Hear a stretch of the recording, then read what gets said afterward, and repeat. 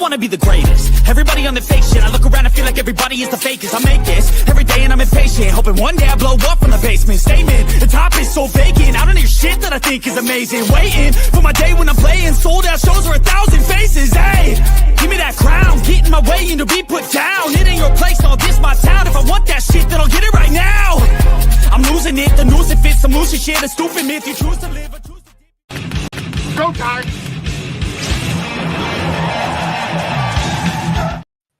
Go time indeed. Welcome to the Sports Money Thursday March Madness live stream. I could have thought of any more adjectives to describe this thing. I would have, but we are here. We're ready to roll. I got MMA Jeff. Ramon Scott has been running so hot. I got Jover. Joe T is here rocking with us, and Keith each and every stride. Popping off, going through some March Madness games tonight, gentlemen.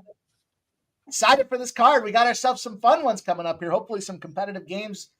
MMA Jeff, how you feeling? Jacked up. We got a whole lot of games. We got a bunch of hockey. We got some golf matchups coming up that are going to be coming out here pretty quick, or hopefully pretty quick. And yeah, we got NHL, we got college, we got the March Madness. I'm jacked up. I'm looking forward to it. Jacked up is right. We got a ton of games in action tonight. What a Thursday night slate, Ramon. It's overwhelming a little bit. How you feeling?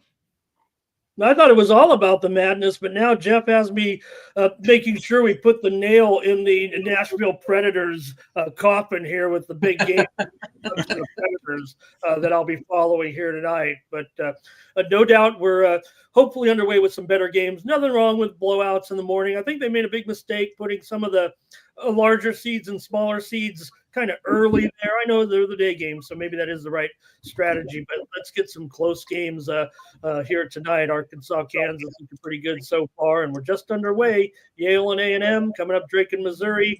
Tennessee, a little bit of a lead here on Wofford, trying to hold up the SEC end of the bargain. So great to be here on Thursday night. What can you say, man? This is March Madness. We're doing a stream right now. It's pretty good. It's pretty cool. Good time to stream, and we got Jover rocking with us tonight. Joe, are you watching on the tablet? How are you watching these games today? I'll have TV, computer, tablet, phone, probably them all. All devices. I'm ready. Well, you know, you got some action we'll talk about here in a few minutes. We got Keith each and every stride as well. Keith, welcome back in. We missed you on Saturday. I know. I heard it was a big casher. I was jealous of that, but you know, sharp handicappers here on panel, and appreciate everybody in the chat too sharing their plays. And yeah, we love this time of year with the March Madness. And yeah, I got a bunch of looks tonight here with the basketball plays, and you know, I want to hear about your brackets as well. And it's been some hot starts with the brackets too. So it's a marathon though with this March Madness. So let's all cash. Let's cash, boys. Let's get to the picks. We've got some plays out there. I just wrapped off a rapid panel pre-gaming show to give out a couple of plays, but let's hear from you guys. Let's see what you guys have in action in store for us here. Jeff, let's start with you. Let's talk about some of the games that you're looking at here. Doesn't matter whether, college basketball, sure. Let's hear about those. And then anything else you have, any other wild card plays that you want to toss at us? Yeah, I currently got Tennessee first half minus 10.5, which was looking a lot better than it's looking right now, but I think they're up by 11. I'm on Yale, plus I got them at 7.5. I saw that it moved down to 7, so it looks like there's some money coming on the other or on their side of things. So Yale, I'm on UCLA minus 5.5. I snagged Kansas at minus 4.5, and then I also took the first half at minus 2.5, and then I got Drake plus 6. And I got a little trivia for you, Mike. You're gonna like this one. What do Nick Leddy and Justin Falk have in common? Now, I'm gonna give you one. They're both St. Louis Blues. They both went to Drake? Nope. I'll give you the second one. They're both defensemen. They're both playing tonight. They both went to Missouri? No. They both played at Yale. They both played at Yale. It is both their birthdays tonight. I was going to say that. Birthday angle I action. put them together for shits and giggles, and it's like a plus 2,500 or some shit like that. Dude, throw that in the chat for us. We'll highlight that and see if anybody wants to play the birthday game at home with us here. Jover, how about you, my friend? How you feeling? You got any action for us? Yeah, I got some action here. Let's see. I had the over in the Arkansas-Kansas game, 145.5. I also did take Yale plus 7.5. And I gave out the Lightning Stars over on pre-gaming. And that's it for right now. I'm going to get in the woodwork and get some more out there. Let's go. I know Ramon Scott's got some action for us, Ramon. What are we getting paid on tonight, my friend?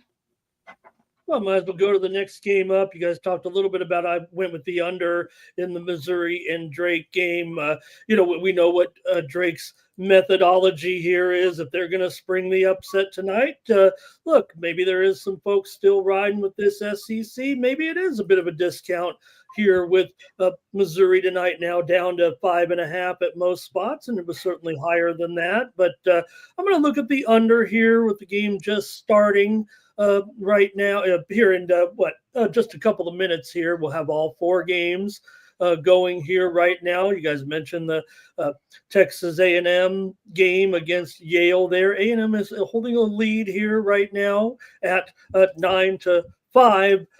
For me in that game, maybe it wasn't my favorite game of the group here coming into the night card, certainly, but I know Yale with a lot of intrigue here. I went with A&M on the show this morning. So I would like the under here in this one right now.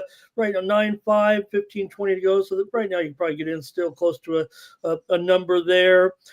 With Arkansas and Kansas, I am riding here with the under in this game right now. 11:45 to go, 16-16. And Wofford and Tennessee, we talked about it also this morning on the show, Mike, and I ended up with the over in that game with Tennessee and Wofford. But I like Tennessee here. They're up 8. That's about halfway to the number here. So if anybody's still willing to ride, I want to ride with Tennessee. I think they can get the number here in the second half. They're going to go in to halftime with close to a 10-point lead or so. It's still a minute and a half, I guess, or so to play. So get ready. We got more action tonight, and I'll be covering some of those as well. So it's going to be pretty awesome. That's kind of what I'm riding with here. Also, women's action tonight. I'm going to have a play in a game between William and Marion High Point. So stay tuned.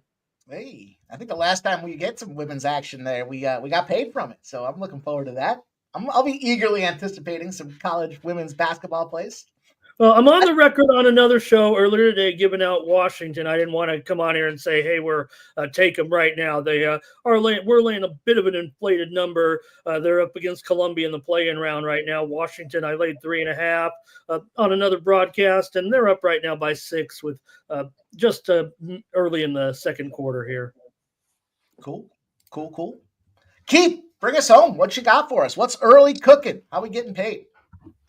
Yeah, guys, great looks right there. And yeah, I'm on Arkansas +5. I thought it was a great price here. I know we've had Kansas playing some inconsistent ball, played much better basketball down the stretch.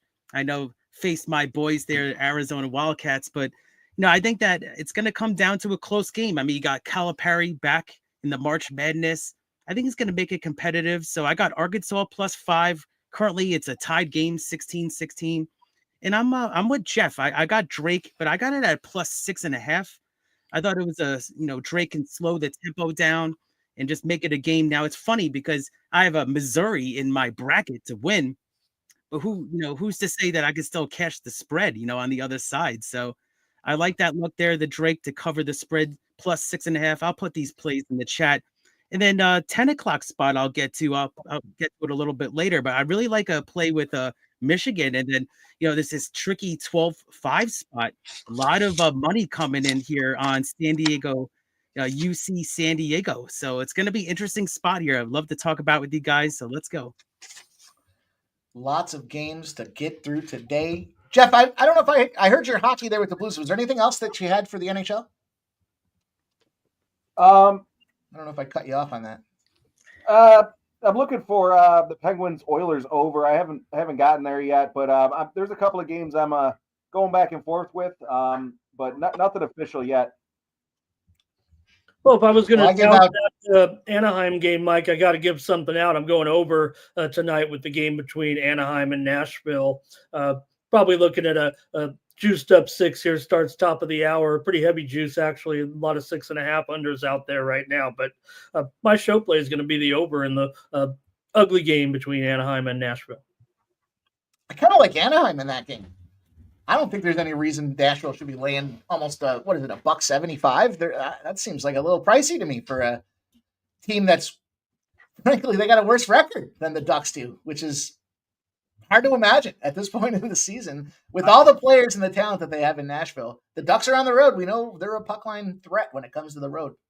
All right. Well, I made a joke about it earlier on the show today, or even on the monologue here a little bit, saying let's put a nail in Nashville here. It's two teams have a shot at the one of the teams has a shot at the playoffs, Mike, and it's not the Predators. I actually have that. I have that game listed as somebody's got to win. So someone's got to win that game. I tell you, I gave out some plays on pre-gaming here. A little too late now to take action in this Avalanche spot, but man, that puck line probably was the way to go. And that they got a third goal now. 3-0. I mean, that's one of those crazy little trends with the teams that are. I forgot what the circumstance was here. I'll try to find it here. Road favorites. So if you were home, you play your first game on the road and you lose, and now you're a road favorite. You're 5-0. So basically, your second road game. After a loss and you're as a favorite, you're 5-0. 5-0 on the puck line. It was plus 215, I think, for the Avalanche minus 1.5. So we'll see. Devils and Flames are 1-0. I like Calgary in that one, but I saw some guys taking the Devils regulation. I jumped in on the Rangers and the under. It's not too late for these Rangers. They're down 1-0. I'll say that. It's the second leg of the back-to-back. The trend that we cashed on last night, when it's a favorite between minus 110 and minus 200. And the opponent is on the second leg of a back-to-back. Simple. I do got to say the Caps pulled up over the Flyers, but we're on the Ovi watch, and I think he got the goal there, so I think that brings him down to 7 before he. Wow. It was heavily bet tonight too. I mean, some books were even showing like minus 105 for Ovechkin. I looked at it, but yeah, it was plus 110, I believe, on FanDuel. Unbelievable. So he's 6 away, right? 6 or 7. Yeah, they only got 1 goal so far. I feel like it could be a long night for the Flyers, though. Yeah, I think so. This is that spot we were talking about the other day. These young teams running out of gas. They don't play past 60 games in the minor hockey or junior hockey leagues out there. So you get them into games 70 and 75. They don't know what to do. They're seeing it for the first time, and that'll be the case. I did take the under in the Islanders and Canadiens game. That's a play that I'm involved with there. That game is starting right now. And then we've got the Thursday trend back in play for the Panthers and the Blue Jackets. I got the under. The Florida Panthers love their unders on Thursday. So there's some early NHL. Shout out to all you guys in the chat. Make sure you put the plays in the chat out there. I see David Wallace. He's rocking. He's got some UCLA and some Mizzou. We won't stop here. Stop Geo. Appreciate you guys coming in there. Make sure you smash that thumbs up button. Kindly appreciate you doing just that. Trisha M is here. Says, hey, guys. She's locked in. Got Arkansas plus 5. Mizzou minus 6. UCLA, I believe, minus 5. But rethinking the last leg. Trisha M's asking if David Wall's got a bracket. Says didn't take time too much on it, though. Yeah, we'll look at the brackets here. We got some interesting updates to talk about with the sports money bracket. The first bracket in sports money history. Who's going to take home the big prize? That's the question everybody wants to know. Shout out Nicholas Handy. The Futon Bets is here. Sweating the Arkansas first half money line. Let's go. Somebody. There's Jeff's birthday angle. Shout out to Robert McCormick's here. Bobby Mack in the house. Nick Letty and Justin Falk. Birthday angles. I see you boys updating. Dana Delp and William Cox are saying Avalanche 2-0-3-0 now. Let's go. Let's go. Appreciate all you guys walking. Redbeard's here. Ready to go. Who's? Toronto's up 1-0. Yes, I did, ZC.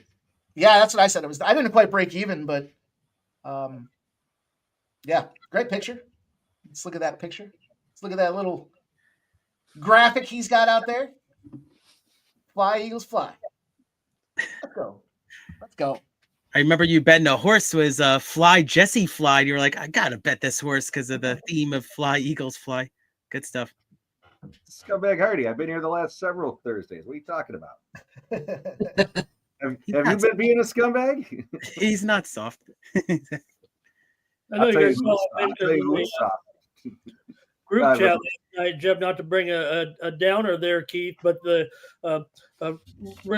good harness driver, that terrible accident last night, man, had over 2,400 victories in his career. Just a really tough scene. But Right, let's Ramon. talk Yeah. here, get rolling Yeah. with our trade. Go ahead, Keith. Yep. Very hard. I mean, it was just hard, just feel for the family and, just tough one. I mean, I was actually reading online that harness racing hasn't had one for over a decade. It's just, just feel for everybody involved, and you just got to be in our prayers for Hunter Myers. Hunter Myers. I know Yeah, you are. he's a young driver. It's tough. Not things you want to see. Seems very dangerous a sport that it is. It definitely hit me pretty hard yesterday, and just everybody involved. It just affected everybody on horse racing Twitter, just extending their condolences. It was a big moment and just so sad and tragic. Mike, and a couple more events I'm keeping track of. United States men's national team is in action right now. Pretty good roster out there tonight, and they're playing in the nations semifinals here. No score right now, approaching halftime. United States and Panama. Later, it's Mexico and Canada. These games are being played at the SoFi Stadium in LA. Big crowd out there tonight for these national teams playing tonight. That's a fun one. And then Canada's playing Mexico, right? That's the next one. Yep. So no reason why we can't have another U.S.-Mexico game. We always like it, but right now Panama doing a good job here. Way is out there, Pulisic's out there, so they got a pretty good lineup out here tonight.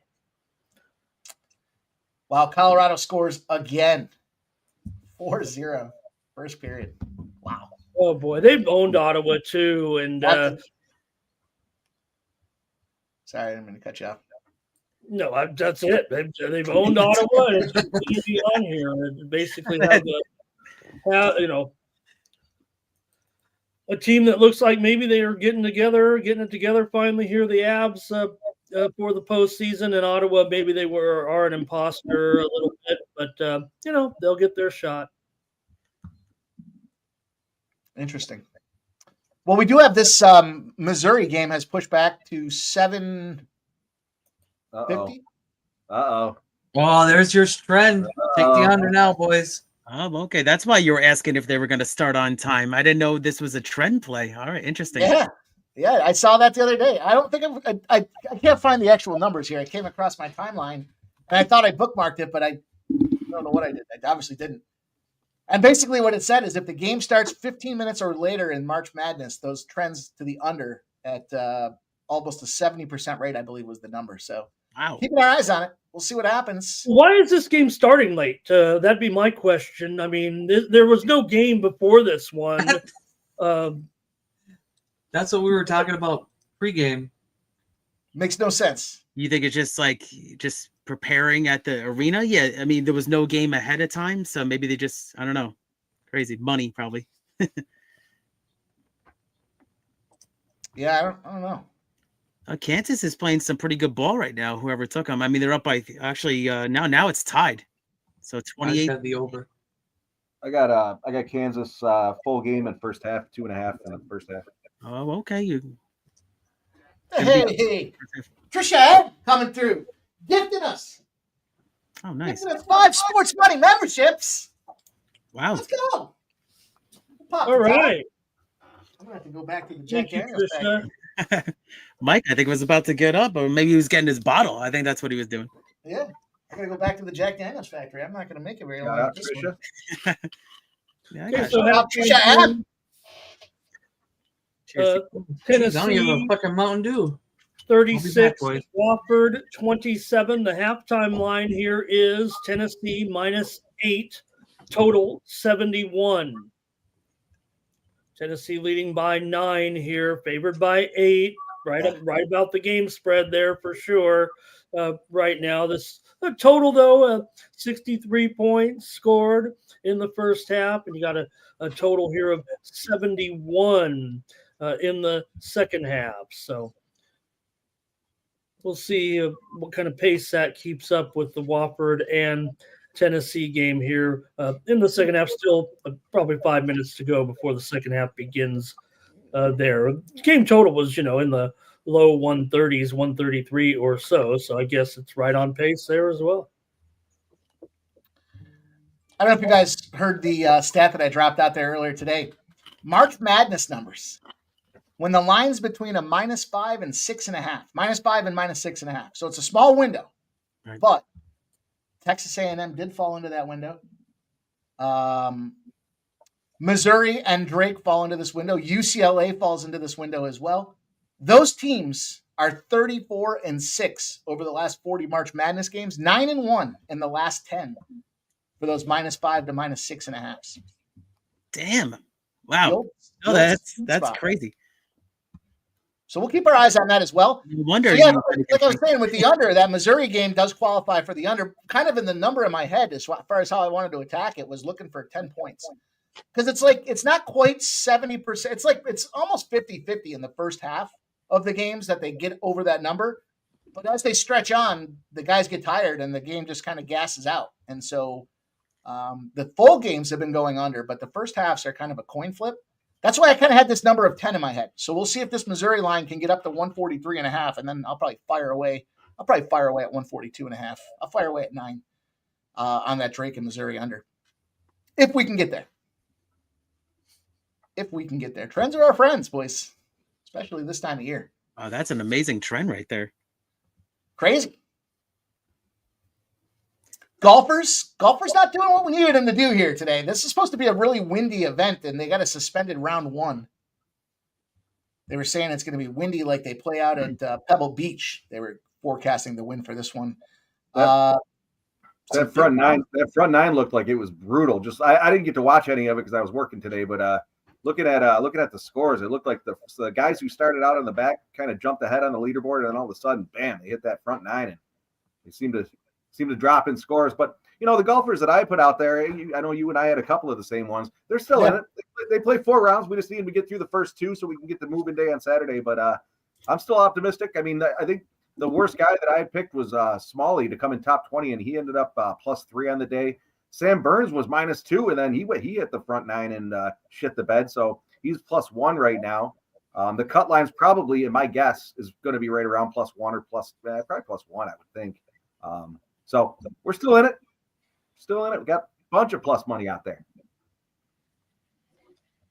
Yeah, for sure. Keith Mitchell, near the leaderboards here, tied for the lead at 4 under, 12-1. Steven Yeager, also 12-1, currently at 4 under. Jacob Bridgman, a bit of an unknown quantity though, 14-1 also. Sepp Straka, he's a couple strokes back, I believe, but he is 12-1 here right now. I think about my best player at this point, Jeff, is probably Saeed Thigala. He did give back a couple strokes. He is 2 under right now, and I put him in my package at 35-1.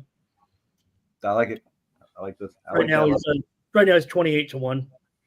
It's funny because you see Fleetwood and Xander coming in as the 2 top favorites, and Fleetwood, I don't know what he ended at. I don't have it in front of me. But I think it was +1. He was at +1 the entire round, or most of when I saw it, anyways. I think Xander. Yeah, I went a little chalky too this week with Xander at 16-1 at 1 under. He's certainly in it and probably worthy of his 16-1 price tag right now. I think I snagged him at 12-1. Okay. I think that was at DraftKings. Jeff, I've tailed a couple of those like face-off type plays that they have in golf, and with you, and definitely, I think you're really good at that, even if it's like a -110 spot. The last week, the guys that I had picked to come in the top 10 and top 20 and win it, I think I might have hit one of those, but no, I certainly made up for it. I don't like to do it on the first round just because it's the opening round. I like to see how the guys play out here, shake out right. after one. And like I said, I was looking forward to getting a couple together tonight, but I certainly made up for it with my second, third, and fourth round matchups. That's for sure. Great work. My long shot, I took Zalatoris, Sammy Burns. Sammy Burns is 1 over as well, tied with Fleetwood. Jeff and I were texting earlier. Jeff's like, he was winning until he wasn't. But my long shot, I took a shot with Lucas Glover. -1 today. He's in contention. We'll see what he can do. We'll see how he fucks it up in the second and third rounds. Find a way not to make the cut. 25 to 1. He's right there among the top favorites right now. Let's go. Nice. Awesome. You said they suspended it, Mike? Yeah. Round 1 suspended. I don't know. That's good. I think they suspended it with like 2 or 3 holes to go. I Yeah. told the story the other day. One of the times I was down in The dozen golfers still on the course, Mike. when I was down in Innisbrook, I used to vacation down there a couple times a year, and the girlfriend's family had a condo there, and I got the privilege of playing on one of the. This is back before they had. It wasn't Valspar. Can't remember what the name was, but it was back when they had the tournament in August, which was fucking crazy. Before they kind of fixed the Florida stretch of the PGA, so it was got to be 105 degrees. I went out there, shot a round. The round that I only shot 1 round, but the round that I shot, if you put my score into the PGA the following week, I would have made the cut. I was firing. I went through maybe 6 golf shirts, 3 shorts, 3 pairs of shorts, and I was floating in the pool afterwards. And I started having like the heat stroke where my toes were twitching and I couldn't move my arms. It was bad. It was hot. It was fucking stupid. They smartened up by putting it at this time of year. It was fun. Back to March Madness, boys. There's the golf in for us. Hey, we got action everywhere. Let's talk about it. Let's look at it. Arkansas and Kansas are tied at 40s. A&M, they fell down to that 5 to 6.5 range. They're up 29-21 over Yale. And this Missouri game is finally underway. I had to look and see what channel True TV was. I only watch True TV when March Madness is on. Well, yeah, you're not watching a crime documentary, Mike? Exactly. Yeah, or those guys that do they talk in your ear and they tell you like, go up to that lady and take her purse or That was a big show. I think it's still on. Oh yeah, the joke, the Impractical Jokers or whatever. Go and stop that guy and call him a piece of shit right to his face. Oh, I was just seeing if you guys knew what it was called. Mike, I love it. Go call that guy a fucking loser and tell him you banged his girlfriend. Oh, that sounds like a great show. I had to play 2 boys in hockey here. Starts in 40 minutes or so. I took the Kings Blackhawks over 5.5. Head-to-head, 4 out of 5. Gone over 5.5. Blackhawks are 8-10 to the over 5.5. All right, And I'm looking at the Sabres Utah first period over. Looks like the Sabres have gone over in the first period 5 out of 6 times on the road. Last 6. So you got to look at Tage Thompson to score a goal in that game. Big money coming in on Utah. That's way too big a favorite for me, but I was telling the story on pregame, and the owner of the Utah Hockey Club, about to be called the Utah Mammoth, are giving away the rest of the regular season and first round of the playoffs for $1 on TV. You can see the games for $1 on television. Thought that was a smart marketing move out there. Get the home team, get the crowd fired up as they try to make that push for the playoffs. Get them watching these games. Hard to believe that was the Arizona Coyotes last year, and they really didn't make any moves. They just relocated the team. Unbelievable. I live in Vegas, man. We got a championship team. It's on free TV. Oh, yeah. Golden Knights, are you? out here, Wilder. I had to get one of those antennas from my window, but Oh, yeah, you were telling me about that. Yeah. Dude, I think the best face-off circle in the NHL, in all of hockey, is the Henderson Silver Knights, right? Their minor league team. They got that fucking roulette wheel out there on the center ice. That's awesome. it's literally 5 minutes away from me, Mike. When you're staying here with me, we'll head on over there. Oh, Awesome. man. Awesome. Got to book I don't even need to book a hotel. Exactly. Mike, and don't forget, you better get fucking Pizza Rock when you're there. Pizza That's Rock. We Best do. pizza I found in Vegas so far. The arena is very close to the Green Valley Casino, and the Pizza Rock is there was one in the Green Valley Casino, and you got to go. You got to go to the Green Valley Casino. I would imagine, Ramon, my schedule in Vegas would look a lot like yours. I'll go out, I'll get something to eat. I might play a couple hands of cards, but then I'm going back and I'm watching sports. Shut me down. Arkansas leading here, 2 minutes to go, 43-40. And, is Kansas doing the right thing here, playing this type of game? You saw Kansas this year. I mean, yeah, they weren't that great. They're not Kansas-like anymore. This isn't your dad's Kansas or whatever, not winning 20 straight conference championships anymore. But they were playing a lot of lower scoring games this year with success when they were winning their games. And this one's a little bit high scoring, and they're losing right now. It's working out. I mean, they're in there, but they're not winning, and they're favored. So I don't know if they're going to be – they're probably going to be down at halftime. Looks good for my over that I gave out on the morning steam. Nice, Joe. Good work. And I'm on Arkansas +5 pre-flop, so still a lot of game left. But I like this kind of up-tempo offense. I think it favors Arkansas. That's who I voted for in the old sports money poll out there. We can get those results out here to you for those late games. I know we're just picking the games, but maybe we can see what the sports money community liked in those. Or we'll just ask Keith because he's winning the contest. He's winning the brackets. Boy, we got a lot to look at, huh? Let me dig that. Let's pull this up. Oh yeah. Let me pull this up here. We'll get this on screen. Some impressive starts to March Madness here on day one. Guys have managed to navigate some of these landmines. Let me get this thing out and rolling. Where did it go? Here we go. All right. Let me share my screen. We'll bring this up here. We'll shout out our leaders in the first ever Sports Money Bracket Challenge. And here we go. Not sure who this one is. Not sure who this one is.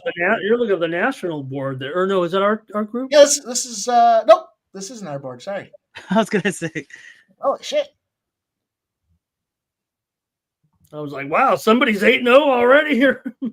Here we go. I was going to say, I don't recognize that. Everybody's 8-0. What a team. Here we go. We don't need to see me up top there with that Clemson paw. We got Keith and Ramon Scott, as well as Stephanie Gallo, Ron Young, and Joseph Webb, all tied. Top 5-way tie for first place, all with 70 points out there. Some impressive brackets, gentlemen. Well done to start this thing off today. What was your strategy coming into this first round? Yeah, you want to go, Ramon? Yeah, I mean, for me, it was taking a couple of chances. Now, I mean, I wasn't on that Clemson one. That was the only miss I had, but I looked at the brackets and I said, like, listen, if you have a Tennessee lined up round 2, something like that, I would take a little bit of a shot there in round 1. And I didn't drink the VCU juice and things like that. So, just got to stick to your guns. I got a lot of luck early, but still a ton of bracket left. But it's always nice to have a great start. Yeah, Mike, I just, I guess the games that have made the difference so far for me, were kind of those 50-50 games. I know a lot of people were liking Louisville, but I was on Creighton. The reason I ended up on Creighton, I talked about on the show this morning, was I have a future on Creighton there, looking for some equity. I didn't think they're going to win the national championship, but got a pretty good price on them. I did joke on the show this morning that I might have been a little top heavy in the number of teams that I have in my futures. I can't make money with about at least maybe a third of them are going to be losers even if they win it all. But we do have a few long shots here, some nice prices, and Creighton is one of them. So maybe I could get some equity out of it, although I had to take Auburn to beat them, even with Auburn. They weren't look that great today against Alabama State, even though they won convincingly. Another one, there was a little bit of game theory with BYU over VCU because I actually liked VCU with the points, but thought BYU would win, so I did move them along. And then the big one, of course, was probably with McNeese. I actually have them to take down Purdue. I was looking, Mike, anybody on the panel? I'm trying to see here. I don't think we've seen the line yet. What do you think the line is going to be in the McNeese Purdue? Oh, here it is, 6 and 144.5. 6? Purdue. Yep. They're only laying a 6-pack against McNeese? Wow. I do winning that game. Well, Yeah, see, I have that's one looking to separate myself here from the rest of the pack. I have McNeese to go to the Sweet 16. Ooh, very sweet. Gotta find one. Hey, not too far behind. Here comes Jeff, just 10 points out of the lead. He's got Duke to win the whole thing. Ramon has Duke to win the whole thing. Keith went contrarian with Houston. Jeff, what was your strategy in the early goings of this bracket? Before Jeff goes, I do want to say there was some news today, and I think people might have heard of it, but Cooper Flagg is cleared to play if they so choose, Jeff, in the game tomorrow. Maybe no need, huh? What's that? I'm sorry, Ramon. Cooper Flagg has been cleared. Mike was talking about how we're both on plenty of people we see there on Duke, but you and I are on Duke. Cooper Flagg was cleared to play today if they so choose. I imagine he will. There's once in a lifetime opportunity for Cooper Flagg to play in these games. Probably not going to be playing in too many March Madness games in his career. So if he's ready to go, I'll imagine he's in there, but he has been cleared to play in the game tomorrow.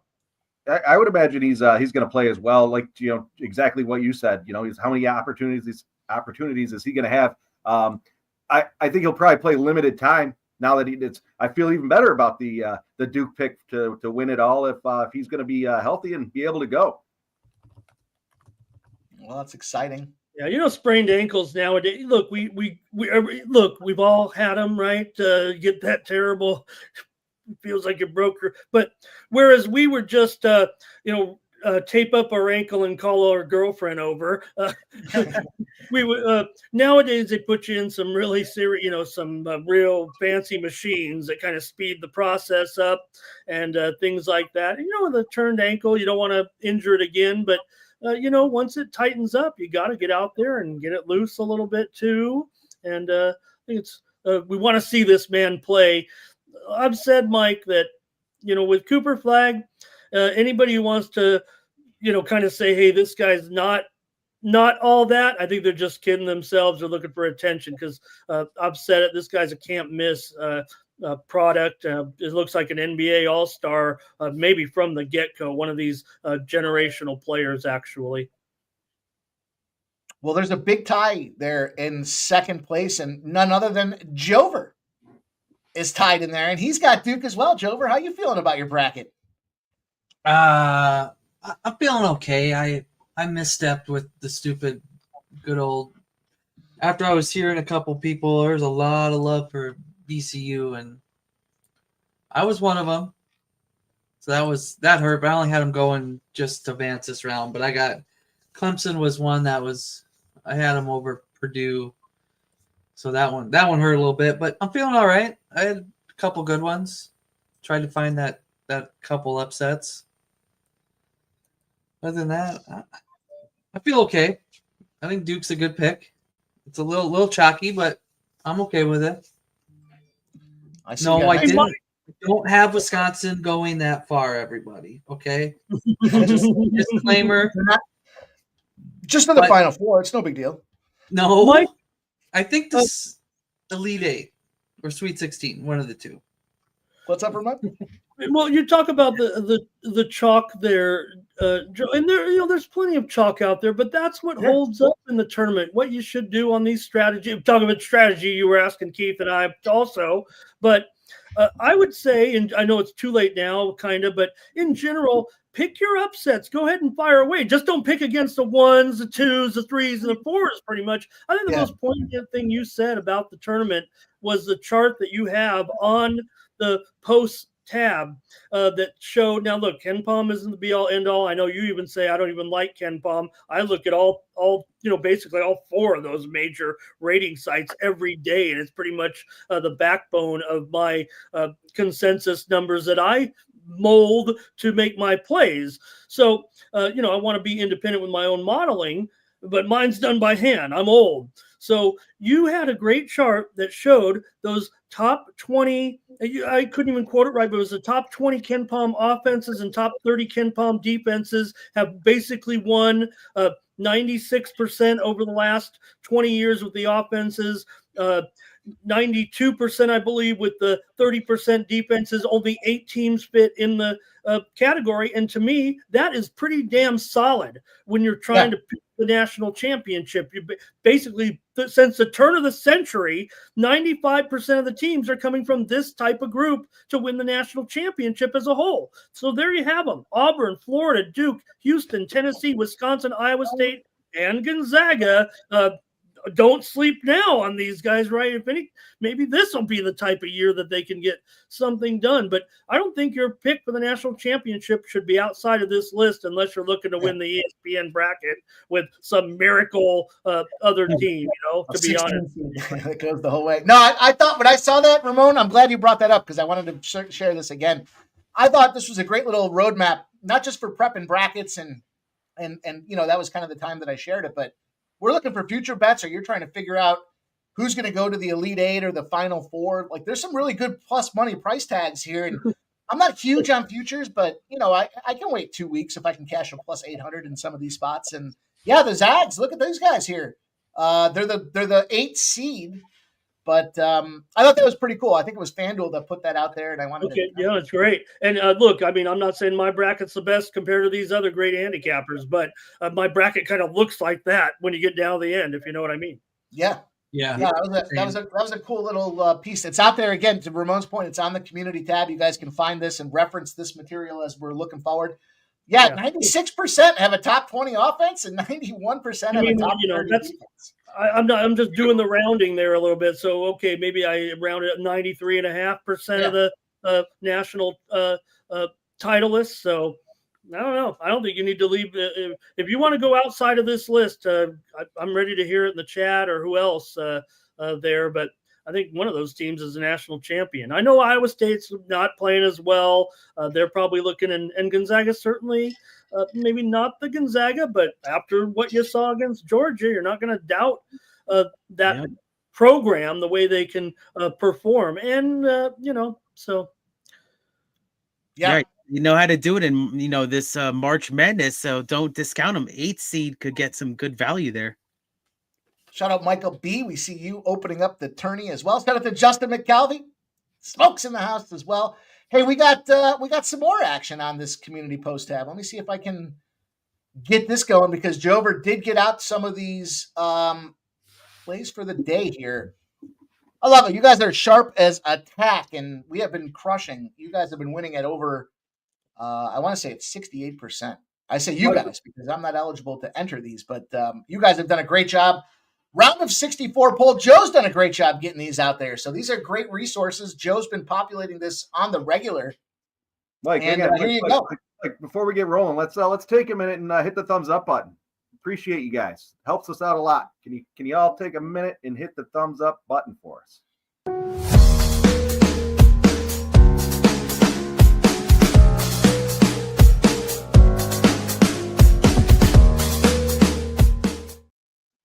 All right.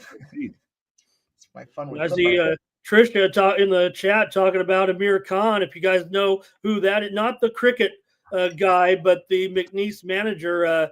No flock in there. Got the hoe ass on my behind. I think I know the lyrics. I don't know the lyrics. I'm impressed that you. I don't know if you hit the nail on the head or came remotely close, but it's better than I would have done. Well, I only knew the song really after kind of watching some of the hype videos for the McNeese team, getting all fired up like I was. Is that what you handicap, Ramon? Yes. The song? Team manager, going out there with his boombox and singing that song. Funny how Will Wade, nobody else has a team manager, and Will Wade, the much talked about coach now of McNeese. He was everybody knows he went to Clemson, but he was only the team manager. So maybe he likes to pump up his team managers. Interesting. Wow. Take everything you can get, right? It's the only team manager in the country with an NIL deal. I saw them all blinged up before the game too. I should have known. Okay, Well- so we're looking at some of those polls here. These are straight up now, right? So, or no. Oh, no, these are spread picks. Spread picks from the best chat in our community. Okay, this is important. Let's go down these. Yeah. here. So what I kind of did is I went through the 16 games, right? I'm not going to throw a Tennessee Wofford. Yeah, it's interesting, but I'm not going to throw a 30-point spread out there. And Okay. so I thought these were the 4 quote unquote better matchups of the day. So I'll do that tomorrow also. All right. And they look here, Michigan, 2/3 of our sports money community on Michigan here. Maybe not quite 2/3, but more than 3 out of 5 there with the Wolverines going against the Tritons there. It's a 5-12 matchup, but no doubt I respect what you're saying, Joe. Still a 50-50 shot when you talk about the spread, right? Throw out the handicapping, of course, no matter if it's a 35-point spread or a 2-point spread. But nonetheless, this one's been on the move. You know, it says 2.5 there. I will note this, Mike, interesting in that poll right there, because the line on the game is now 2. I thought it went to 1.5 at DraftKings too. So our chat was willing to lay 2.5 here, and that's more than the actual spread by at least 0.5 point, if not a little more. Fascinating. Yeah, I see that. I see 2s. I even do see some early 1.5 out there as well. Better value now. I think Michigan gets this victory here. But Ramon, UC San Diego. I know you're passionate about your San Diego programs. Well, it's the first year for this team in Division I, so that's a really interesting. They paid their dues with that ridiculous 5-year rule where you have to wait until you are approved. Until you have to pay like a probationary period before you can compete.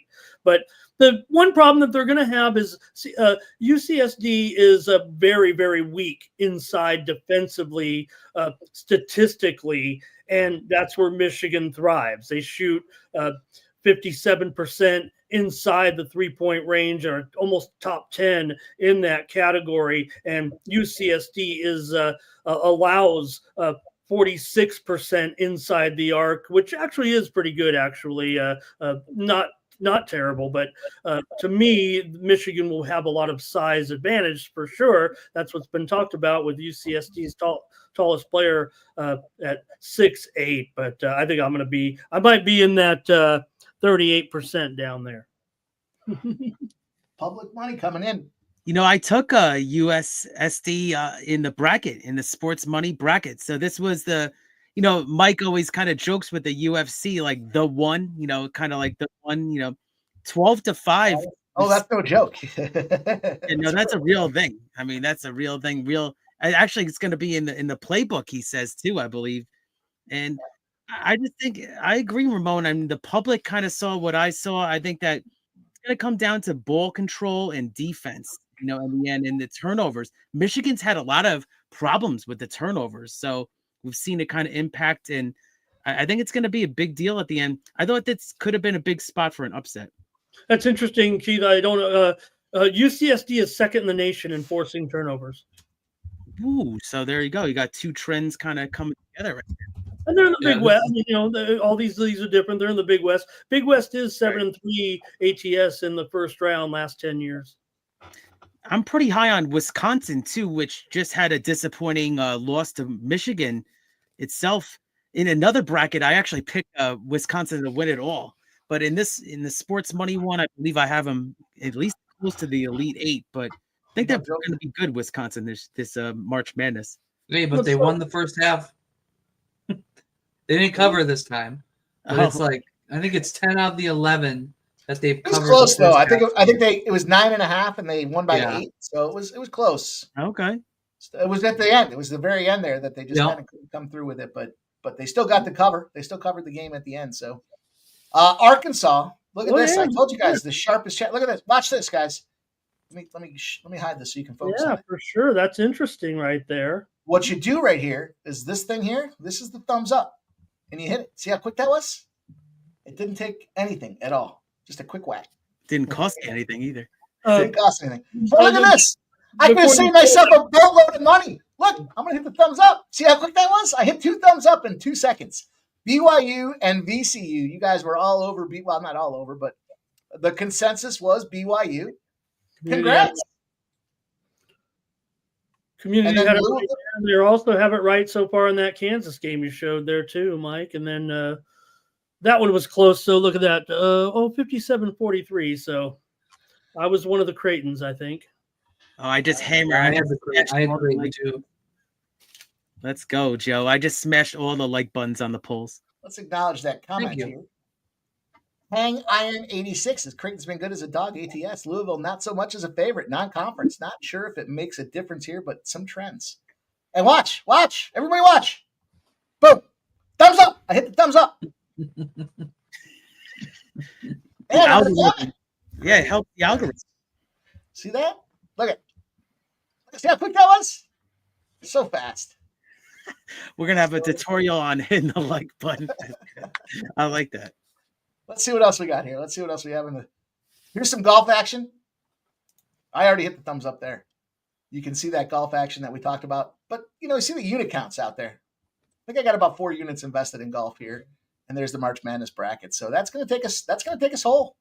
Some great stuff out there, Joe. Nice job with the polls, and appreciate you guys taking the time to fill it out for us and comment on it, because that's the way we get better. Fernando commenting there in the we did cover the soccer a little bit today and right now. 60 minutes have been played, no score still. U.S. and Panama. Just to mention, so we mentioned that game certainly, but also still to come. You guys mentioned it with Mexico and Canada. Mexico is about $1.60 there. They've taken most of the action here for sure. It's they were maybe as low as $1.20, $1.25. So Mexico's taking a lot of action in the game against Canada. The total 2.5 under at minus $1.45 or 2 over 45 looks like a total there. And U.S. was favored to win this game by a goal. The move was kind of on Panama there early on. U.S. was laying 1.5 goals and went down to 1 goal. So Panama kind of took the money there, and that's paying off so far. No score. Hey, check this out. So surprised that Wisconsin lost that game in the Big Ten Conference Finals. Not for our community. 154 votes. 75% liked Michigan +3 over Wisconsin. Can you believe that? That's a hell of a number. A lot of votes and a majority consensus clearly on Michigan. Michigan got the job done. Florida, we had 51 votes. Florida was the consensus there over Tennessee. Memphis to take down UAB. What a great job you guys have done with this all around. I'm going to smack some thumbs up that I missed out on. Look at this. Look, I just hit 3 of them in 1 second. See that? See how fast that was? I'm the fastest thumbs up guy in the business. Well, I'm the slowest. Yeah. Hey, while we're here, I I was do going to want point that out. I didn't want to steal his thunder there, Ramon. I was going to point that out, though. How long did it take him? A couple days? It did take me a couple days. I do want to point out the UFC Playbook while we're here, since we're talking about it. Here it is in all its glory, all its splendor. Let me pull it up. That's got to have one of the best graphics in the goddamn business. And here you go. UFC London. It's populated already with some plays out there. We'll get more of them in there as well. I'm going to add the AI tools in there. Quite a bit, some plays out there already. We'll get over, I'm sure we'll have over 20 plays by the time Saturday rolls around. And last week was nothing but fire. So make sure you guys do check out that post tab. Bookmark it. All you got to do is bookmark it. Bookmark the post tab. Pop in there once a day, see what's going on. Joe's going to get some more polls out there for tomorrow. And I said this all along, man. You guys fire off. You guys make those plays, and they are phenomenal. You guys do a great job with that. So thank you guys all for contributing to that. Thank you guys for being a part of the Sports Money March Madness bracket.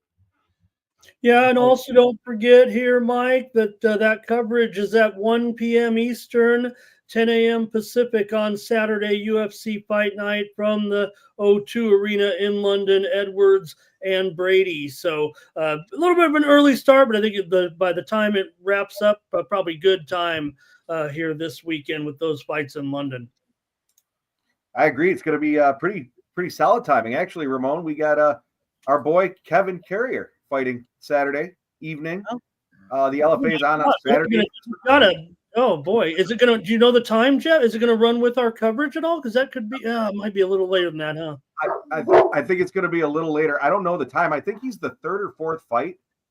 So depending on when the UFC wraps up, I believe they start at 9. So it should be pretty close to rolling into it. Boy, it'd be good to be on or something with that, but then we can work it out somehow. Because man, you guys deserve. I know you're going to be watching it intently, so I don't want to take you guys away from it just to do a stream. But boy, March 22nd came up quick. Yeah, it did. Yes, it did. Now Jeff and I were talking about that, trying to figure out how we squeeze that in there, and because he's the third fight in the LFA, hopefully it comes right around the time that we're finishing up with the UFC. We can cheat that thing in there and try to make it happen. What I'm doing right now is I'm trying to look for some futures betting for March Madness here. Let's see what we can find here. I'm trying to correlate it to that play that we had. Okay, here's the winners. I'm going to put some of these numbers down and we'll talk about it and see if there's any future bets that you guys would look to take now. Based on that team of that skew of 8 on that KenPom stats there, the top 20, top 30. We'll see if we can find some overall bracket winners here. Yeah, and Mike, I don't know if you have anything you can share with us. I don't know if you saw the line was re-released, and boy, it's a drastic change. Yeah, it is. What we saw before, man, it really feels like if you guys were as confident as maybe there was something out on Poofall that maybe he was sick, and maybe that factored into that $7 or $8 line, but minus 325, I would think that. I just want to get your comments. Me personally, I think it has to do with the fact that it's the first road fight for Kevin, and it's almost a home fight for his opponent. Okay, good. Okay. I think that's got a lot to do with it because they were talking about trying to get this guy battle tested on the road so that when he gets out there and potentially has an opportunity for the UFC that, he's going to have a lot of road game, not just playing in his backyard, if you will, in Seneca. So I think a lot of that has to do with the road transition. Is this big value? Is this a possible value? I mean, look, I know 325 is not in your neighborhood, but it is your fighter, and I know you're going to you were finding ways to play him at 7 or 8 to 1 in different roles, I'm sure. What would I know you're going to be doing something with him. Jeff, what do you I only have the side right now. I don't have a total. So once the total comes out, I'll probably look to play that because that might be a little more favorable from a line perspective. Just because he could finish him and it could go to decision. So I think that line will be a little more favorable than a minus 350. Whatever. I mean, I don't know how far those places are apart, but gosh, to get down from 700 to 325, that sounds pretty good. Yeah, it's about what, Jeff? 7 hours, 6 hours, 7 hours. I mean, he lives in Rochester. He doesn't live in Buffalo, in Niagara, but it's probably 6.5 hours to get to Foxwoods from Rochester. Right. It's not a ton of a road trip, but it's still roady. He's got to get ready for it. And the thing is, we were talking a little bit about what happens with the reschedules, and he was having some beers and he was having some fun, and we were just kind of talking about how do you reapproach this thing? And he was like, look, I'm just going to go right back to camp. He's like, tonight I'm disappointed. I'm going to have a couple beers. He's like, but I'll jump back into camp and we'll continue to prep just like this fight, is scheduled out there any other time. So it doesn't change his camp. I did ask him. I said, we were talking. I said, I thought you were going to submit this guy and fucking choke his head off. And some of my buddies thought you might knock him out. And he was pretty cards to the vest. He was like, I just want to beat this guy. And I said, well, we looked at some tape, and he was pretty impressed that I was mentioning some of the guys that his opponent had fought. And I was like, he's crushing tomato cans. And it was a funny conversation because he started talking about it. He's like, yeah, Jesus. He's like, some of the tapes, he's like, go easy on this guy. He's got to go to work tomorrow. And so it was a funny conversation that we had with the guy. All right, we'll see. Because I guess then if you guys say it goes off at 9 p.m. So that's going to be about probably 10 p.m. by the time they get to his fighter a little bit later. And that UFC card, while it will be a massive card, still is not going to go 7 or 8 hours, I don't think. So it might not work out to stay on, but I'll stay on with you as long as, hey, Jeff, we can stay on as long as Mikey's, going to make it. Yeah, we can. We could even take an hour pause, intermission, and then maybe jump on for the fight. Oh, I'd be worried. And then roll into that. We'll make it work. You put me on pause, I'm in trouble. So I think that I think Mike would be pretty focused to see our man, his man, your guys' man this weekend. That sounds pretty cool. I'm glad you reminded me of that. I kind of slipped the mind there. Like I said, that was quick. Hopefully he's ready. Did you say you spoke with the family at all recently? Yeah, I just talked to his wife there, his promoter. I talked to her last week, and they're fired up though. They're excited about this one. They were planning on a road trip this year. Kind of strategically, 3 games. This guy's got 3 fights in the LFA, and they're trying to prep him up. His opponent is a short notice replacement for the UFC. His sparring partner, I should say. So they've got eyes of grandeur here, where they're trying to get themselves into that UFC position. So he's going to have to go out there. He's going to have to battle well on the road, and then he'll probably have 2 more fights in Western New York. One I think is in June, and the other one I think we have a date, but I don't think we can say it. So coming up, though, there's going to be a couple more fights coming up this year, and then if he does well, let's see if we can go 3-0. We might be talking UFC next year, boys, which will be a lot of fun. Yeah, I know I might have done a crummy job there, actually. If anybody's been following, if they're followers of Sports Money Network, and Mike was kind of down on his opponents, and they're not even going to give this guy another chance. But I don't think it was Kyle's decision just yet. Mike, as a fighter of one experience to fight in the LFA, so I'm sure they just matched him up again here, and that's why we got that same matchup. I just want to mention that. We don't think we made that clear that he is fighting, and he was supposed to fight when our boys were there at the event, but I don't know. I mean, is it similar odds? I'm sorry. Yeah, I was going to ask that. If it's the same story to me. I mean, the odds have come down by half, down to 325. Okay. Yeah, almost a third. He was up to minus 900. Over, I think it was 900. It dropped a little bit back to 800 when he was supposed to fight last month. And hey, like I said, it come down by. I think there's definitely got to be some value involved in this thing, right? Despite the fact that it's juicy, it still might be an opportunity to get involved here. Spot, exactly. Unfortunately, LFA doesn't. DJ Hardy, he says my book has no odds yet. That's kind of the deal. They kind of wait until I think we'll probably see him tomorrow. We'll probably see the odds come out for this thing. So keep your eyes on it. I almost wanted play it pretty big and think it may go back up. Maybe people were going to say, "Hey, look at this," and that I don't want to arbitrage our guy though. Halftime 40-29 A&M over Yale. They're a 1-point favorite in the second half. Total 74.5. Missouri is finding it difficult to get on top of this Drake squad right now. 24-16. 4 minutes left in the first half. Scumbag Hardy, if you have Bet Online, they currently are the only book that I have that has LFA lines, and Kevin is a minus 300 favorite right now. Oh, okay. Really at 300 at Bet Online. I was going off of Bovada there, Jeff, when I said 325. Obviously the same range, but a little bit cheaper there at Bet Online. Yeah, his opponent's a plus 240. I don't know what your number is there, but I don't have Bovada, so. Yeah, so Bet Online does have it there, Scumbag Hardy. If you do want to keep an eye on the line. Let's go, Kevin Carrier. Let's go. Yeah. In Sports Money. Anyway, sorry. God, I didn't mean to interrupt you. I just figured we were wrapping up the LFA talk, so I throw that out there. No, I think it makes it even more fun this weekend. I mean, we got a nice UFC fight night from Europe, but how about our man there against this guy? Knock him out, man, for pulling that stuff on our team there last time. Knock him out. Let's go. I'm looking to get inside the distance on that one. That's the way I'm looking to play this thing here. I think it's a good value at the minus 300. Pulling away here, 10-point lead on Kansas, Tennessee, up by 14 now. 9 to go. Wow. All right. I saw a 10. Is it still 10? Yeah, 54-44. Man.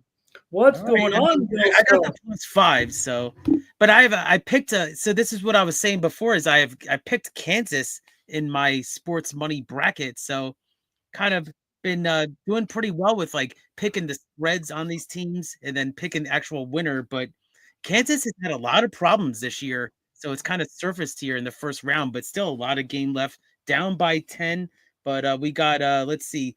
Yeah, we got over 17 minutes left in the second half. Did you see, Ramon, that American University just, Patriot League didn't really, it's actually their star player got hurt early in the game, and that kind of really set the tone, but American went down, and the winner of that game was actually going to face Duke, I believe, tomorrow, right? So that's just going to be a moot point at that point. Yeah, I felt like I guess I was on an island a little bit with the Mount in that game, but we've seen the line here on that Duke by I believe 32 against Mount St. Mary's. Duke has faced these type of teams before, and they just, I'm not saying they're just cordial to their opponents or whatnot, but maybe they'll blow them out. But sometimes they just kind of come in around 4 touchdowns on games like this, and I don't know. We'll see. I might be on the Mount a little bit. I don't want to commit to it. I know I am going to be on the under for sure. Yeah, we saw Auburn today kind of work hard in the first half. They, obviously stepped away in the second half, but we had ourselves a game there for a while. It was fun, but then, just step away all class.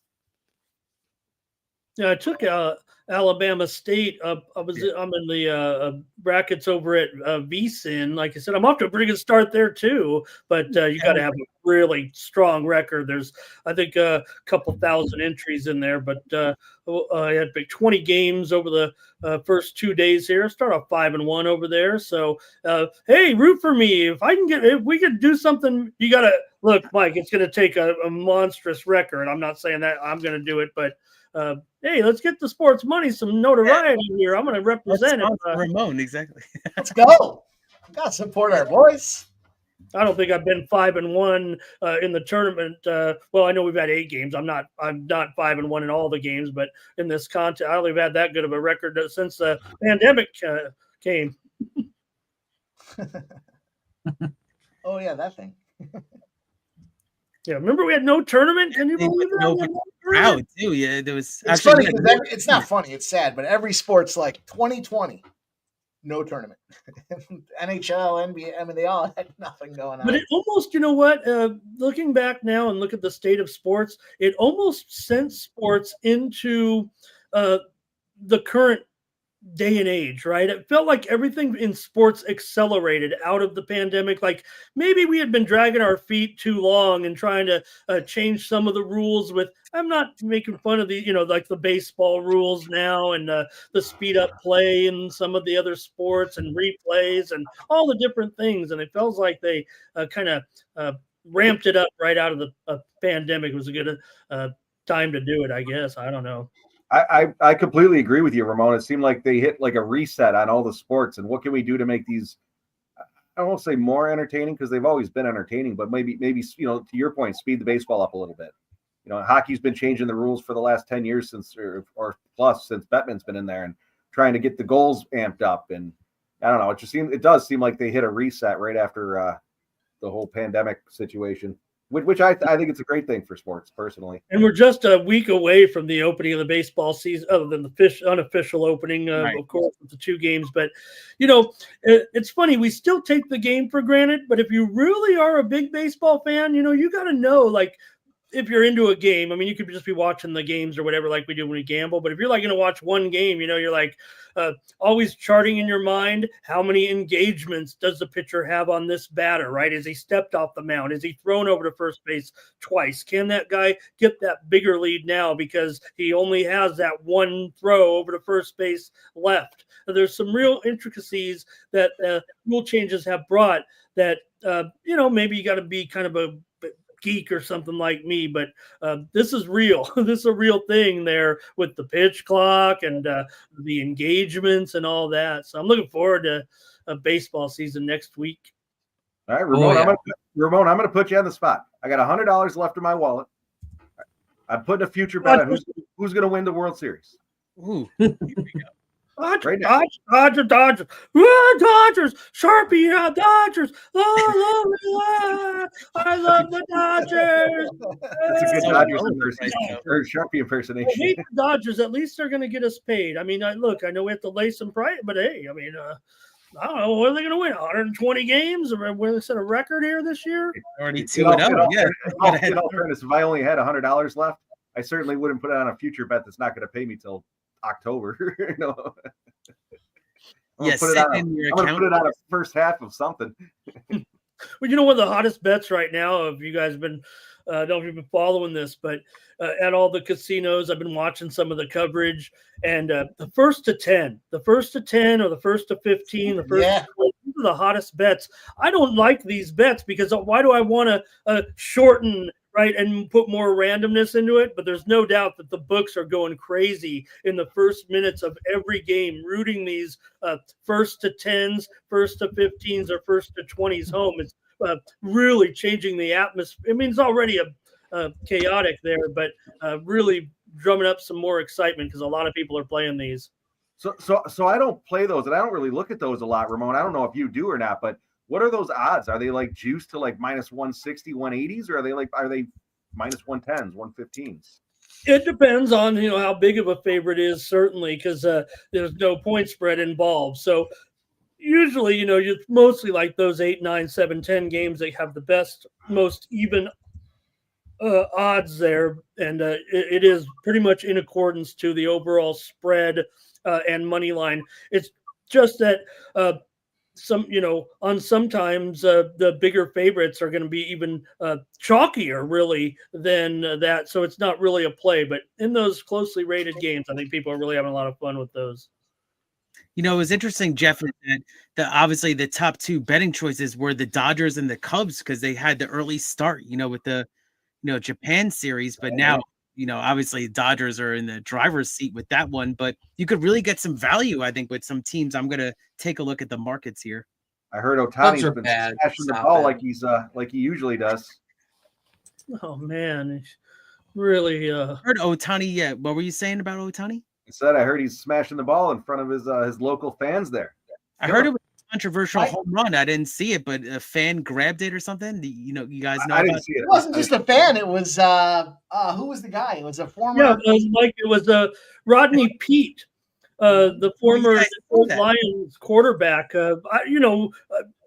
Mike and I are Rodney Peete was kind of a legend in a way, the former USC quarterback. He had a pretty decent career in the NFL. Yeah, he was part backup sometimes with the Lions, but he was such a good college quarterback. But what happened was Max Muncy was going over to field a foul ball, and he got his glove, the netting, and, you got to protect the fans. And he first hit his glove into the netting, and so he couldn't get it over fast enough.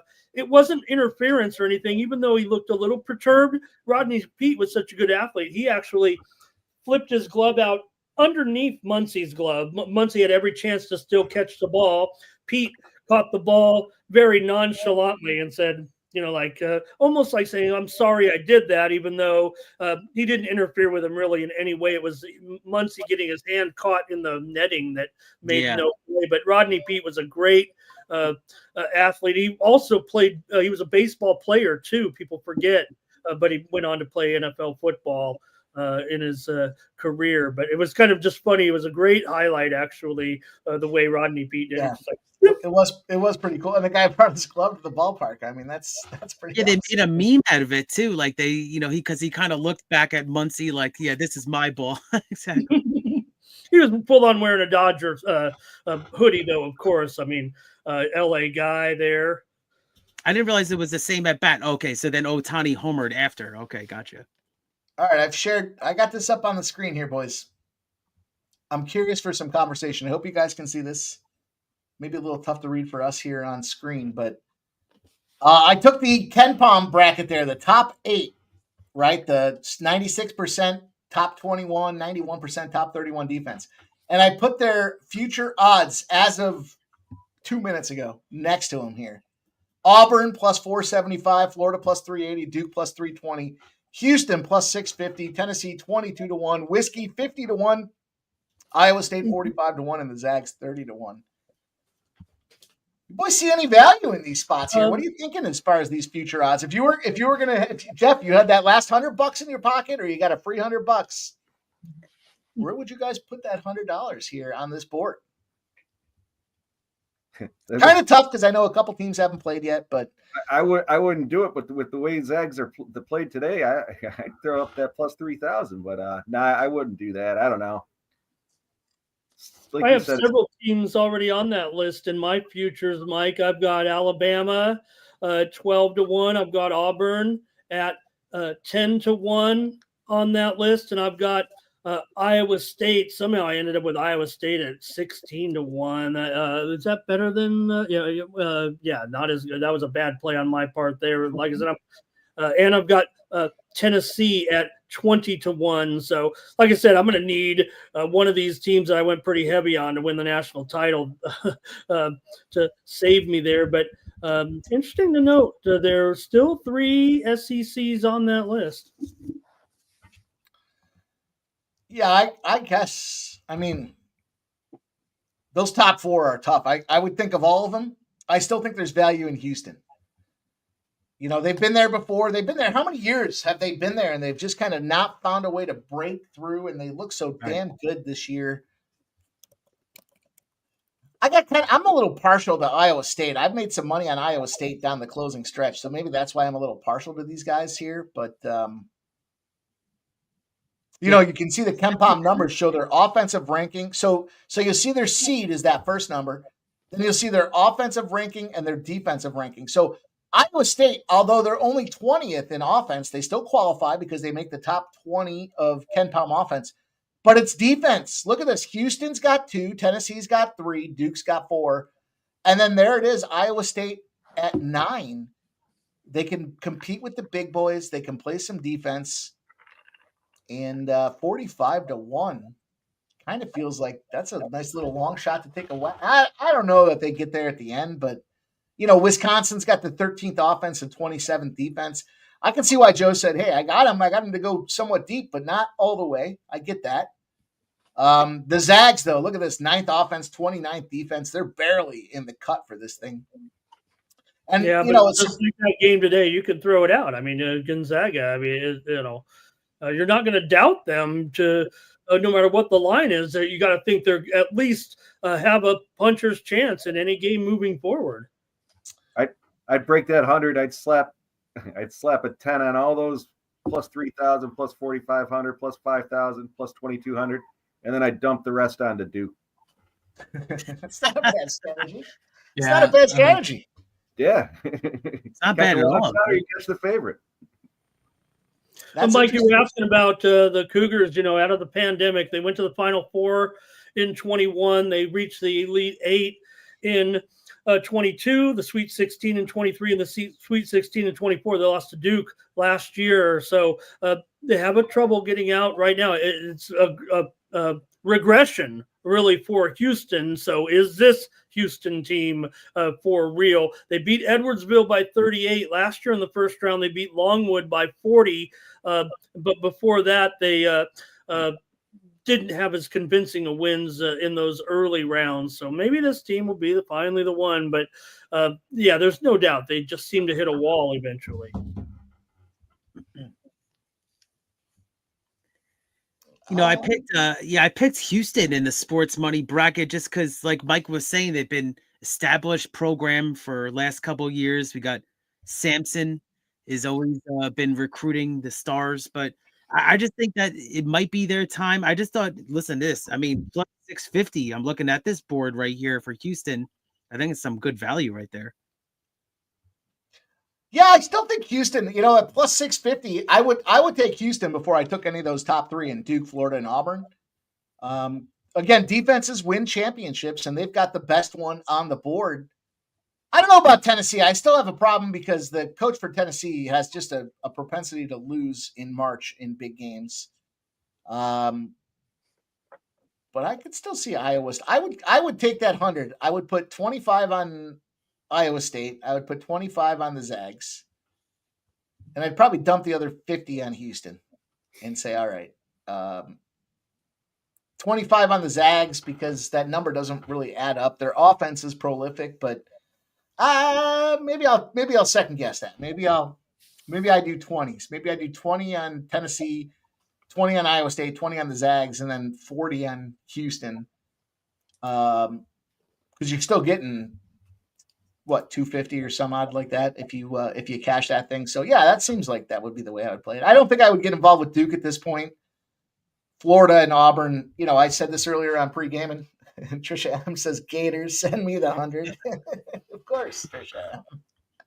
And That's just interesting. Interesting to see the money. And I posted this out there on the post tab, and oh look, boom, thumbs up is pressed. That's how quick it is. See how fast that was? Thumbs up was pressed.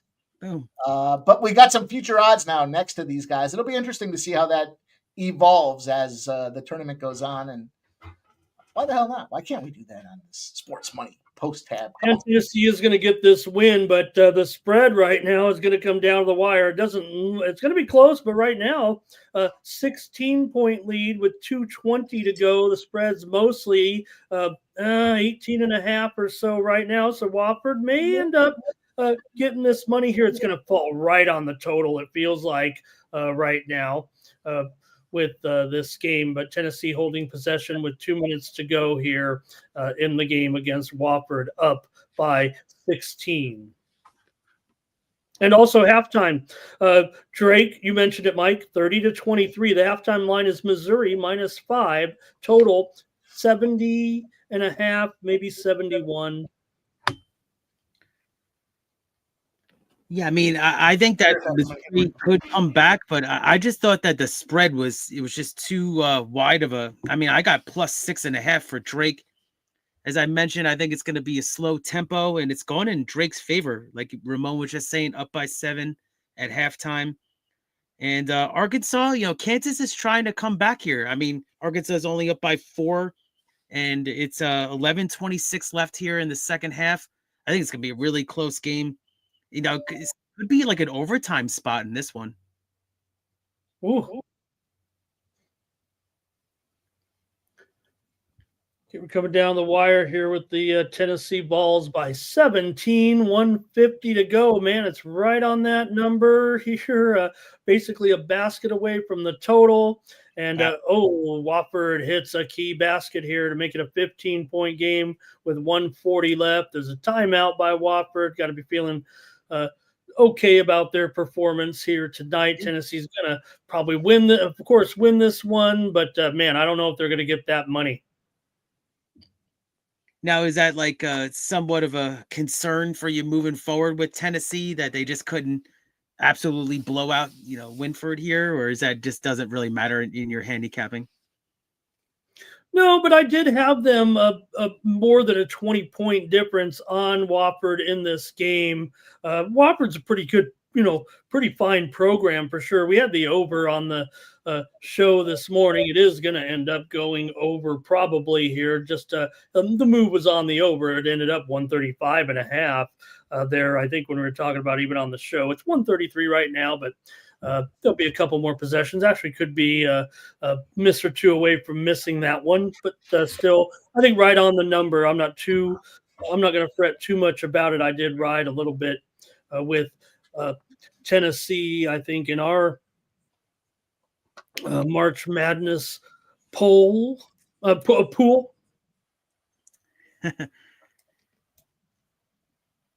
time here, man. There's a lot of big things happening across all the sports right now. Look at this. Colorado Avalanche 5-0. Wow.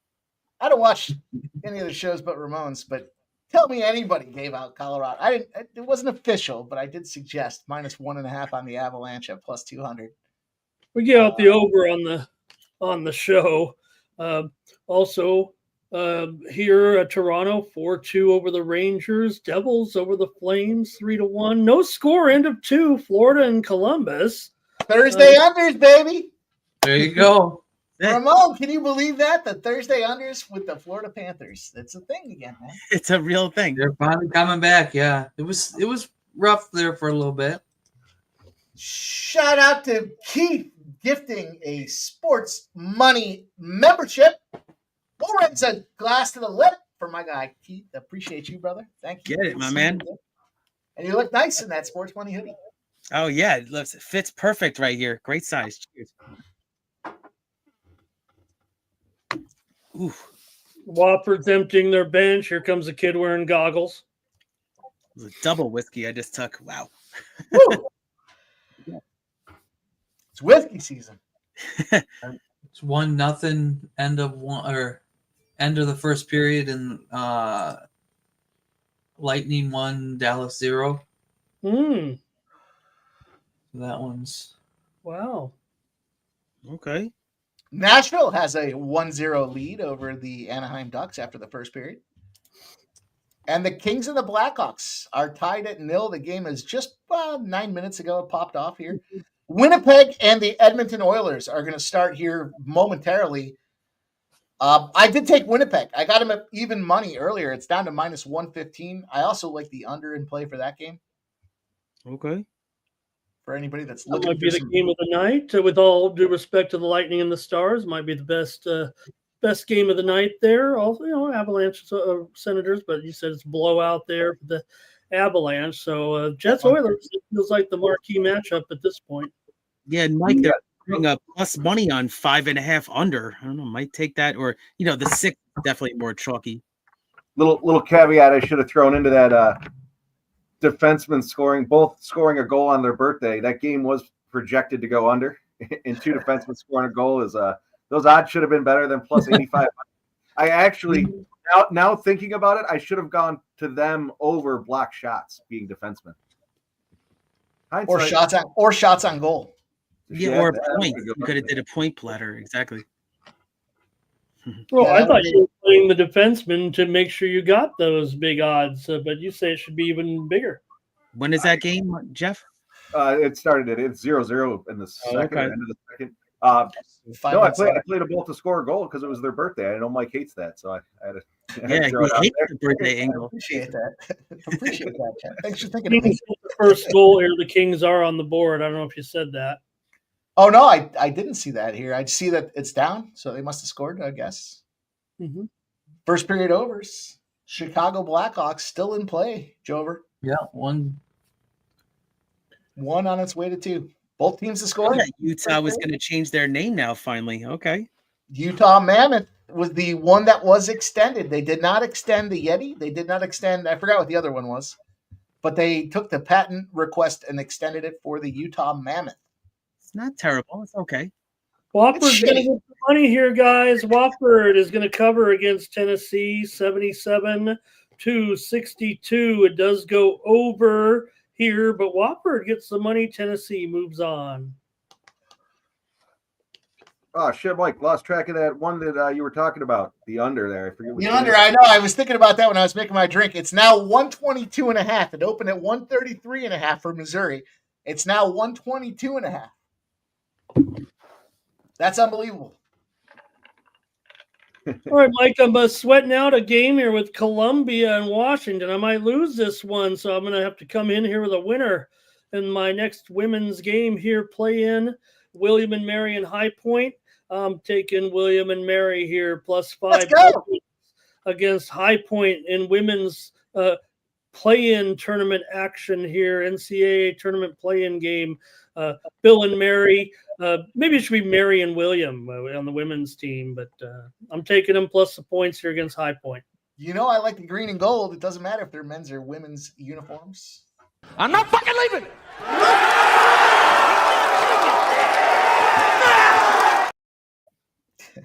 That's my favorite one. Let's go. Yeah, we see Michael B says, here comes Kansas, 62-61, 7.5 minutes. What a great, this is a great time of year, man. There's so many sports popping off right now, boys.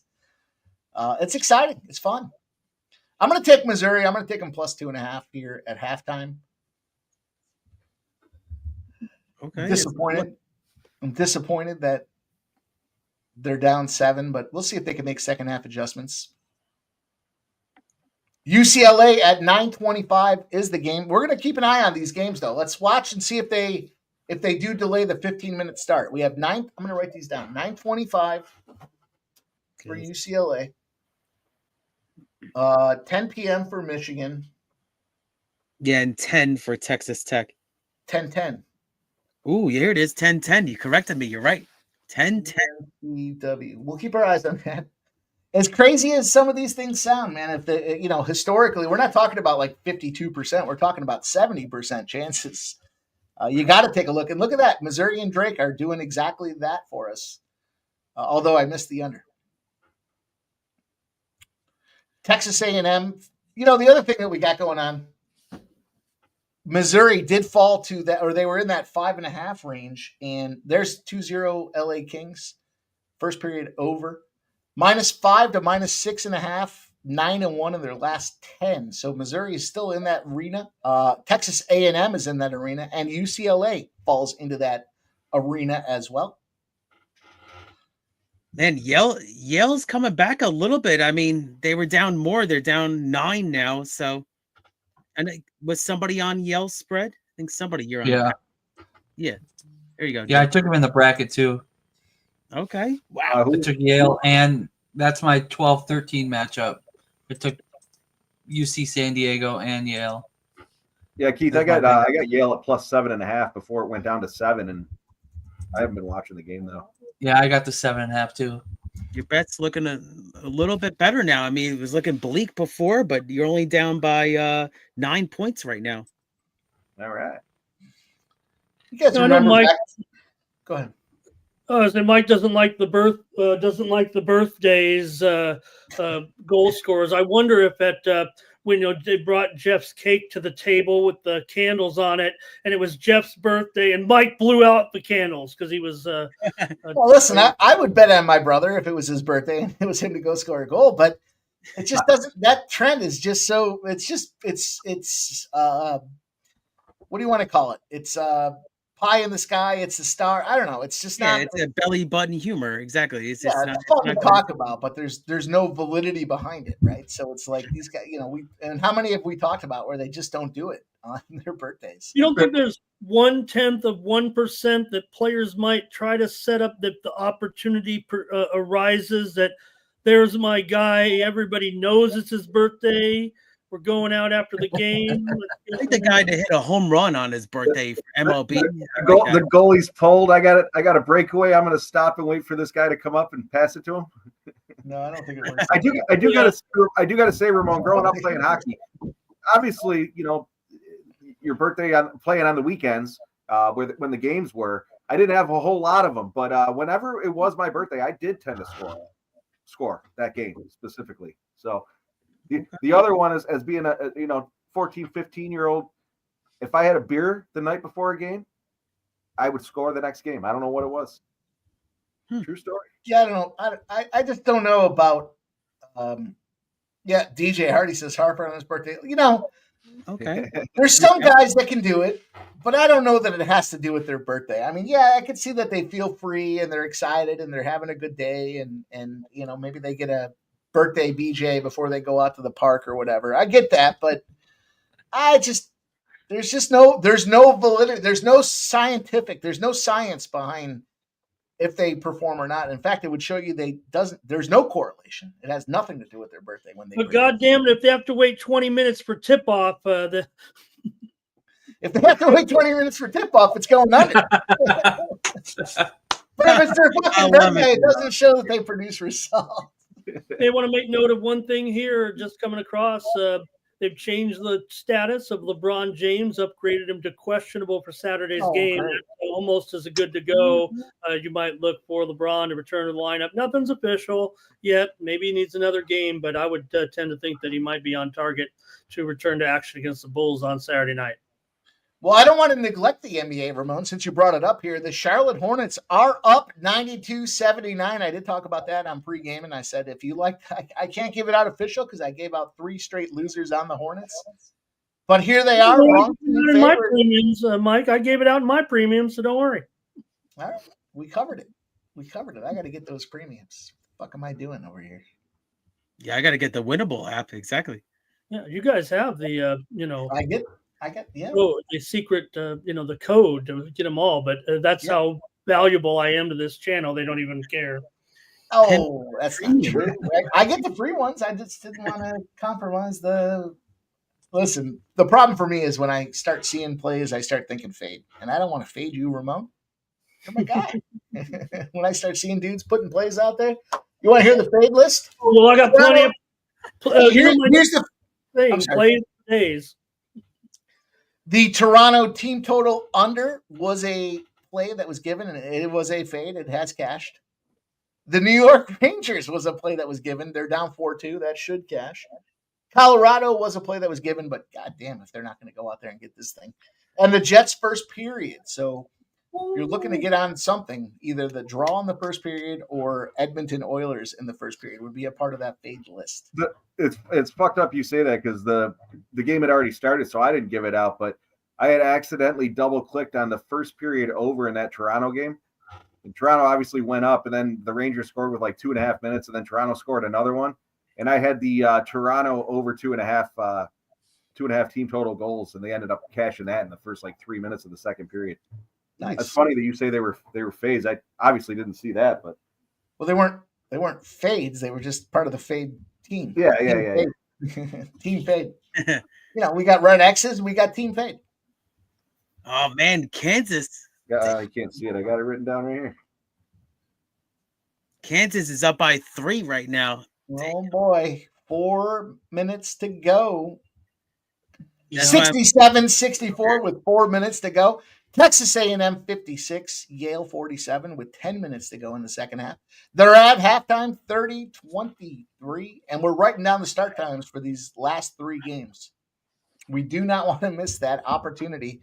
The thing about this here, you're going to follow these trends. If you're going to follow this 70% trend here, you can't just selectively pick, right? You have to get involved in all of these games where that does become the factor. So, some of you guys have been like, oh, I took that trend and it lost. Well, there's multiple games that fit the equation. You have to bet them all because at 70%, it's not 100%, it's 70%. That means 7 out of every 10 will cash. You have to be involved in them. So keep your eyes on it. We'll see what happens. Drake is up 30-23 at halftime. All right, big miss by Kansas, but still 4 minutes left here. I'm probably a little. Ramon, 18 points in the paint for Drake, 10 for Missouri. That's kind of a little surprising to me. Well, we were talked about this morning. I was on the under in the game between Missouri and Drake. I mean, Missouri hangs their hat. Drake hangs their hat on this defense, and if you told me 23 points for Missouri, I would think Drake here would be pulling out the upset. That's exactly what's going on right now. This is playing right the way Drake wants you here. So you might be on the talking about the wrong Iowa team here, Mike. When you talk about Iowa State, maybe it's Drake. Hey, I mean, I just thought it came down to the ball control and the defense. That's what I read, and then Michigan's turnovers have been a big problem. So that's what I pounced on. I'm sorry, I got the wrong game here, but for Drake, I think that Drake's gonna cover in this one. So many games to get. Right, we take it for it's only 16 games. On Friday, and on a Saturday, I sit here all alone trying to juggle 150 basketball games. But I'm against Michigan. This is more fun. Yeah, I love the stagger starts too. They do a great job with this tournament. That's why I find it hard to believe that college football can't quite get it down. Even if you look at like the FCS programs, they can figure it out. They know how to do a bracket with big teams. Well, you could argue at the start of this season, those early teams got busted up in this newly expanded football format, but they were on the road playing top-ranked teams. Big sellouts, 100,000 people in the stadiums. Yeah, I get it. So you're going to have to be ready to play if you're going to be out there performing. But it'd be nice to have a little bit of an expanded situation where you have some of those shittier schools playing, 2 games before they play in Ohio State in the shoe. See if they can't get a little momentum going before they get there. So a wider format, all good stuff. It doesn't water down college basketball. I mean, regardless of the fact that Alabama State got throttled, it was still fun to see them do a play-in, have an opportunity, and away they go. I just think there's so much. I mean, you said it; they got it right, but with the college football or college basketball, but the games go so quick. Where you got the football that obviously is a lot longer. I mean, they do it right during the bowl games, but there's limited teams, and they certainly stagger it out because they want the views. Where I think March Madness is fucking every man for themselves. But I do think college football can figure it out. I just think they're trying. There's so many games on a Saturday. What are you going to do? You could start 20 of them at 1 o'clock. You could start 20 of them at 1:30. Start 20 of them at 2 o'clock. You still got 150 games left, and only so you know what I mean. Well, you also have to think too, though. The top teams don't want to let the haves versus the have-nots, right? The top guys don't want to let the bottom feeders come in there, get a game, and then draw potential injury for their players and drain their players' energy, all that other stuff that goes into it. I get it. It's football, man. We love football. Football is America's fucking pastime, not baseball. Football. If you got UB playing at 1:30 or 2 o'clock on a Saturday, and you've got Alabama playing at 1:30, 2 o'clock, how many viewers is UB going to get? That's where you get them action coming in on the Tuesdays. They're at least getting some views, Yes. But on a Saturday before November, the action hasn't kicked in. September, October, you've got fucking 300 teams playing. Shout out to Perky Sanderson's in the house. Most loyal kick viewer has entered the building. We appreciate you, Perky. Just fun. Turkey, who do you got in golf this week? I know you got some golf plays out there. Disappointed that they suspended that round. We would have matchups probably by now. Yeah. I'm tempted to move on this Iowa State. Jover, I'm tempted to move a little bit on whiskey, but AJ Adams being helped to I love block that name, whiskey. the Kansas Jayhawks 3-point lead, 3:10 to go. But Adams has a sprained ankle here. He's being helped to the locker room. He's not going to be able to return to this game. Michael B says it. KJ Adams just got hurt for Kansas. Big loss. Wow, I see it right now. Great. Yeah. I mean, I personally have St. John's winning, beating one of these teams in second round. I'm sure a lot of brackets do too. I like that. I had Smalley to come in the top 20, I believe it was. I know Ramon was talking about the gala. I just want to know how I can get a Perky logo T-shirt. Is that what you were mentioning to me earlier, Ramon, when you were talking about? I sent you that message back. Is that no? Okay, do you ever? I don't know. There's a guy on X. He's the owner of it. His name is Elon. I don't know if you're familiar with. But The owner. Never heard of it.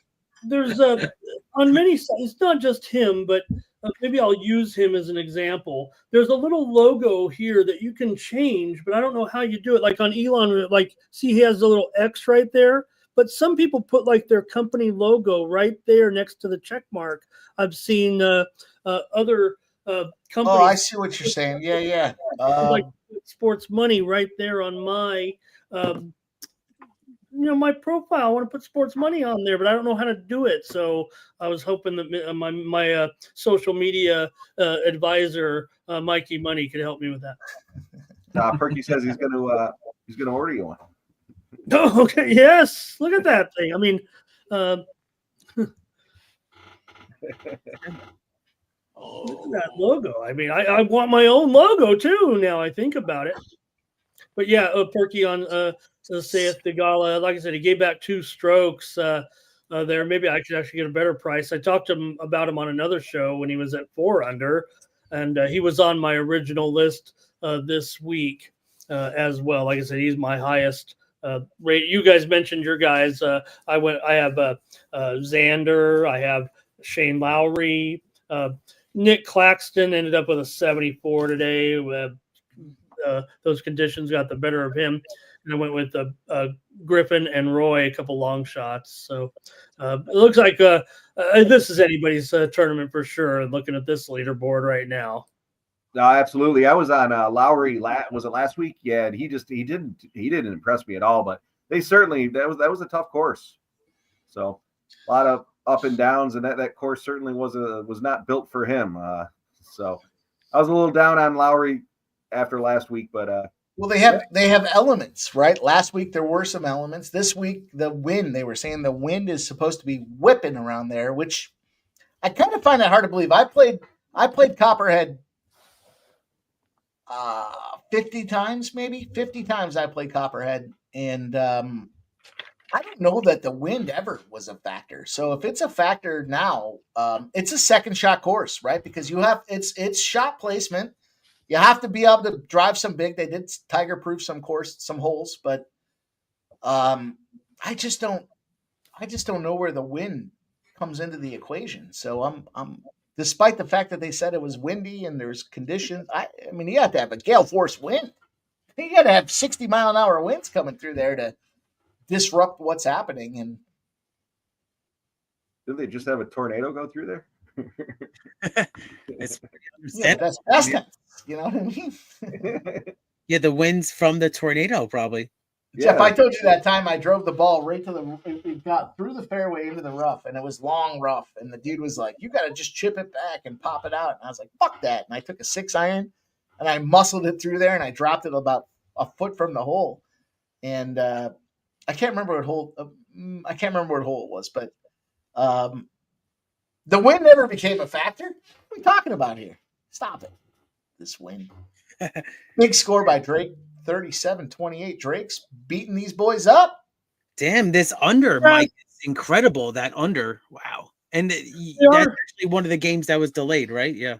Wow. They are showing their vulnerability a little bit. They kind of lack some depth here. So I have a little bit of worry, and I saw the comment there by Mike in the chat talking about Arkansas here and surged back to the lead. Also, I want to report the final tonight. We've got an upset at the nation's playoffs here. Panama over the United States. 1-0. Panama got the goal in extra time here tonight, basically the 95th minute of the game, and they got a goal so good, the man who scored it even got a yellow card. He was celebrating as Panama upsets the United States tonight, 1-0 in LA.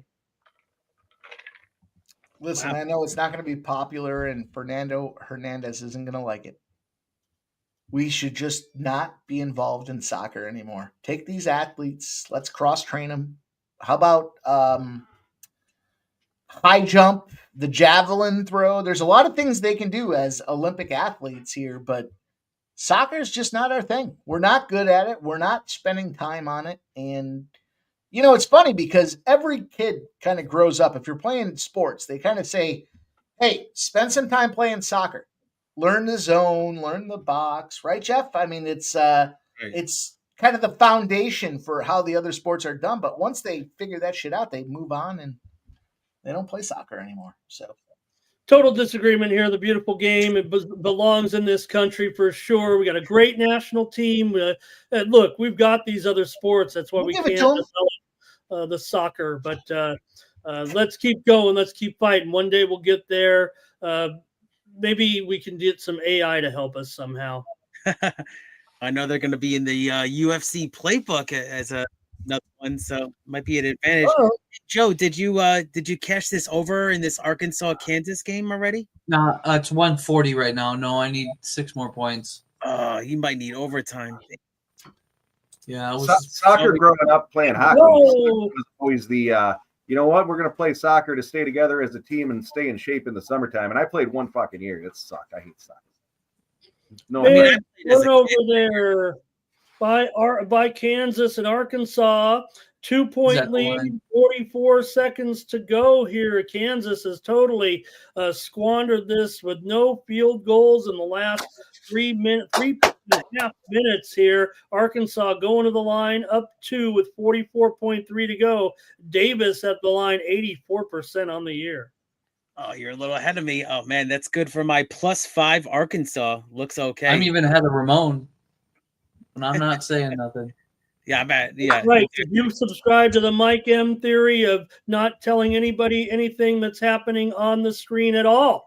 Rather Yeah, no, I don't do that anymore because I know I'm way ahead of everybody. There for 20 seconds, exactly.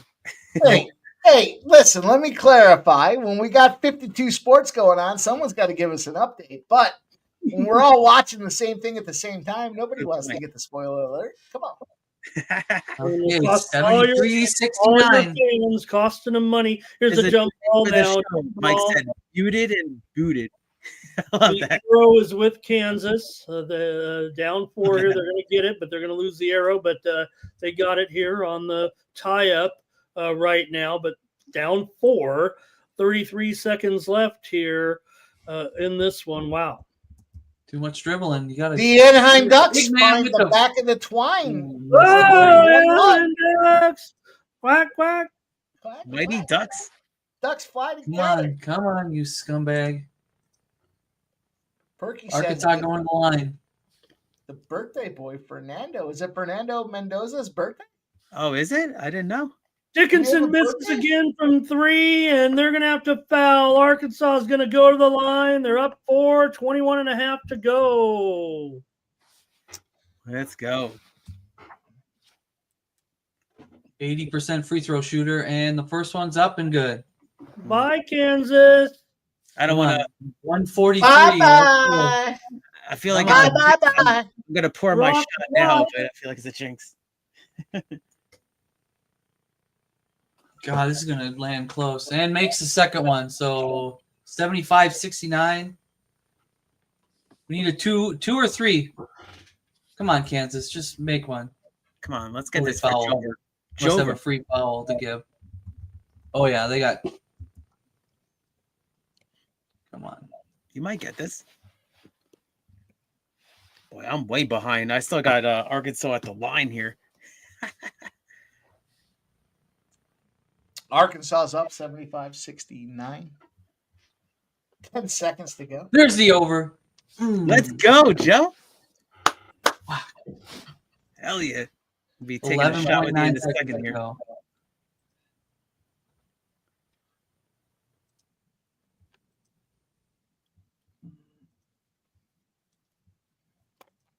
It's funny because I wish I picked. I mean, it's not over yet according to my stream, but I wish I picked I picked Kansas in the sports money March Madness bracket, but then I'm betting Arkansas +5. So I had a couple of plays like that.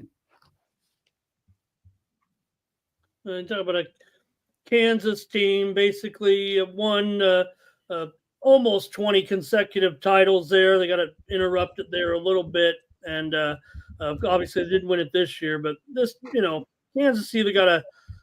I'm not going to doubt Bill Self here. He's not going anywhere, I don't think, at this point. Right. He's not going to get fired. Yeah. And they did change their philosophy a little bit. But remember, he was kind of one of those guys. He was like Debo. Dabo. He kind of like didn't like the NIL at first. And you got to go for it with NIL, man. You got to make your team practically a company, and go for that money. You got to keep up with the Joneses. Right. And then probably, you probably know a little bit more about that, Ramon, than me, but they probably fall behind the 8 ball a little bit, right? With the recruitment and everything from some of these other programs. We got ZC, one of our gold members. You guys want to talk the Michigan game again briefly? You guys got any plays, any thoughts? The chat, I think, was consensus to 75% or 2/3 were on Michigan -2.5. What's that line at now? Anyone have it up? I don't. I can get it, but yeah, 2, basically 2. There might be some 1.5s out there, but it looks like 2. There's even 2.5 at some books here in Vegas currently. It's definitely the move has been on the UCSD Tritons here. I went with the over on the show this morning, Jeff. all right, there you go, ZC. The total over. What number did you get that at? When we talked about this morning, it was not 145. That's for sure. Right now, 144 at some books here. All right.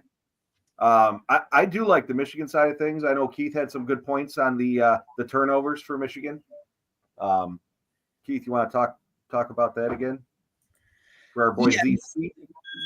I just thought this was an opportunity from a bracket standpoint to take US San Diego.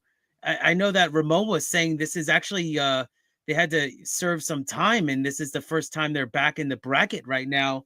I just thought that Michigan listen, I mean, they had a great performance versus Wisconsin, especially down the stretch, but they've struggled with turnovers, and we've seen the betting public really move on the San Diego team.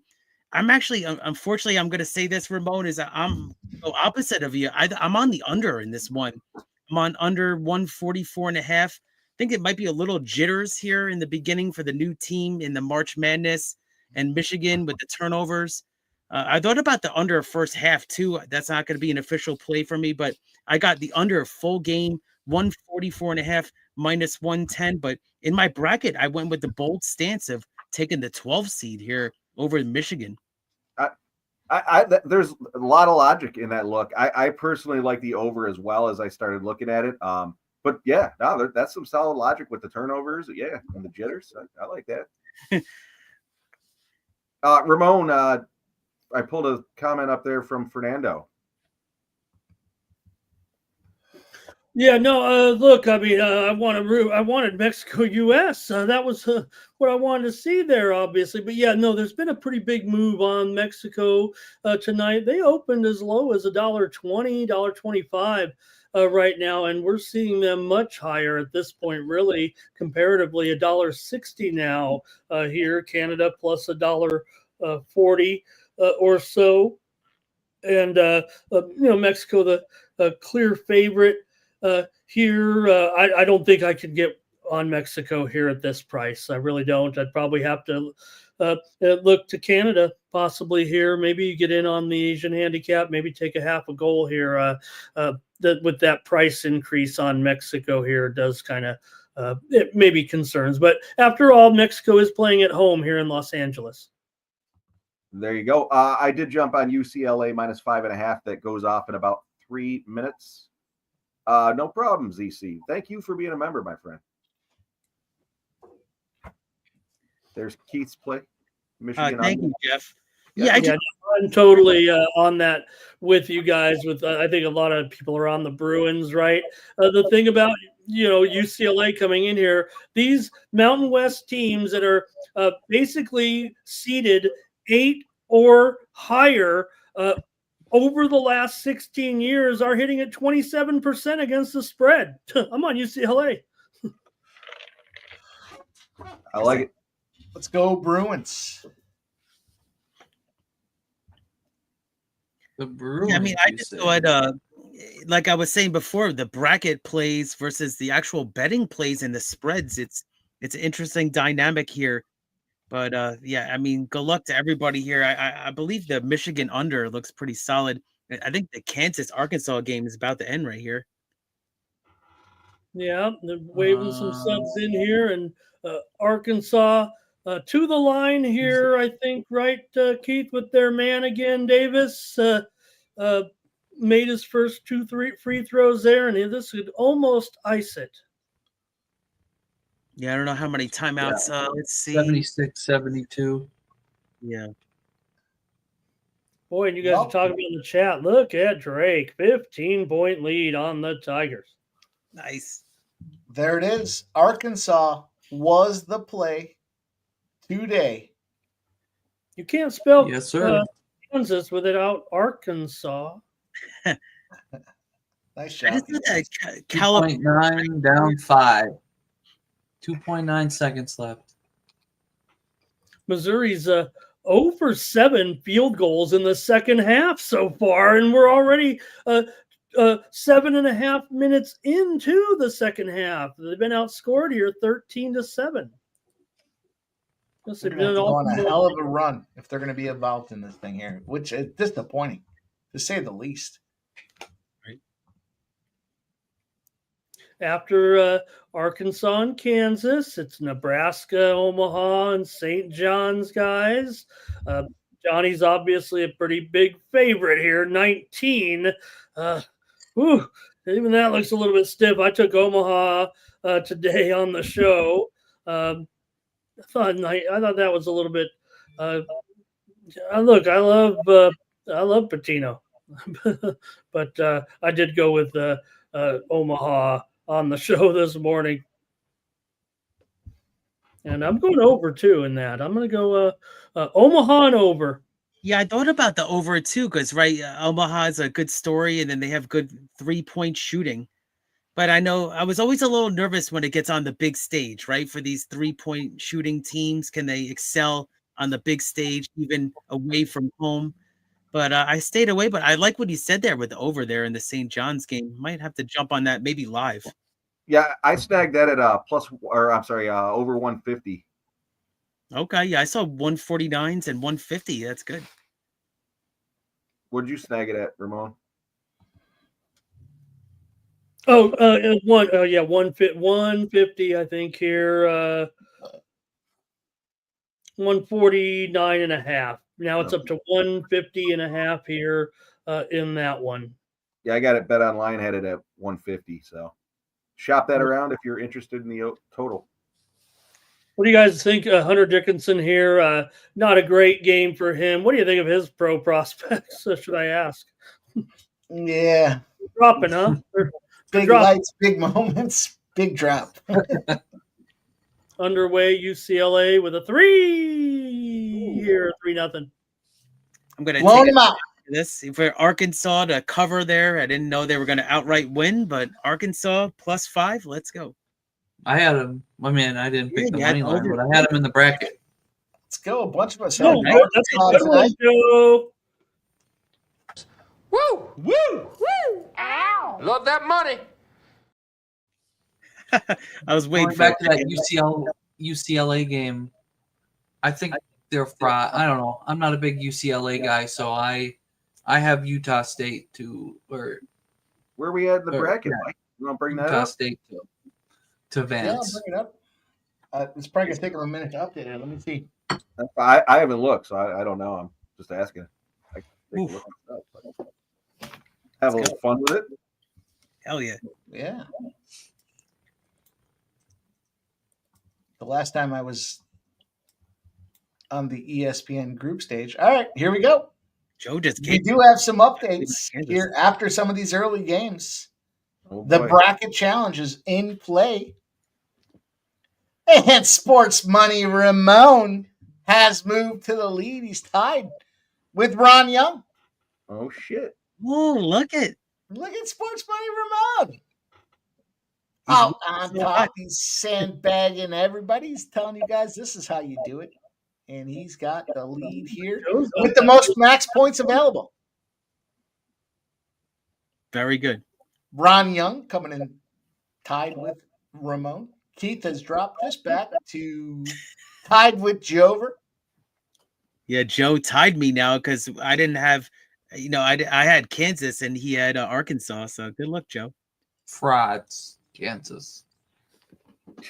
Just like UCLA. Ramon's telling Big everyone tie. UCLA and Ramon's on Utah State. Hell yeah, Utah State, baby.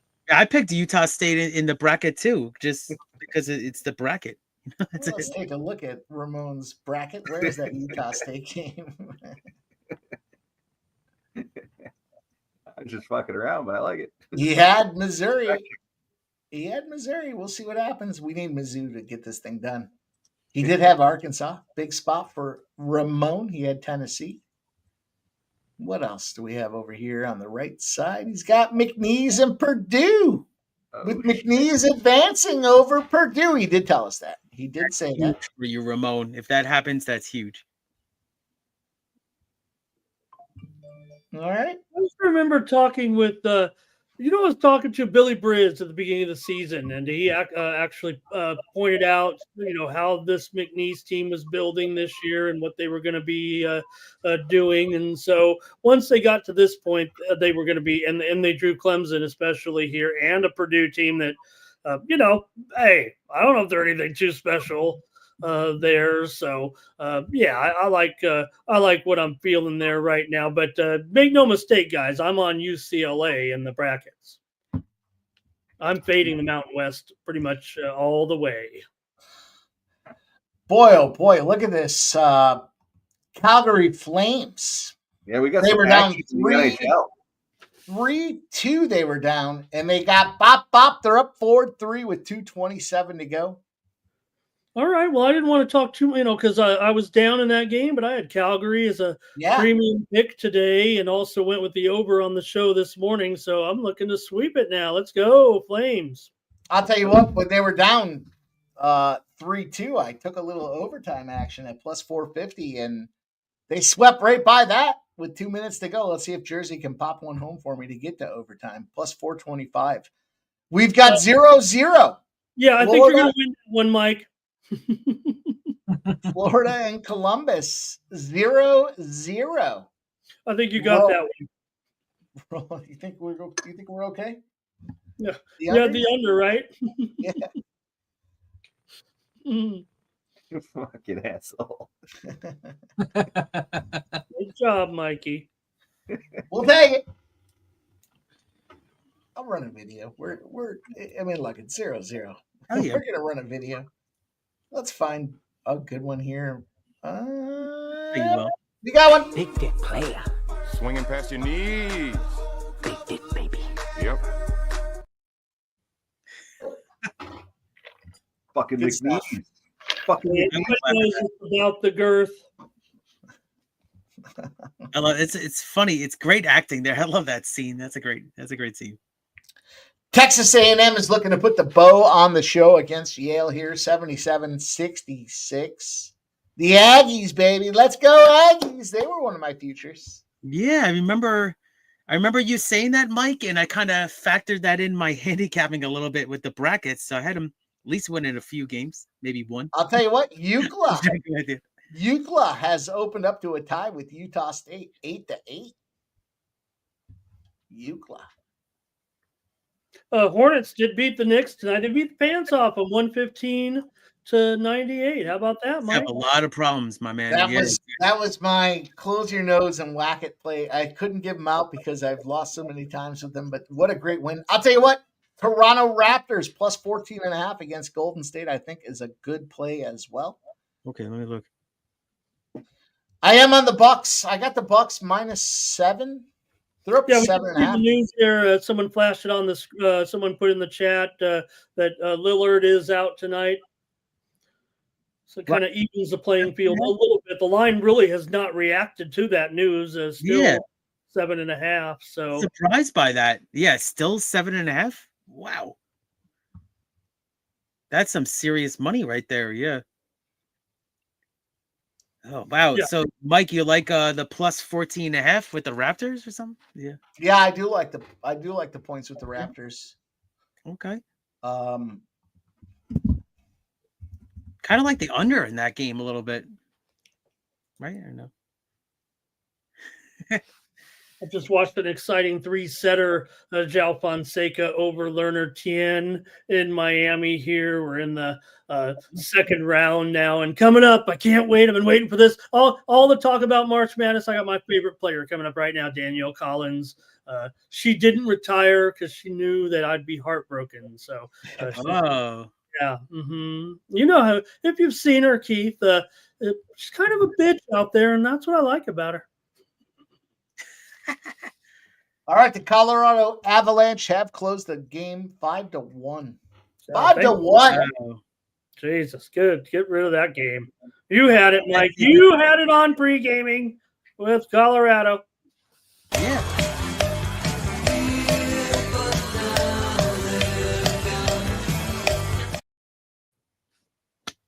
Well done. Take it. This Brooklyn Nets game is crazy right now. Brooklyn at Pacers, very close. Overtime. 40,000 men and women every day. Great call, Mike.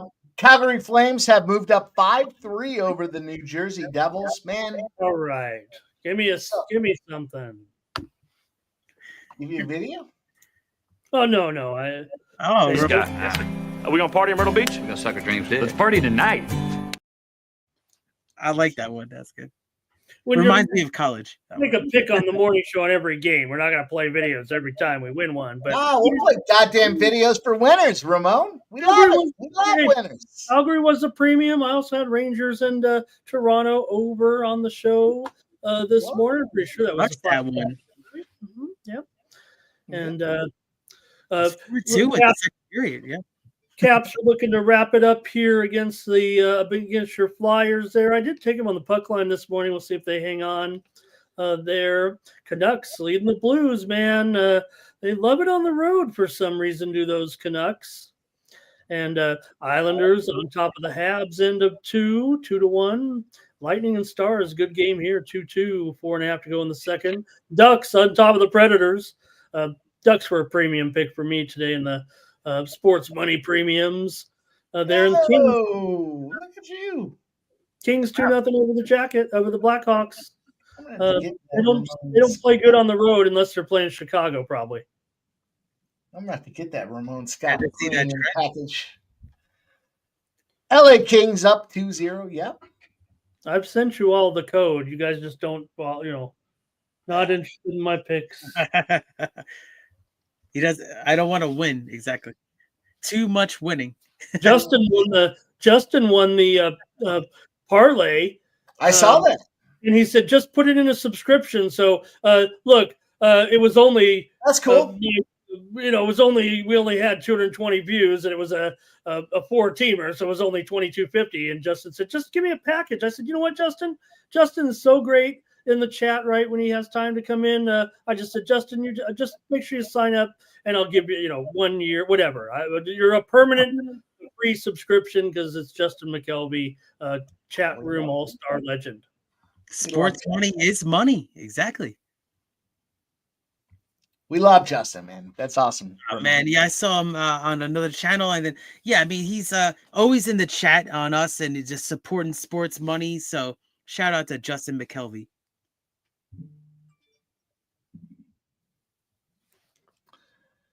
I don't know. I couldn't tell if this Vegas Golden Knights team was wearing an alternate jersey. I saw something about green today.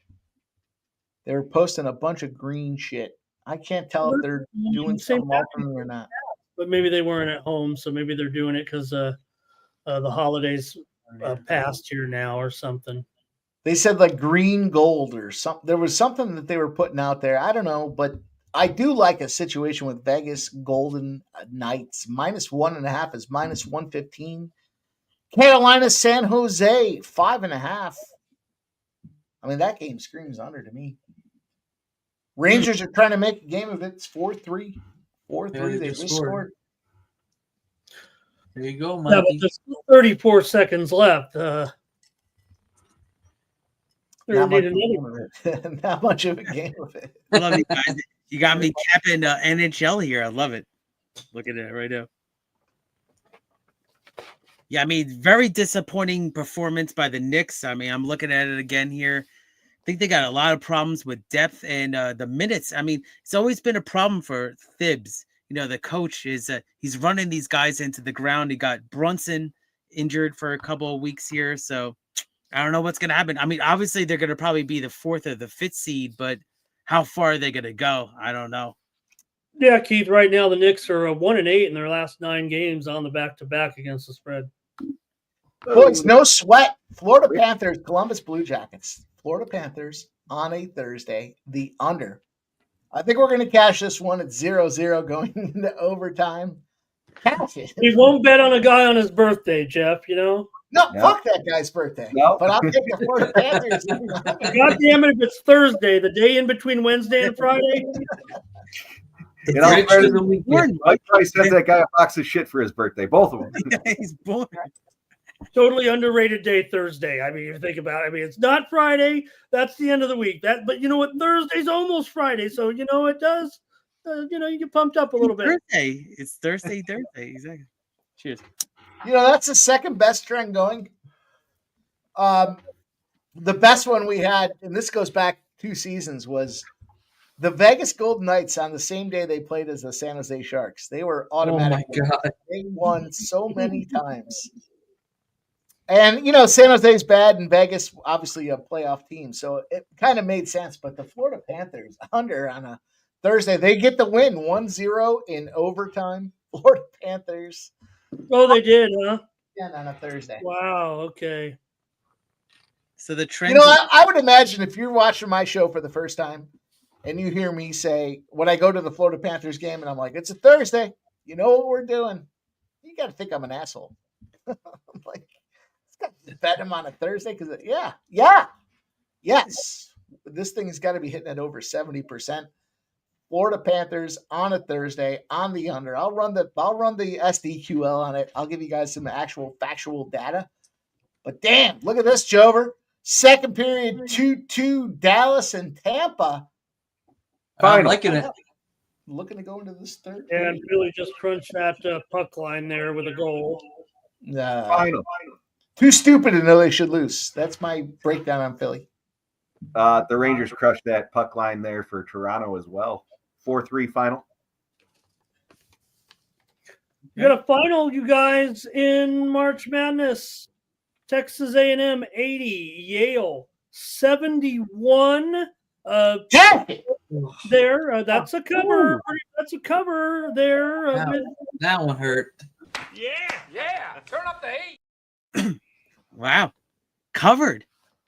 That's the old red X fucking mark in my book. Covered like a Jimmy hat. There's only one red X. Yeah, I had Yale on the. I had A&M on the. My red pen X, I should say. Said Get the red pen out. Like 10. Mike, it's so funny when we have these UFC streams and everything. And I was saying I put all the work in handicapping. I was like, this guy, he's got up and coming and everything. I was like, well, like Keith, Red X is on the same play. He's like, do you just throw it in the bin, in the recycling bin, all these papers? And you're like, yes, you do. I think Red X had a good week last week. He's had 2, I think. Okay, all right. So we'll keep our eyes on it. I'm gonna be joining you guys this Saturday, so it'll be a fun time. All right, so we've got Michigan was a 10 p.m. start, still scheduled for 10 p.m. And Wilmington, 10 p.m. start, still 10. Look at these. The last 3 games were all 144.5 for their team totals, or for the totals on the game. UCLA is now 148.5. We'll see what these last 2 games start off at. Got a half an hour. Missouri going to overtime would be big. We can cash some Missouri tickets, and then we cash an under ticket on one of these later games. Man, this Missouri's coming back a little bit. I mean, they're trying. Jeff. Yeah, I'm with Jeff with the spread here. So every time they get to 6, they end up fucking blowing it though. Here, let's see if they can make a stop. Yeah, because I have Missouri in the bracket winning 2 games. So this is gonna be a tough one here. Wow, Ramon's gonna take a lead on your ass. One game we haven't given a he already has call to yet here. They're in overtime. Indiana, 1 minute left in overtime. Indiana 101, Brooklyn 98. Looks like Brooklyn will still find a way to get this money. There was a big move on the under, and I gave it out on the show this morning. But man, overtime, and we're still only on 200 points. We might be able to afford another overtime and still keep it under. But let's not get any ideas. Let's not get there. I'll be right back. Yeah, I lost the under in college basketball last week with you guys, and it went to double overtime, and I lost it in double overtime. Damn. Right, you're like, how much fire can we play with here? Right. Yeah, too much at the end, exactly. And then I see, High Point. I know Ramon, you had William and Mary in High Point in women's basketball. It looks pretty close game right now. Yeah, it is for sure. Keith in the play-in game right now, 32-28. William and Mary. We said take them. And take the points with them. So they're ahead right now, but late in the second quarter, still a ways to go. So, guys, in the Yale game, they actually did have a chance to. Utah, by the way, just scored. Cooley just scored here, 1-0 Utah. But they did have a chance to cover the spread, and they had a bench player kind of come into the game, but he had like a layup but it went terribly wrong. And hope he didn't have any friends on the bet, because he looked pretty funny there, pretty bad with that layup. Okay. And A&M got the money. Damn. A lot of criticism for Dickinson. I know I was kidding about him, but man, they are just ripping him here on social media. Let's see how many likes we have here on Sports Money. Let's do a little refresh action here on YouTube. And we got 30 likes. So 30 likes. So keep hitting that thumbs up button. I want to do a shot. I'm a little thirsty. Keep hitting that thumbs up button. Appreciate the support. I took what I think might be a stupid play, but I took the over 1.5 in the first period of that Bruins Golden Knights game coming up here at 10 o'clock. I got it at -120. The under 1.5 was -110, so it could go either way. But I could see both teams either scoring or Vegas scoring 2. So I do think this first period is going to go over. The Bruins are full game. I can see the full game going under, but I think the first period is going to go over.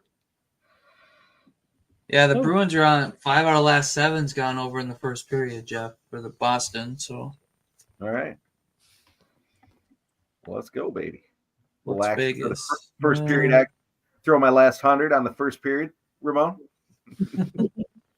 I don't want to wait till October for this one. I think the Knights are gonna. Look, no team covers the puck line better at home than the Golden Knights. I got in a blowout tonight. Yeah, and I think they were -130 from let me see where they're currently at. The puck line. Oh, they're -115. So it's coming back in. Bruins are +10 or +105 for +1.5 goals. I think the Knights are going to smoke them. Personally, I'm with you, Ramon. But either way, let's go 2 goals first period. I don't give a fuck who gets them. Think about all these, sports betting influencers on X, and Keith left. I was gonna point this. I was saying maybe we can get Keith to fight somebody. Oh well, I mean, I'm down with the fight. I was just gonna get a refill, but I heard my name.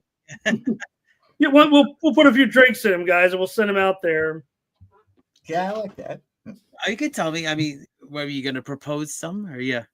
No, we're just gonna send you out. We're just gonna throw it out there on the X. We're gonna say, "Our guys ready to take on some of the heaviest hitters in all of because that's the big thing now. It's not about your wins and losses or how good you are at sports, but is whether or not you can get in and beat the other guy up, the other sports betting influencer. That's what determines a good sports betting influencer now, apparently. Is there weight classes? Did I miss that transition? I don't know if you guys have been following this, or maybe I'm a different world of.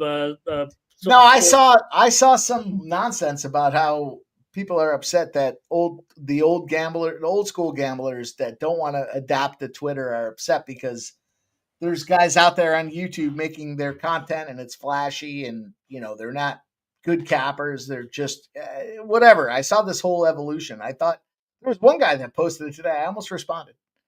I almost thought adapt or die, scumbag. The fuck? Shut up. Technology's changed. You know what? You used to call a 900 number and get your fucking sports betting picks. Ramon? Oh, yeah. I used to run 900 number. I know. That's why I said it. I was just going to say Ramon was probably on the other end of that call. You ever called my...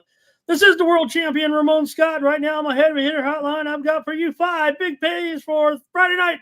1-900-420-8027. Sounds like an you know what, though? We've evolved, right? Look at us. We're all on screen. We're giving plays. We're talking about why we like them. That's the technology. You're going to sit there and be like, oh, I can't believe now they got to be on YouTube. Well, you're fucking out, dude. That's it. Thanks for playing. Hey, we got another caster, boys. All right. Sabres, Utah, first period over. Did you give it out on your 900 number? It was just tied it up real No, I gave it out in the live chat here.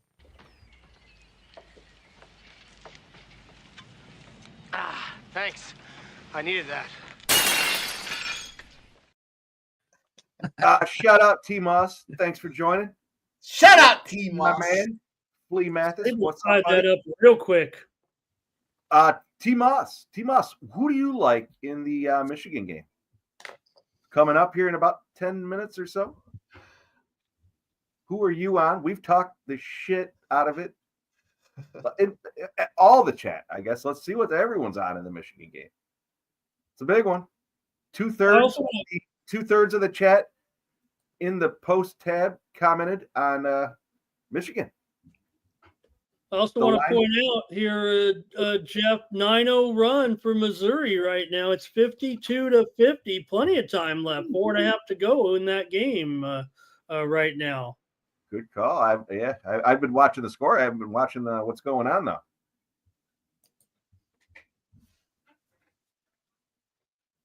I got my eyes on the time for the games. We'll see if it changes. I am written down. I'm ready, boys. Missouri's going to go way under this fucking number. Unless we can get ourselves to overtime. I don't think so. I think it's going to be an outright. Somebody's going to win this one.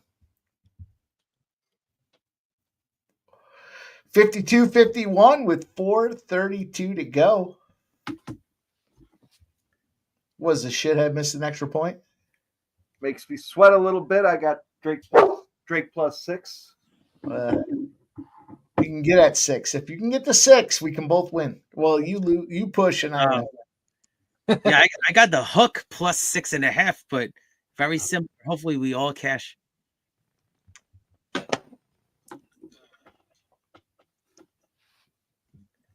Still, both games scheduled to 10 p.m. and 10 p.m. I'm watching them. I got them circled. I got the numbers written down.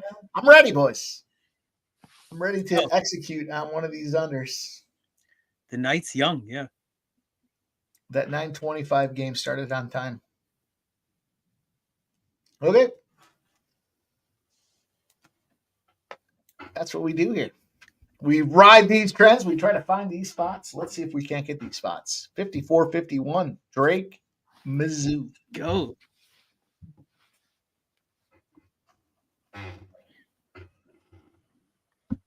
Yeah, this the Michigan game's gonna start in a couple minutes too, so a lot of action.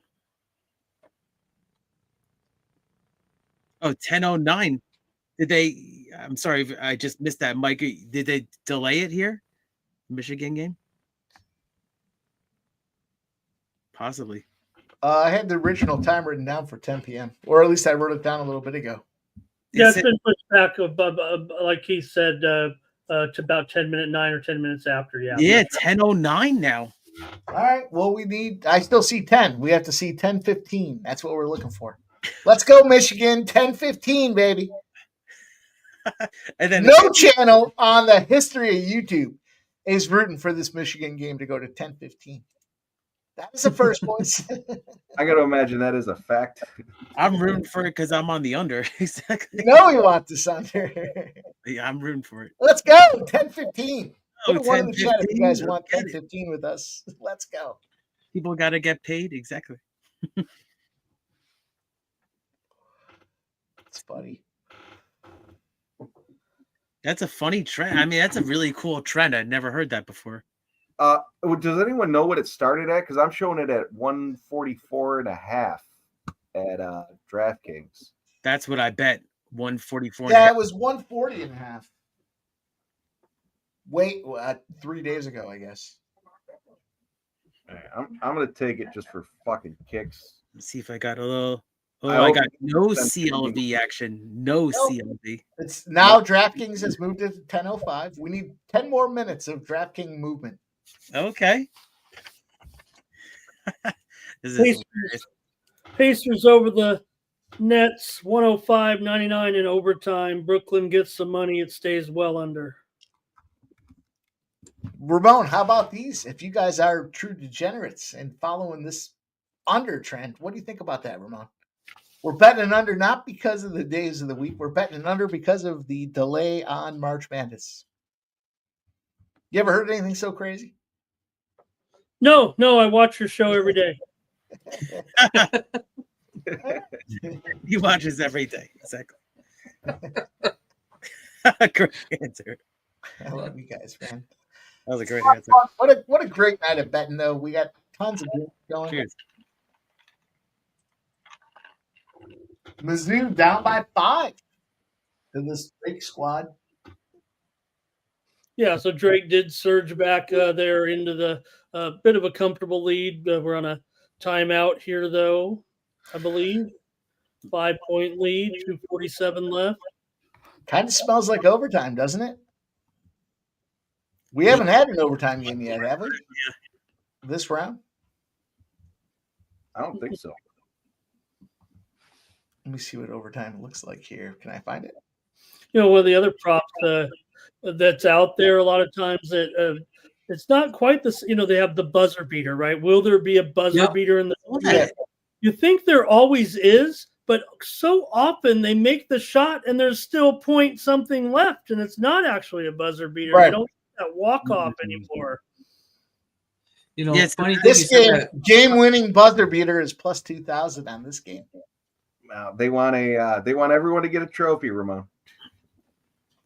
I think Ramon. Ramon, I saw it online. Is that what was it? Viral. It went viral. That what was it? Plus 100, right? For that. But the buzzer beater, there can't be any time left. I almost put that as a poll. Honestly, Bovada had it, and I almost threw it out there. Do you know that they actually didn't allow the against though? Like, because that would have been minus whatever, but they didn't even allow that. That was just all blocked out. It was either. Joe, there's always tomorrow. Will there be a buzzer beater? Yeah, that's true. I'm getting That's the what first work on one. those fucking those posts though. I click it. I make my play every time. So the logos are very, very click intensive. Because you gotta find the logo, save the logo, and you gotta go back to YouTube, put it in there. That's why If it Mike. was easy, everybody would do it, right? That's why Mike likes to call out the UFC spreadsheet there, the logo on that one. Mike, show it to us. Yeah, let's see it. You guys want to see the best logo in the business? It was right I'll next show to it it. to you. Game 1, day 2 is up there, ready to vote. All right. It's coming. Here it goes. The best logo. Oh, Minus the sports money logo. That's pretty cool. I was gonna say the one right here, Of right course. I mean, that's the foundation of everything, right? here. Even Find it. Carrier said the lion is the heart of a champion. Exactly. I love that. I love that thing. That's good. So Ramon, while we're waiting for Mike to pull this up, the LFA showing it's on UFC Fight Pass, but the prelims are typically on YouTube. So I think we're going to get to be able That's to watch. right. That is a great point, Jeff, for everyone to know, right? Because that was kind of quirky when you guys went to it, and I was, the undercard had just the one fight, but we had was there 2 actual cancellations or something bizarre? Yeah, there's 2. Yeah, and so only one fight ended up on that YouTube broadcast. But with this one being at Foxwoods, and it looks like a pretty good card here with how many? Let me see, 3, 5, 5 on the main card and 7 on the undercard here. Looks like, or I don't know if that's how they break it up, but nonetheless, you got to think that we'll get a chance to see that one. So let's see what happens when we're here on Saturday night, or I'll be watching you guys. And I'll tell you what, if you guys stay on, and we'll see what we'll see how Mikey's doing. But I might come on if we're gonna watch Carrier. I might. I can hold Really my rooting liquor. for you guys. And I'll be There it here. is, boys. The best goddamn logo in the business. Look at this one. This is the UFC Playbook logo. Look at this one. Just admire its simplicity and excellence. It's glorious. Omaha and St. John's underway. Ron's like, No, it's really good. That's a great one. All right. Yeah, that one's on CBS, St. John's game. Oh, that's the CBS game, huh? Believe so, because I'm watching. UCLA Utah's Or on with TNT. Latino, Oh, you got some late movement. Some late movement to report, Ramon. It's not Steam. Maybe it's Steam. I don't know. But Is it we've breaking got news? this thing. UCSD in Michigan is now, they're showing twos out there for Michigan now. They're showing twos. Late 117,281 tickets, and they've moved it to 2. I just couldn't get down with it. I mean, I'm on the dog in this one, but I like the under. But in my bracket, but 2 is like, wow, unbelievable. I hate the twos. That's like, again, the books don't know where to put the number. Like, we'll put +2, -2, -1. Plus, they don't know what to do. That's what they're saying. They don't know who's going to win. So unless you have a decided read, it's a tough one. Oh, here we go. Drake Money's gonna play in the chat. Drake gets fouled underneath here. They try a little alley-oop. They're ahead here. 1:23 to go. They're going to the line. Jover, did you cash a first period over? Did I miss it? The Sabres? Yeah, you ran me a video. Yeah. All right. Come back. I saw Jeff's got Vegas Thanks. Golden Knights first period over 1.5. Let's take a look at that one. Vancouver just tied St. Louis up 3-3. I think St. Louis is going to win that my game. defenseman to score a goal. I think St. Louis is going to win that game. Okay. Well, they keep blowing it every time they take the lead. They give it back. Or will they give it back? I mean, Vancouver's up 2-1. St. Yeah. Louis got 2 goals, take a 3-2 lead. Now Vancouver's tied it, and they've tied it with a short. They pulled their goaltender to get the tie. This was probably going to overtime here. Yeah. Jeff, the over 1.5 in the first period of that Bruins Vegas game, -120. It's a modest number. Jover, give Mike the stat of the Bruins last 7 games. 5 out of 7 for the Bruins. Last 7 games. And I think how many of those were at home versus on the road? I think Vegas is going to smoke them anyway. Hold on, let me pull it up. I said if it's either 1-1, 1-1, if not more, or Vegas is going to be up and get the 2. Interesting. It's a good spot. I'm pretty sure. I think there's a lot of home games in that mix for Boston. I don't know. We'll see what the numbers say. I feel like there's at least 4 or 5 home games, and I don't remember Boston what the away. trend You was. mean? No, I just mean Boston's on the road. Right? Weren't you just reading off Boston in their last 5 first periods or whatever? No. Yeah. And how many of those In the games road were games, home? they're Yeah, but no. Of that trend you read, how many are home? 1, 2, 3. I don't know. 4. I thought there was a lot of home games for Boston. There's a 4. They're 1, 2, 2 and 1. They're 3 and 2 at home. On the road, they are. I'm just curious About how the many. same. Didn't you read a stat that said they were like 9-1 in their last 10 in the first period over? I don't know. Maybe I'm fucked up. Maybe A week ago, I think. All right. Well, They were running hot. Fucked up. But as I had said, I think Vegas is going to smoke the Bruins tonight. And whether it's 2 goals for Vegas in the first period or it's 1 goal apiece in the first period, I see it happening. I'll tell you what, I'm not going to play it, but I would say there's a goal in the first 10 minutes. Yeah, then the gift? Yeah. Yeah, over 1.5 goals in the first period. I like that a lot. I tailed it at -115. The gift, Jeff? Goal in first 10? I'm not playing it, but I wouldn't be surprised if it hits. I don't know what the line's at. I'm not even Probably like looking. -145 or something. Yeah, it's really good. Yeah, it's something like that usually. I was talking earlier about the first team to 10 or first team to 15. That's why I was wondering that's why I was asking them what the lines typically are for those, because I don't look for those because I don't know. They're popular. I'm going to take both teams to score in the first period of this Vegas game, plus 185. I like that. Okay. You want to know a stat for that one, Mikey? Sure. Boston, same thing. 5 out of the last 7 games have first period or both teams to score. Mm-hmm. What was it? A Thursday? A lot of home games, though. No, they had a lot of home games. Boston just left like a 5-game homestands, I think. So some of these recent performances are based on them being at home versus now they're on the road. They just had 2 games at home. That's it. Yeah, but where were they before? Then they that? went to the Senate. I gotta look. Let me look. Then they went to the Senators. Then they played the Panthers. Then they played the Lightning at Florida, at the Hurricanes, home against the Predators, or away at Minnesota. Back and forth. No, their last fucking 10 games. 1, 2, 3, 4, 5. 5 games at home, 5 games on the road. Last 10 but games. those road games weren't.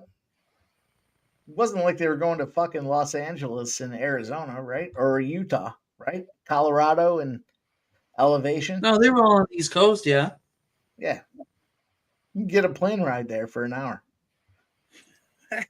These boys are getting treatment while they're on that plane. I don't know. Oh, Drake slam in bam Vegas. jam right there for Drake. They're looking to pull away here and win this one. Also, St. John's has 2 points in 4 minutes. They're down 7-2 to Omaha. Ooh. Well, UCLA is curb stomping Utah State. 39-25, a minute and a half to go in the first half. God, they went Busting them boys up. Here for sure.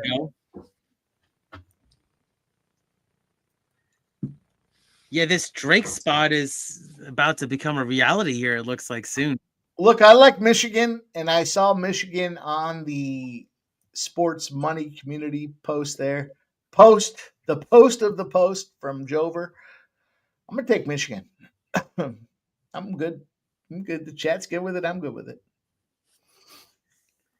How about that, boys? How's that for a cap?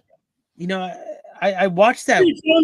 Big Ten. I mean, Big Ten against some little piddly school, their first year in Division I. Sounds like a lock. Michigan's riding a national championship. They're riding. How are they not favored by 10 points in this game?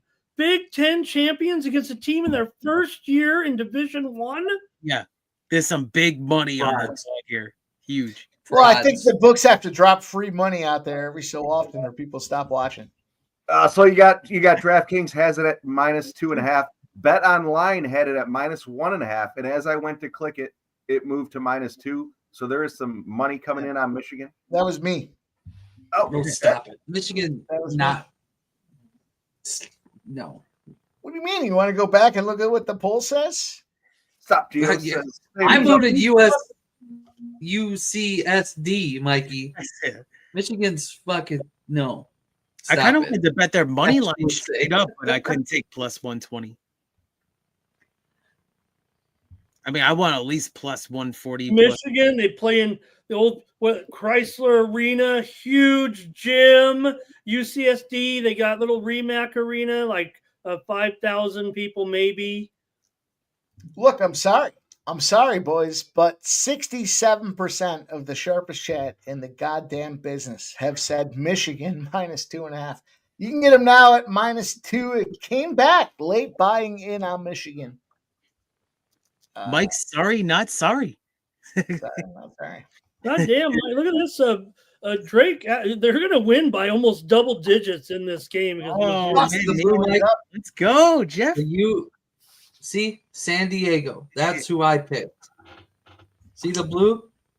That's who I got. You see Michigan. The blue? You see the blue? I couldn't get into UCSD. I wasn't quite there. You couldn't get in? Wasn't quite there, Keith. Wasn't quite I picked it in the bracket, in the sports money bracket. I picked him. I said all my friends were like the smart kids. They all went there. No, I should have.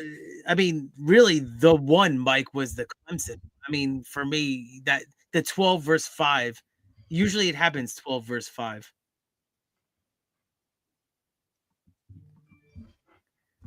But yeah, it looks like Missouri's in big trouble here with, I mean, I'm behind you guys, 13 seconds left. Yeah, last 5 years it's been a mixed bag. I know 5-12 is very popular. Last 5 years, underdogs are 11-9 against the spread in 5-12 games.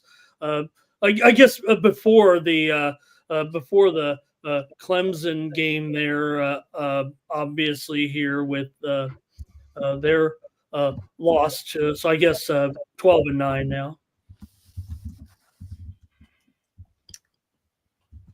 And I'm about to do a shot here for Drake, so let's go. Oh, I can't do one. I'm sorry. I can't do a shot. Shot for Drake. Hey, I know when that hotline bling. Jesus, Ramon, you are hip, motherfucker. I don't even know what that means. Keith, when I was happy clicking the over first period in that Toronto game, yeah, I Bet Online left it in there, and then I clicked Drake. So I got a parlay of Drake +6 and the over first period at +270. Accident. Well, accident. I mean, that's sometimes those are the best bets right there. I like both the plays, but as we're obviously streaming, I'm clicking and shit goes down and not paying too much attention to what's still in there. But if it's in there, I like it. So I accidentally parlayed it, and it's looking like a win. It's an early start, boys, but Michigan is blowing out San Diego. Blowing them out. 3-point blowout. Let's go, baby. They're covering the spread. They're covering the spread. I'll take a shot with you because we were on Drake to cover. That's all I had. Drake to cover. Let's go. Cheers. Stop you. Look. Yeah, let's go. Couple of cashers tonight. Got to get this St. John's game on CBS over here. How they doing, Ramon? I know down early. It's a little nerves, I'm laughing that they put that one on CBS. That's how Patino. I mean, it's a 2:15 game. I know it. I don't even know how it works anymore, right? Back in the old days, you'd put the best game on CBS, and then the cable channels would kind of take the rest. But I don't think they do that anymore. I think it's just I think they're already set at the sites or whatever. But yeah, it's the big names go on CBS like Duke. And Ricky P. He's the big name here for sure. Oh, huge. It's funny, Ramon, is that Mike Rapoli. He's who Mike Rapoli is. He's huge, and he was a St. John's grad, and he's been so pumped for this run for St. John's, the Storm, and he's the owner of multiple horses. Fierceness.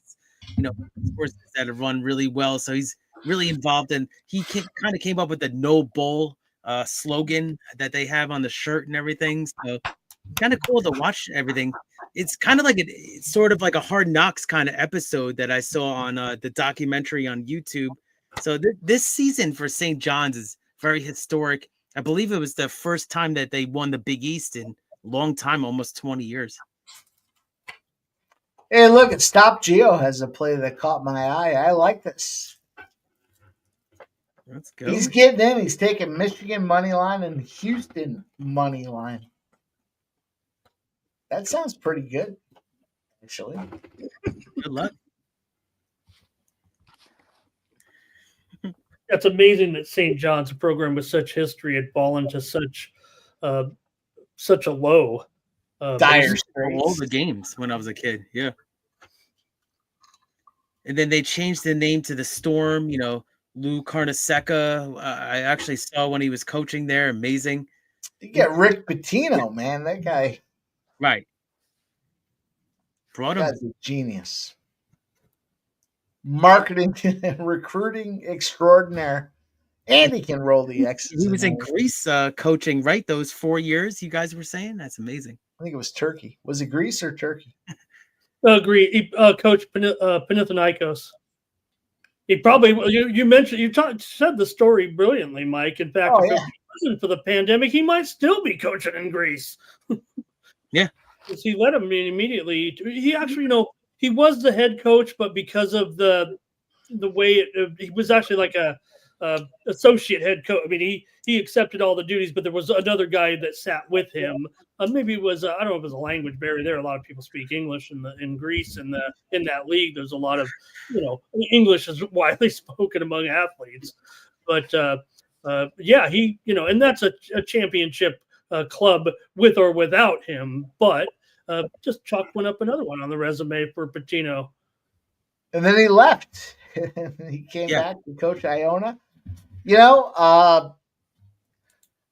Impressive, because you can clearly look. There's some spots where you can find a coach and you can see that, yeah, they're doing something. And who the fuck heard of Iona until he came out there in the MAA series? And he comes out there and look what they do. They go into the tournament and Rick Pitino. Yeah, he kind of built it. Yeah. Question whether he used the hookers and blow scenario at that point. I'm sure he probably didn't. I would want to think he kept it clean. But well, Jeff, I'm not sure if he agrees. Jeff didn't know. Jeff, look up Rick Pitino. I just heard look up hookers. Kentucky. Rick Pitino, Kentucky. I'm not speaking out of line. I'm not speaking out of turn.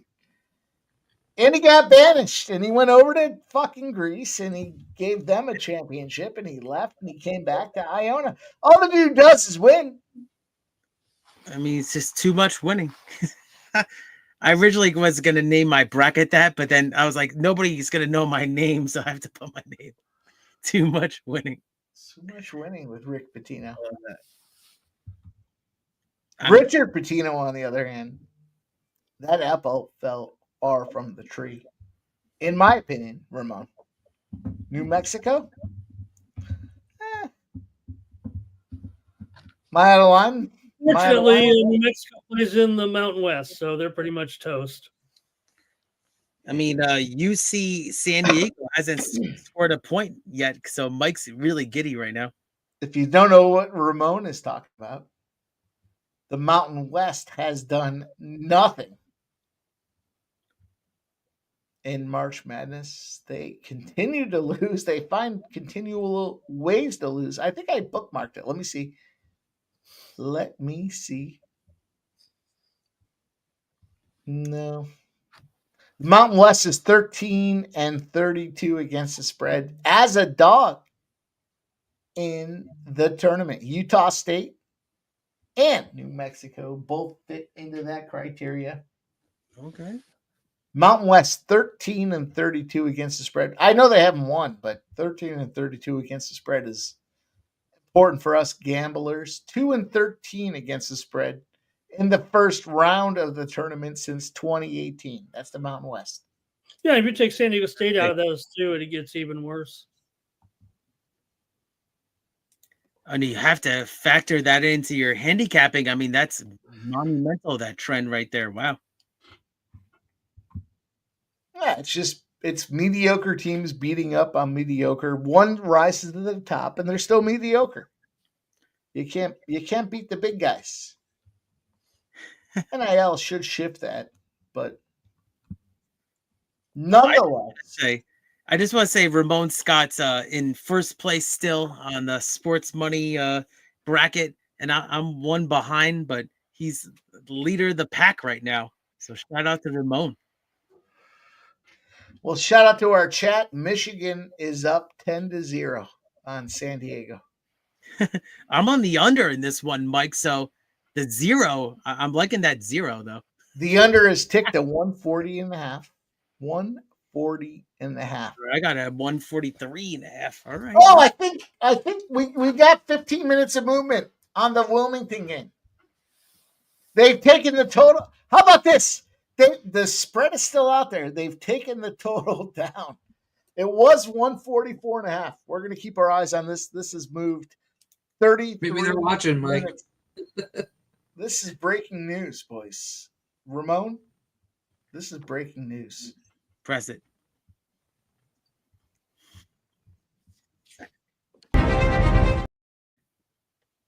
Here we go. It's still 144.5. There it is. I'm going to take the under 144.5. But I'm going to wait. And I'm going to take another. Well, I'm not going to wait. I'm going to take another one at 154.5. UNC Wilmington, Texas Tech. If this one cashes, boys, Mount Rushmore, it's going to have some new looks. What we have on this, Mike, I'm just getting this in right now. You said the game was pulled off the board. It is an injury to Texas Tech here. Last minute breaking news here with Texas Tech. It's going to be. Hang on, Ramon. Hang on, Ramon. I'm sorry.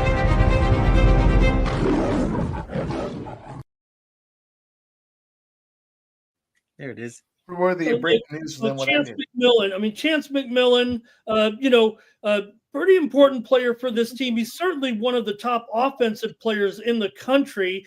Doesn't handle the ball. He doesn't take a full load of it. Just when he is in there, he is extremely effective on offense. He's a player that plays a lot for this team, but really a top shooter. 43% from three-point range this season. One of the top 50 three-point shooters in the country. McMillan is out of tonight's game. He has missed time here. He didn't play against Arizona last time out. He missed 2 games back during the regular season towards the end of the season. But McMillan here is out. He actually left the Baylor game with an injury. Didn't play against Arizona. They were hoping he could play tonight, but he's not going to make the lineup here tonight in this game for Texas Tech. Wow. Under. Screams under, right? I just took it. Love it. Let's go, boys. Let's ride these trends here. You guys are going to wake up tomorrow and going to be like, I can't believe it. I wrote a -5 to 6.5 trend. I wrote an under when the game gets moved 15.5 points. And I followed the sports money post. Yeah, we're looking for 3-0 to close this night. Let's go. Let's get it. 144.5 in this Texas Tech game. We'll see what happens. UCLA, UCLA. Nothing in the Michigan game. 10-0. 10-0. We're under 144.5. We're still live. Yeah, I'm loving the under when a team has 0. That's the chat came through and said Michigan, and I couldn't argue. Let's go. Let's see what it does here. Montreal and the Islanders are tied at 3. It's going to go to overtime, it looks like. Dallas and Tampa are tied at 2.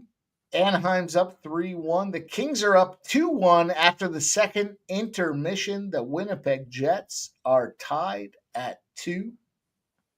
The Sabres are tied at 1 in the second period. And the Vegas Golden Knights, Boston Bruins are tied at 0, 8 minutes into that game.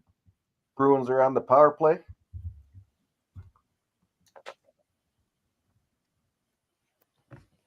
Right. Should be Utah. This should be a Utah spot, but god damn, that line is so inflated. Carolina and the Sharks, that screams under 6.5 to me. Halftime, UCLA 39, Utah State 27. Second half line is UCLA -115, and the total 77. Basically, a pick 'em here. Well. All right, boys. I got 4 polls up there. 2 are out right now. One's going to come out at 9:30, and then the next one's going to come out at 9:45. So spread them out a little bit. I like There's that. 4 of them up. 4 will be out there within a half hour. Oh yeah, let them breathe. Exactly. Oh, that's awesome, Joe. I'm gonna like them all, and of course vote on them all. All right, let's bring them up. Let's bring them up on screen. You guys in the chat, get out there, watch the post tab, and make sure you guys vote with your opinion. Baylor, Mississippi State. That's a good one to put up there, Joe. 1.5 First one points. off the board. 1 vote. These are just out there. So early action says Baylor.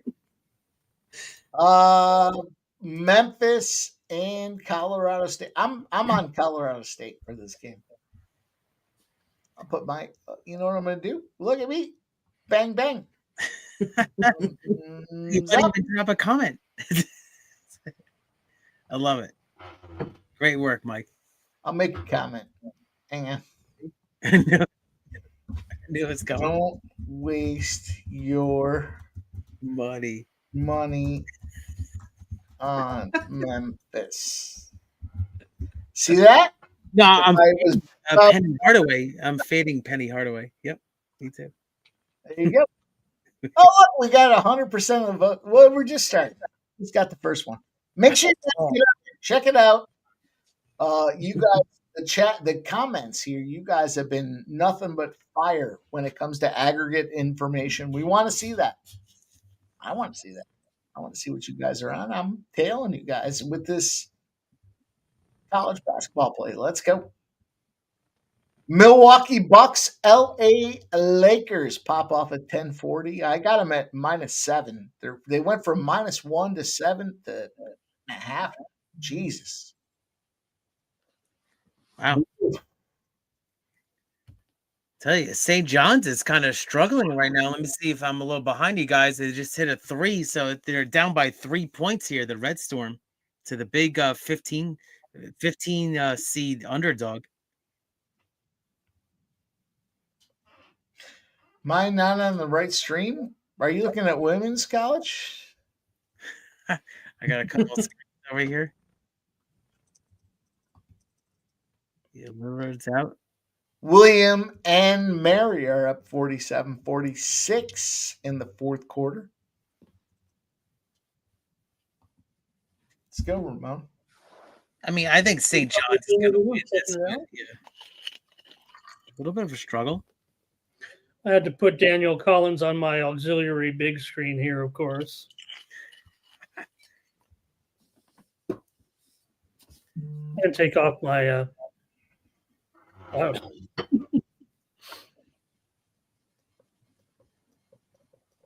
Ooh.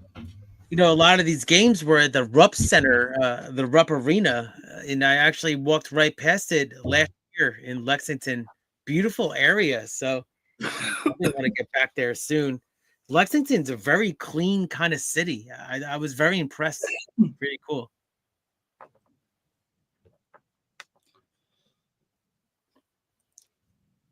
Yeah, they had like even some kind of like, like pub kind of bars and breweries like right there and everything. So, and of course they got the the big what was it? What was the name of the restaurant there? Classic and I'll think of it in a second, the Turfway Park kind of thing, but they had the restaurant there and everything. Jeff Ruby, the Jeff Ruby restaurant. So they had right there. Nice. Where was that? Where was that? It's downtown Lexington, Kentucky. Oh, Lexington. Gotcha. Yeah, the Rupp Arena.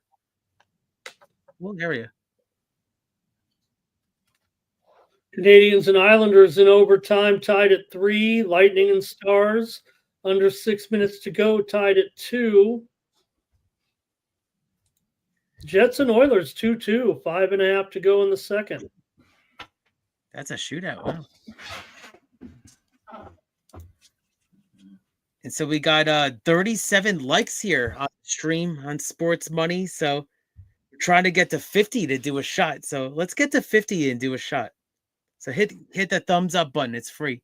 Let's get to 50. We'll do a duck race. We'll give away a Sports Money t-shirt. How about that? Let's get the Wow, here we go. Stakes are high. Yep. You heard the man himself. So hit the like button. What do I have to do? Get your burner account out, Ramon. That's what you got to do. Hit the like button. Hit the like button, Ramon. We get to 50. We get 50. We'll give away a duck race for a Sports Money t-shirt. See if I can get that out here. Oh, well, you know what? I don't want to take all. I mean, I'm already leading this bracket thingy. He's showing shade to me and Joe. And Sports Money mouse pad. Ramon is in the lead. Oh, I shit. dropped. Yeah, Is that what it is? A fucking mouse pad? I haven't used it. I'm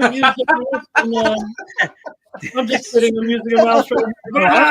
I'm using a mouse pad. Look at mouse pad. Hey, everybody uses a mouse What is pad. that, the macaroni and cheese mouse pad, Keith? What is that? Kraft is actually where my mom worked for years. It's the old Kraft. Let's see. There it is. Oh, Get creative. Get creative. Don't be, you know. That's good. Only one type of mac and cheese, boys. I had my fair amount of free food coming home from that from her working there. It's good. Hey, a mouse pad's something you can use every day. It's thoughtful. It's not the gift, it's the gift that counts. Damn it. Here it was. I thought I was getting another piece of clothing. No, we're going to get you my mouse doesn't go with this table. Well, listen, the mouse pad comes with a banana hammock, so you're good. What kind of scumbag doesn't need a mouse pad? It's old school. Banana hammock, a banana hammock, and we'll figure out the other piece. Ramon, I use my gambling notes for my mouse pad. It's a pad of paper. Oh, okay. Look at you. I need it. I'm using the table. I mean, you know, your mouse gets dirty and stuff if you don't have a mouse pad. Jeff, did you see the San Antonio Spurs new star Sandro Mamukelashvili last night? No, I did not. Sandro Mamukelashvili, the Georgian American basketball player, had one of the greatest performances in NBA history, and no one's talking about it. He scored 34 points in 19 minutes. It's never been done before. And to top it off, at the end of the game, in the post-game interview, with the team around, the crowd listening, you know, they do the interview when you can hear it. Flava Flav comes up and jumps on him, and they start partying and jumping on each other after his incredible performance. 34 points in 19 minutes, never been done in NBA history. Sandro Mamukelashvili last night. So, you know, we get all these stars that don't get to play. This guy gets his biggest game of his career, basically playing in Wemby's position, kind of. Right. I bet you he gets a lot more playing time now. Did you hear what Draymond Green said about the Defensive Player of the Year because Wemby's out? He's like, now it's on my radar. You know, he was like kind of being very bullish in the press conference. They were asking him the questions. I mean, he's on the top of all these plays. I mean, Draymond, love him or hate him, he knows what's going on in the moment. So, gotta appreciate All right, boys, get your pens and paper ready. UNC Wilmington, Texas Tech was supposed to start at 10:10. It's now 10:42. 144.5 is the total. under. Yeah, I was looking at the first half. I might just throw $25 on this first half, but I just whacked the under 144.5. We'll wait for a live betting opportunity at 154.5. That's the number I want to strike on. We'll see if it gets to that. That last game did not get there, but remember, 15-minute delays. This game was supposed to start at 10:10. It's now 10:42. Wow, that's a 32-minute delay, boys. St. John's finally has the lead. Yeah, it was a slow start, Ramon, but I think they finally found their groove a little bit. I think they're just going to outgrind them at this point, but scary there in the beginning. So what do you think, Mike? I got 144.5 on this Wilmington under. You like that? Well, yeah, I took it. I took the 144.5. I'm waiting for it. I'm waiting for a 152.5. That's this. I'll take 8 more points and I'll whack it again. We'll see what happens. All right, I just hammered it at 144.5 under. All right, let's go. Yeah.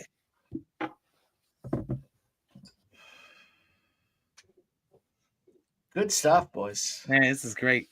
Yeah, I mean, the live betting opportunities too, I think are good too. So let's see any likes we have here. How many likes we got? Got 38 likes. So keep hitting that thumbs up button. We got to get to 50 to get a duck race, right? 50.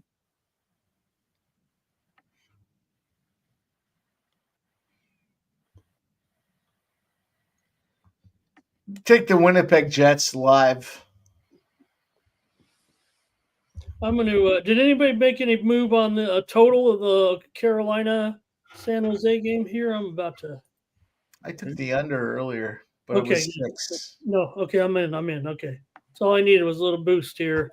Didn't give any, didn't do anything. And I got to bet this game. It's going to end up on my screen here by the end of the night, I'm sure. This matchup.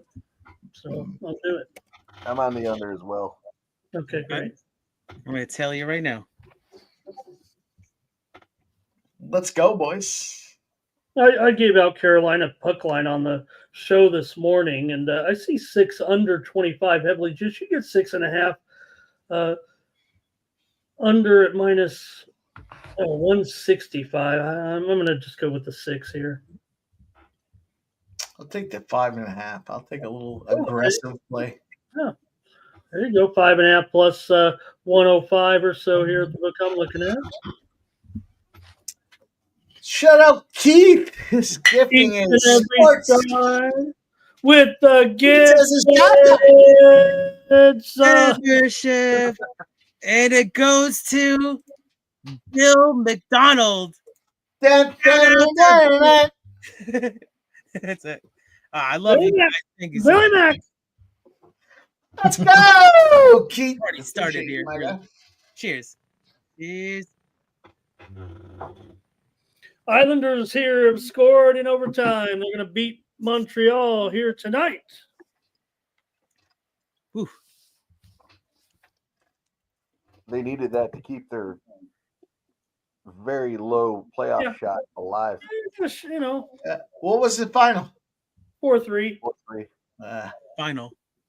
Shit, that's Final. Blues beat the Canucks also in overtime 4-3. all right.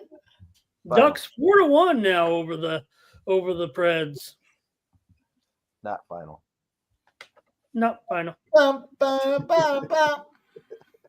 UCLA up by 14. They just buried another 3. Eucla.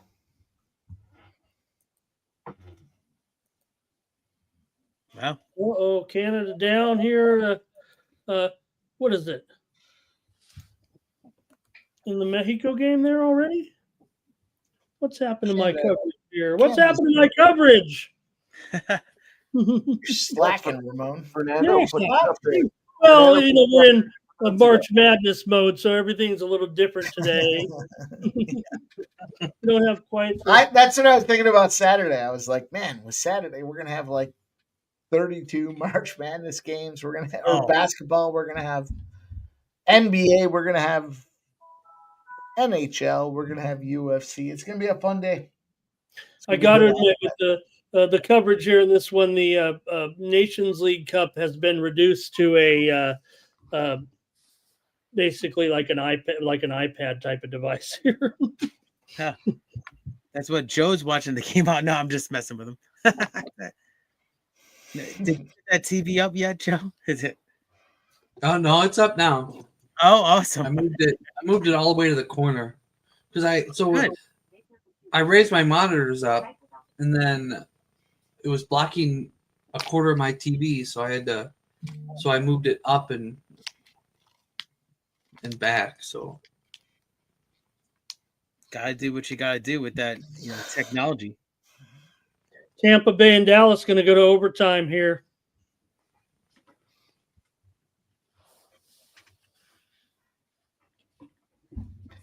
Wilmington. They're one of those teams that strikes me that can cover the spread. Now, we already know We've moved past the 15-minute window, so the under's in play, but Wilmington against Texas Tech. I hit the under. Yep. Action coming in on Wilmington. They are minus 115 at plus 115 or plus 15 and a half. Ugh. I want to take, I'm going to settle with the under. Okay. I'm going to tail this 15-minute rule. We cashed one already. We'll see if we can't keep it rolling. UCLA 47-33. Now minus 14 and a half. You guys remember the -5 to -6.5. I think it's gone 2-1 so far today. Missouri did not get there. UCLA 47-33. The under is 139.5. That seems like that should get a little play. Mm-hmm. This Michigan under looks excellent right now. Let's go. Let me see what I finally move on. Stop. I heard showing up live Parley out there. Oh, okay. Let's see it. All right, 139.5. I'm good with that. Good luck, Stop Geo. Oh, great. Exactly. Like that a lot.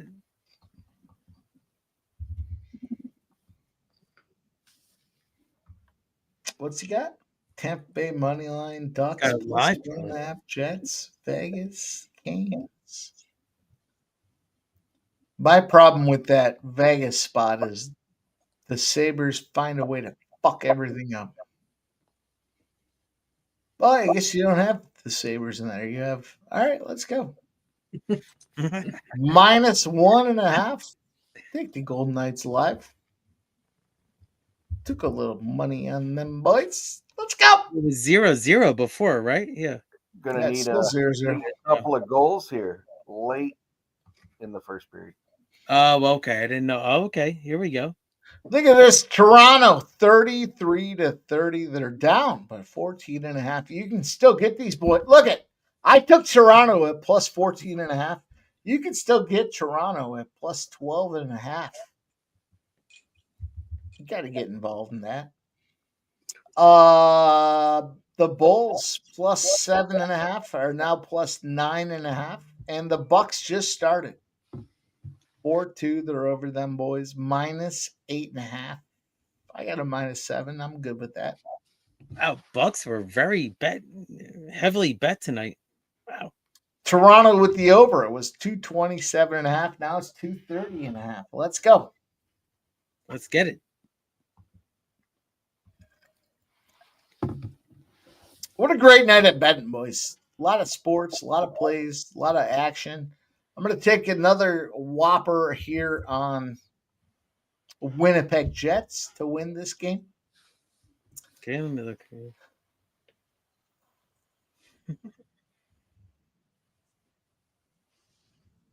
What a battle. What a bunch of battles. The NHL, with all due respect to college basketball, said, fuck you. They got Tampa playing Dallas. They got the Kings and the Blackhawks. Okay. They got the Jets and the Oilers. That's a big one. They got the Sabres in Utah. Okay. Boston and Vegas should have been a big one. Right. And no, you weren't on the Jets pregame, right? No. I was looking at Jets regulation, but now that it's 2-2 and they're $1.30 in pregame, they were $1.15. You like them now? Yeah, I'll take them just to win now, or I'm going to hit them with you. Take them pregame. Is there something that's going on in the game that, or do you think that they're just if they were able to stay close? I mean, it was a pick'em game, so I don't know what we were. Yeah, I just think now that the circumstances have positioned themselves and they're tied here going into the third period, they're I don't know how the juice is all gone. Juice is gone. It's either you pay a little price for the Jets or you take the Oilers. I like the Jets. No I doubt. like They've kind of attracted the attention, really. They're a stronger favorite now than they were pregame. To a dollar. What are they? Now it's even with third period here basically, and yeah, I just tailed Mike on this one. Are they even? I'm showing them Are they even? Oh no, it's minus 130. Right? It moved $1.30 or so. Like I said, that's what I was. Yeah. Towards the Jets. Yeah. Yeah, I tell Mike. Let's go, Mike. Let's get this Jets game. Hell yeah. I've woken up with a bunch of bets in this is how I kind of came on screen here, is that basically I woke up with a ton of bets tailing these guys in the chat. And then, these guys are sharp handicappers. I love being on screen with these guys and everybody in the chat. So let's go. Sacramento just went on a run here, lead by 13 over the Bulls. Last minute of the first half here, St. John's 2-point lead over Omaha. Yeah, Omaha! Oh, yeah. Mike, when I capped a Liberty game, I thought of you. Liberty. You can do it better than me. Liberty. I like the one where the emu leaves the house and the farmer sames, "You'll never amount to anything, emu," and then emu's on TV. It's good. I remember that one too. No, I always tell your NHL plays, guys. I mean, very sharp. Let's go. Boy, Bruins by 15 here. Might get away here the way this is going. Good job, Mountain West. I thought the Bruins actually gave up on the season, right? Because they made some mid-season trades and everything. I mean, you guys would know more than me. Cronin's not giving it up. He's in the dance, man. This guy's fucking axes. I'm gonna play a video for my my Vegas Bruins first period play. Oh, okay, play it.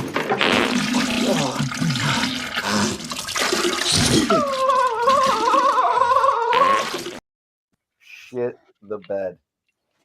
I almost want to vote that one out, but maybe I'm just a little bit sensitive because I'm getting older, and maybe it's more. Maybe it's happening a little more than it used to.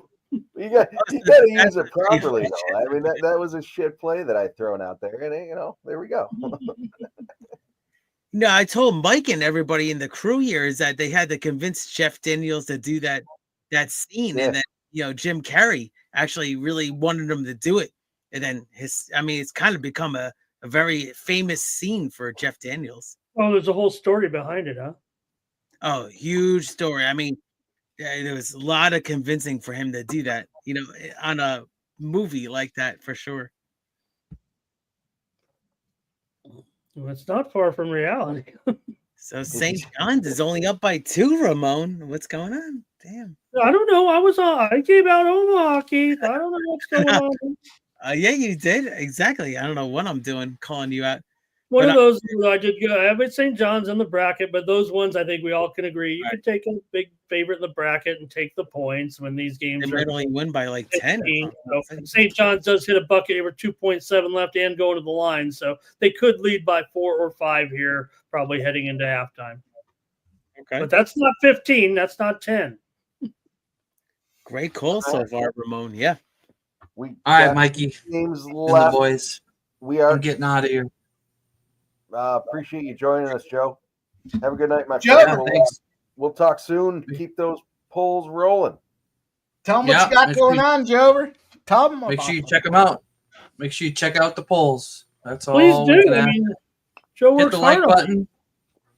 Hit the like button. Now they're all 4. Let me refresh. Yep, they're all 4 are up there right now to go vote. If you could hit the thumbs up button, that'd be sweet. Thank you. Appreciate it, Joe. And we will see you guys Saturday. Afternoon. Saturday, my friend. Joe's locking in for Saturday. Yeah, for a couple hours. I want to hear some UFC bets from you, Joe. Let's go. Trevor, Over. you got any UFC bets? Under. Under. Just fade sub. Oh no. Bet with Mike and Jeff and fade sub. How about that? Yeah. Damn. All right, now we got a little bit of time left. We got some games left. Throw one in the chat if you want us to keep rolling. Jover's out. Then there was 4. Then there was 4. Put a 1 in the chat if you guys want to keep going with what we're doing here. Let's go. Scumbag Hardy.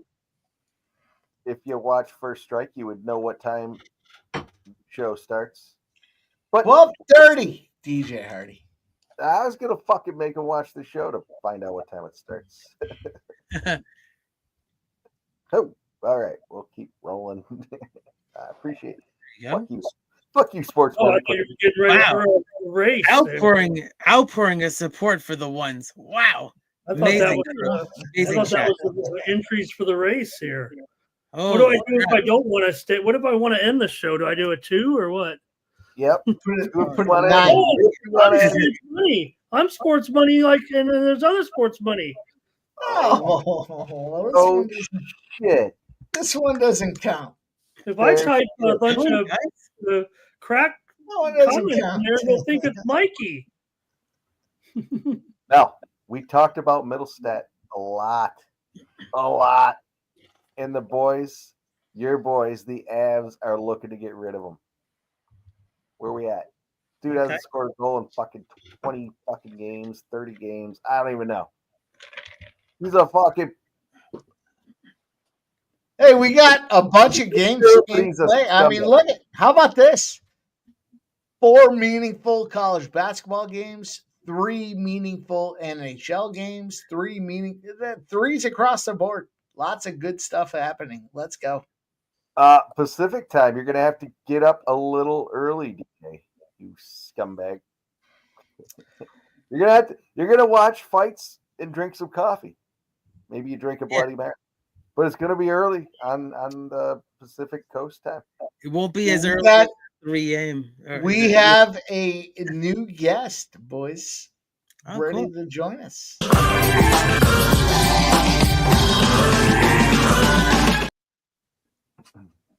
What's up, fellas? Smoke and Mirrors up in the house. Smoke. Cheers. Doing good. Man, Smoke, cheers to you. It's a rare treat. The missus is back in town, and he's still making time to come on stream with us. Appreciate you, Smoke. No problem. What's going on? We winning? Hell yeah, my man. Yeah, we're winning. Great you joined us.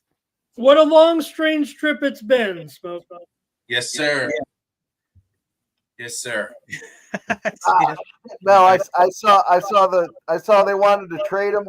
I didn't realize he was a Bruin now. I saw they wanted. He's fucking. No, they traded his ass. They said, "Get the fuck out of here. You're a loser." He's so irrelevant in the NHL that I didn't realize he was a Bruin. And I do watch a lot of hockey shit. And when Middlestat's name comes up, like, to you, Mel. But I saw they were trying to move him, and no, I didn't even hear about it. That was an irrelevant move. Who did you get for? Smoke, what do you got, buddy? What are you doing, Smoke? I got the under 144.5 in the UCLA. Okay. Under in the Omaha. You're going to see a theme here. Under in Michigan. That's what I got right now. Yeah, I don't mind that theme. St. John's favored by 10.5 here in the second half. Total 76.5 with that 33-28 halftime lead. Yeah, I would take. I might take St. John's in the second half. I mean, I'm not gonna make it official, but it's like the light bulb came on and late in this first half. Take a second, boys and girls. UCLA up 23 now with 11.5 to go in the game. Let's remind everybody, you guys can show your support. We love our members. especially if you become an enhanced member. We'll give you guys some special plays of the day for supporting us. But the biggest thing you can do is hit that thumbs up. Take a second. Smack it if you haven't done so already.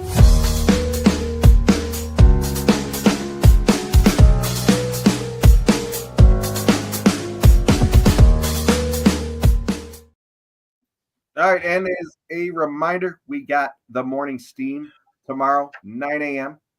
with our man, the myth, the legend, just ask him, Ramon Scott. And then we got pre-gaming Monday through Friday, 6 p.m. If you haven't already checked it out, check out First Strike. We got 4 plays out there for the UFC coming out. Well, it's already out. Coming up Saturday.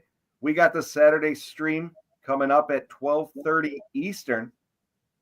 And we're going to have some – I'm going to throw out some live golf plays. Unfortunately, the round got suspended today, so we don't have them. I was hoping to dig those out tonight.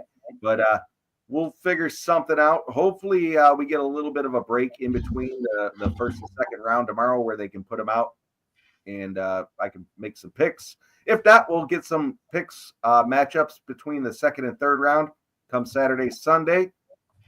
And, yeah, we're going to fucking have a kick-ass weekend. We got Kevin Currier fighting Saturday night. Our boy, Sports Money sponsored. We should be able to watch that fight on YouTube.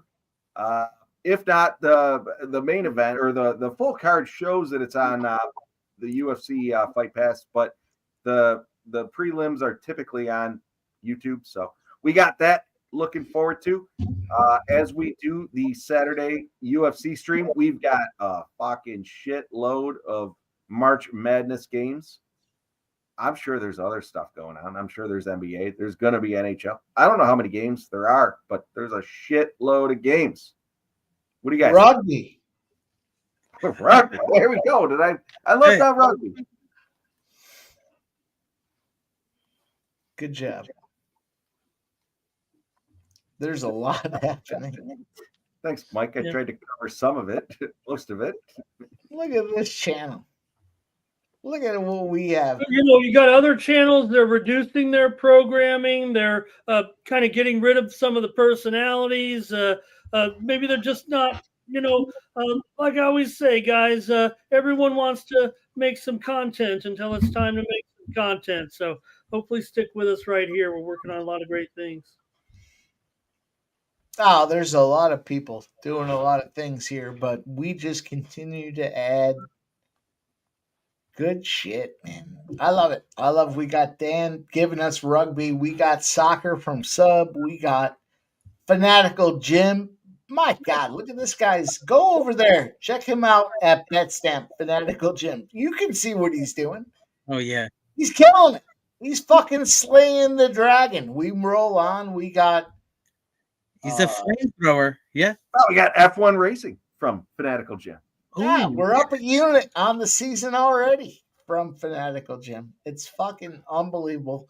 And we're rolling. We got rugby, as we mentioned. We got the UFC. We got the UFC Playbook. The UFC Playbook with plus. I can't even do it justice. It was so sick. We had anything from plus 200 to plus 1800s, and we had a lot of them. I don't want to cut VB short with VB's doing his show with Ramon, doing some UFC shit. I missed that one. I apologize. There's so much shit going on. I miss Dan. I miss the TBA. Apologize. Speaking of that F1, is that F1 in Vegas this year again, Ramon? Yeah, they're here until further notice, I think, at this point.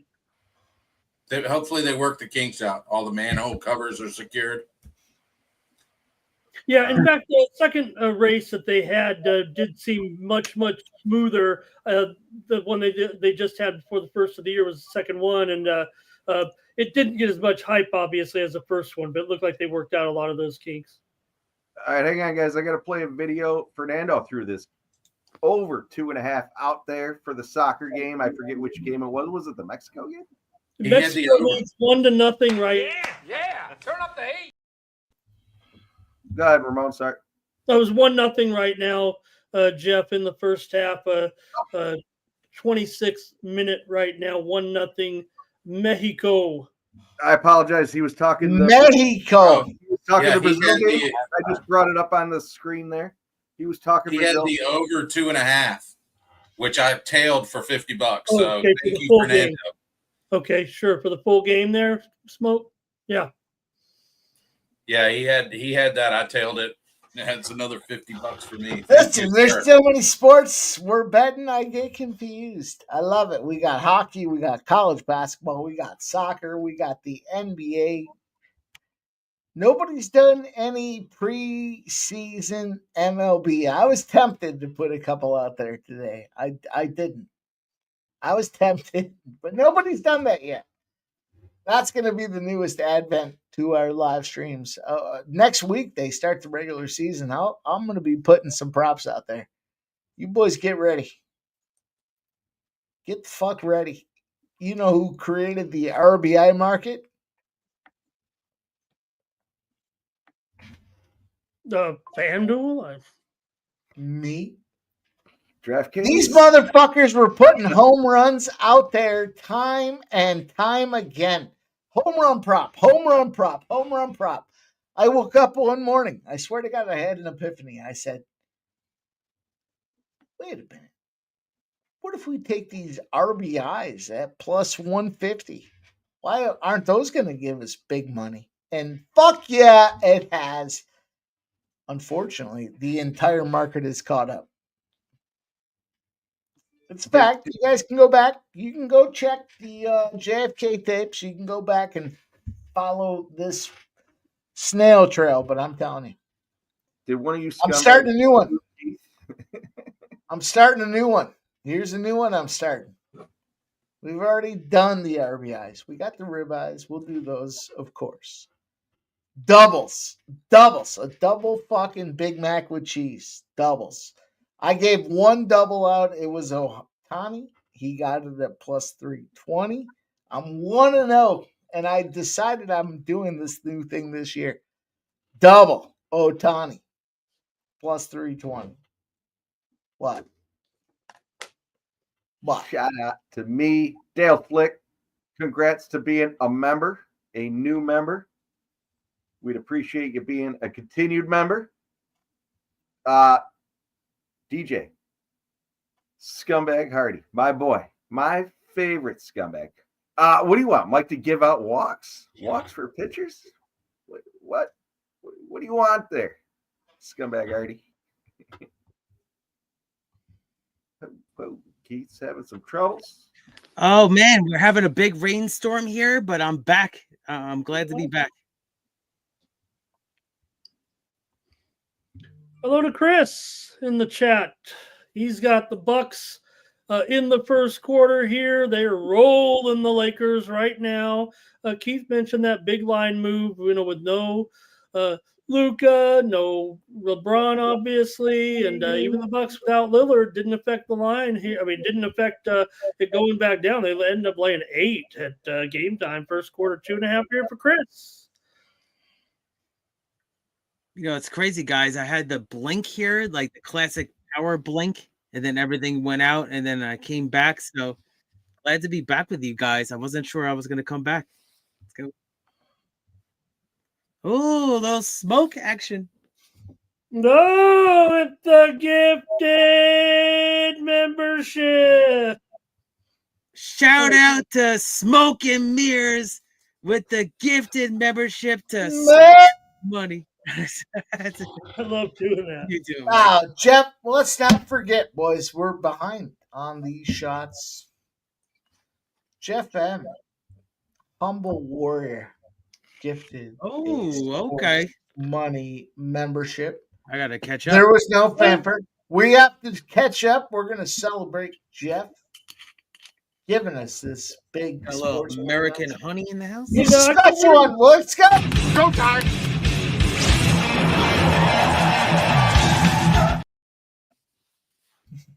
Now I've got a winner here. William and Mary women's basketball. They won against High Point, 69-63. William and Mary advances into the ladies tournament. Oh, well, I don't think you should be doing too much gambling tonight, Alan. Gambling? Who said anything about gambling? It's not gambling when you know you're going to win. love that. I love that one. You were against High Point. You guys are fucking cashing all over the place. Yeah. Turn up the heat. Yep. Thanks. I needed that.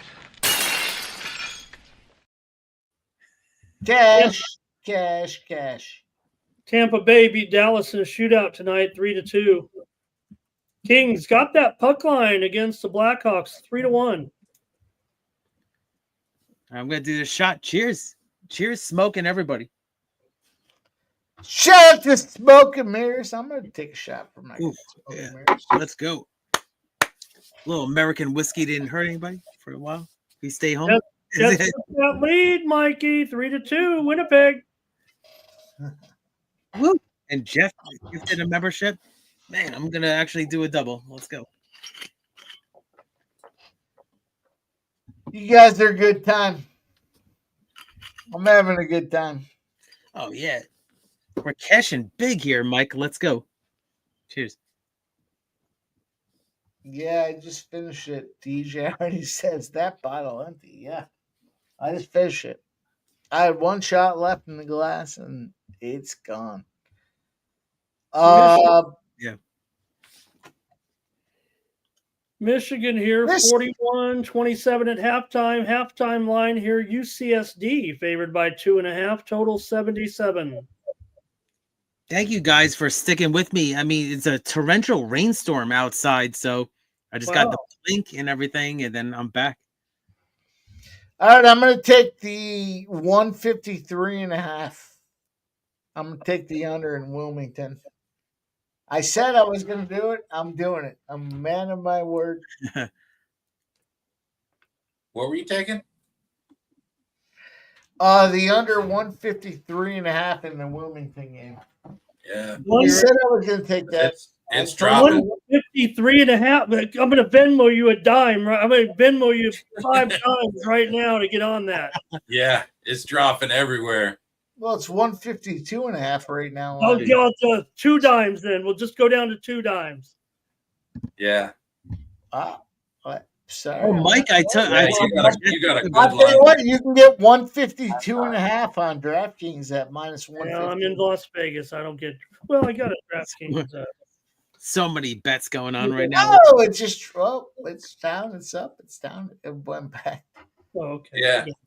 Yeah, I took this Wilmington spot earlier under. I got under 144.5, but it's now you have to do live bet now to kind of make it right. Well, again, we talked about it. Texas Tech missing one of their top offensive players, scratched from this game that he was scheduled to try to make his return. It was a little bit baked in the line, but it was a bit of a surprise that he wasn't going to play. Now it turns out some of the media notes that I'm seeing on social media that he might not even be ready for the next game. So no guarantees yet. Obviously, they're only up by 4 here with 9.5 to go in the first half. Jeff, I did a shot for your gifted membership too, so thank you, my friend. I appreciate it. Appreciate fucking you too, Smoke. Let's do a shot. Oh no, I heard. Is this a new one? I guess No, it's an old one, but if he wants to do a shot to an old one, go ahead. It's an oldie but goodie. It's an oldie but goodie.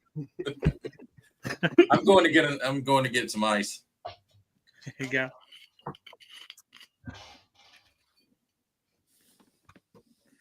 Always a good excuse to get some ice. I know Mike likes ice in his drinks too. Mm-hmm. Cheers. Shout out, Mel.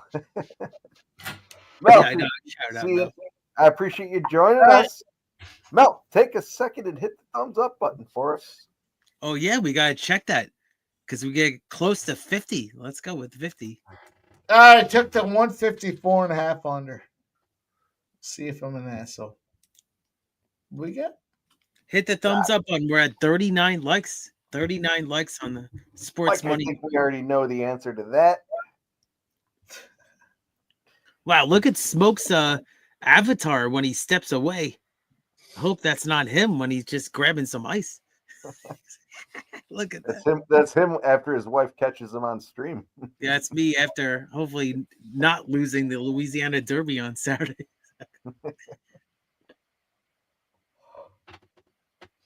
Damn. It's a great betting race for the Louisiana Derby on Saturday. I'll talk about it in a little while. It's wild.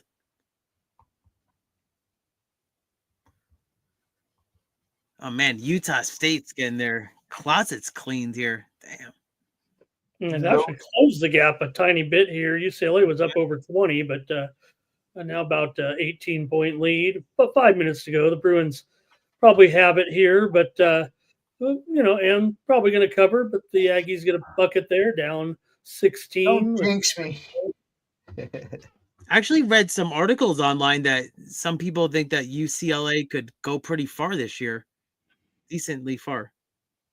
Sweet 16 at least. We'll have to look at their final odds. This is the thing about March Madness. This is something you don't hear a lot of people talk about it, but we should probably do a little bit on this. Is Sweet 16 Final Four place? Why not find some teams that can get in there and have some nice money behind it? Maybe plus 250. Bless you. Yeah, I entered the tournament with two Final Four plays on Florida and Mississippi State. Guess I'm Florida here. Yeah, but Mississippi State to get to the Elite Eight has to be good money. It's got to be plus 220 at least, I would think. Yeah, and I took it quite a bit earlier in the season. I have it here. Let me see if I have that price. 14-1 on Mississippi State. Florida, I played very, very early. I have them at 11-1 to make the Final Four. That was very, very early in the season. Oh, okay. I have Arizona to make the Final Four at 2,500. So plus 2,500 to make the Final Four. Boys, we have breaking news. Breaking news. It's relevant breaking news.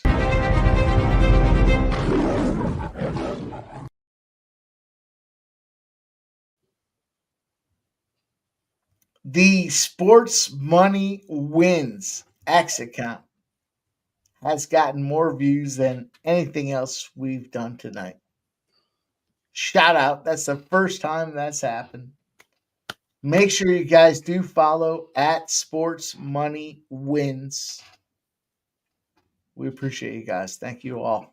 Oh, that's on our X page, but that's the first time that's happened. That's some great news right there, Mike. I'm gonna have a drink for that. Cheers. I appreciate all of you. I'll tell you what. How many likes we got? I'll give out a fucking UFC parlay. Oh, here we go. I'll give out a parlay. How many likes we got? Let's throw some ones. Let's do something. Let's do something for fun. I'll fucking throw out a UFC. Yeah, an honor. Hey, the first time we've had plus money parlay in the UFC. So we're at 39 likes, but yeah, definitely give it out if you want to for that parlay for sure. Sports Money Wins Twitter account too, which is most impressive. 2 fighters. I think I'm shadow banned. I love that Twitter account, by the way.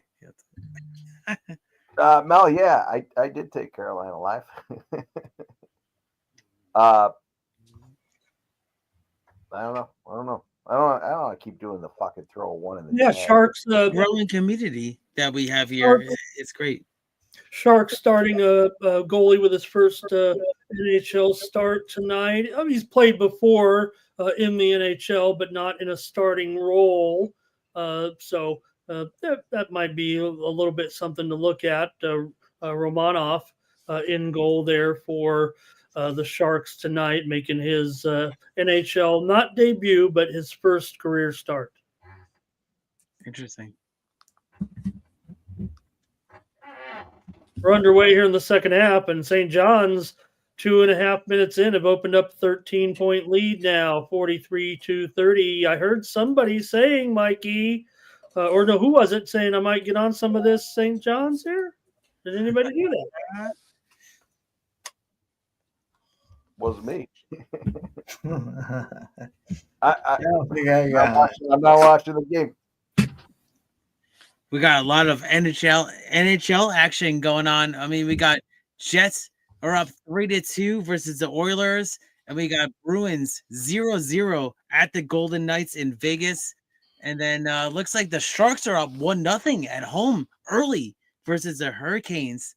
So a lot of hockey action if you want to get down with that.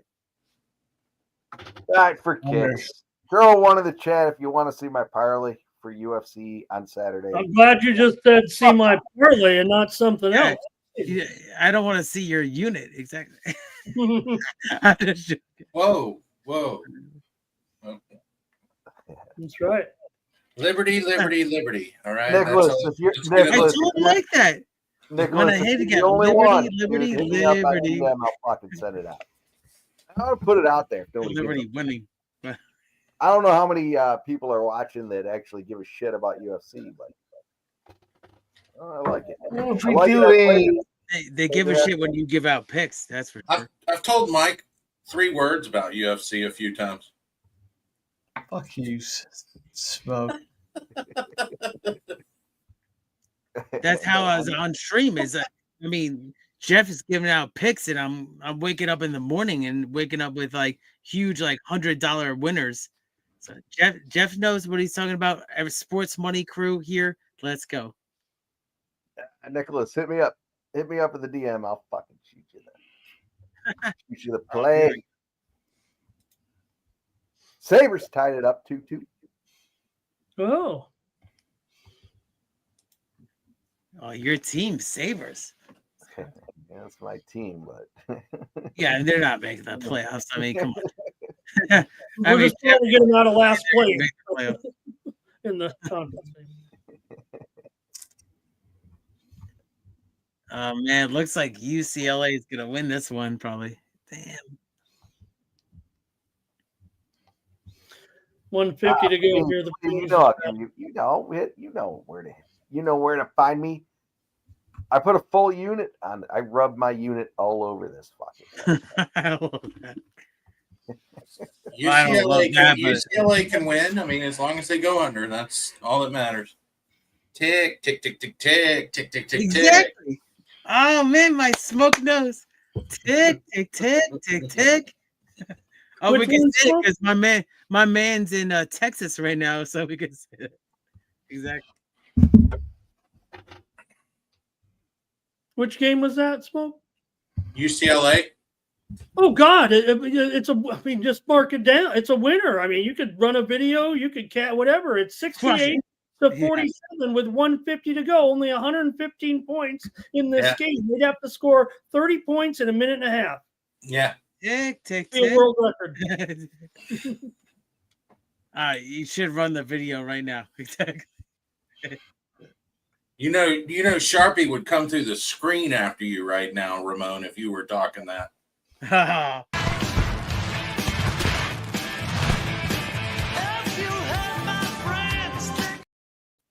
I don't believe the jinxes. It's just me. I don't believe this one. Look, I always catch myself. A lot of jinx that has to happen in this one. This is 21 points. Sure.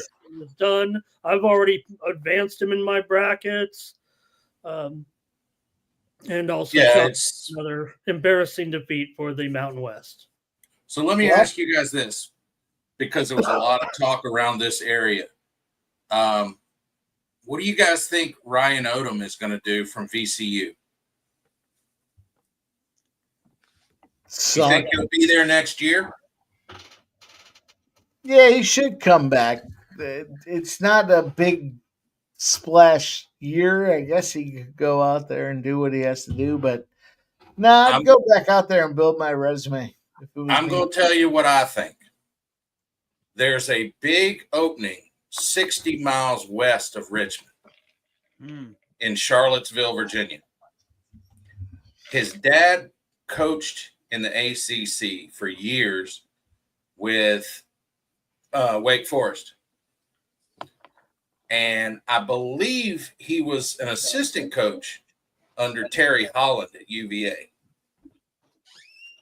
And if you look at the history of coaches at VCU since Sonny Smith left, I mean, you got Mike Rhodes, went to Alabama. You got Will Wade, who went to LSU, got a little bit of trouble, and you've seen what's happened with him in the last few days. He'll end up next year in NC State. You got Shaka Smart, who went to Texas straight out of ECU. So I think Jeff Capel was the other one since Sonny Smith left. But, I mean, they don't stay around long. 2 years, a couple of years. It's just my take on it. I think he'll be in Charlottesville next year. Yeah, VCU is not going to be able to match whatever they're going to give him. I would assume. Yeah, so that's just my take on it. I think he wants to be in the ACC. It doesn't. Maybe he can make them better for next year's tournament. Who knows? Because they ain't showing it this year. Did they say anything Did you watch the press conference at all? After the, I did not. I know somebody that played there in the past at VCU, and still has a lot of connections there. He hasn't talked. He just has a feeling.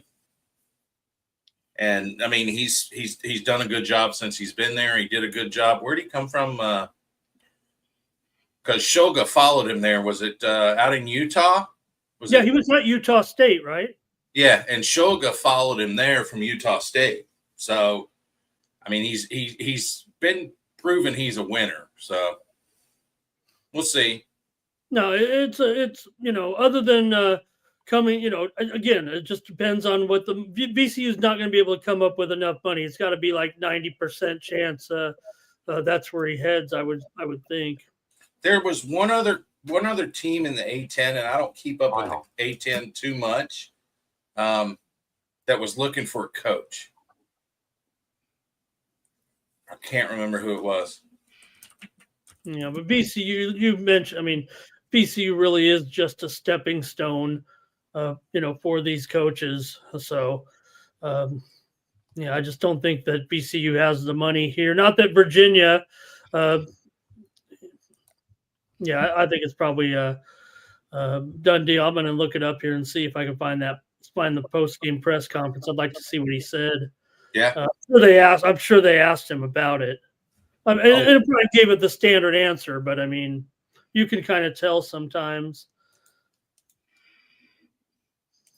And I'm not sure where his dad is. I know his dad was at the games, and his dad's at 82 years old, I believe, right now. So, I mean, he wants to see his kid play, so he's probably not going to go too far from where he is now, I would think. See his kid coach, sorry. That was all. I was just wondering because there was a lot of talk around here about that today. No, it's got to, especially now that they're out. I mean, and BYU, you guys had it right, talking about it a little bit. They're going to have those veteran players. It didn't turn out. I don't know if it's so much now because they, those guys go on their mission or whatever. I just thought they had taller guys in there rebounding the heck out of against VCU. Man, BYU seemed like they were 5 inches taller to a man. Yeah.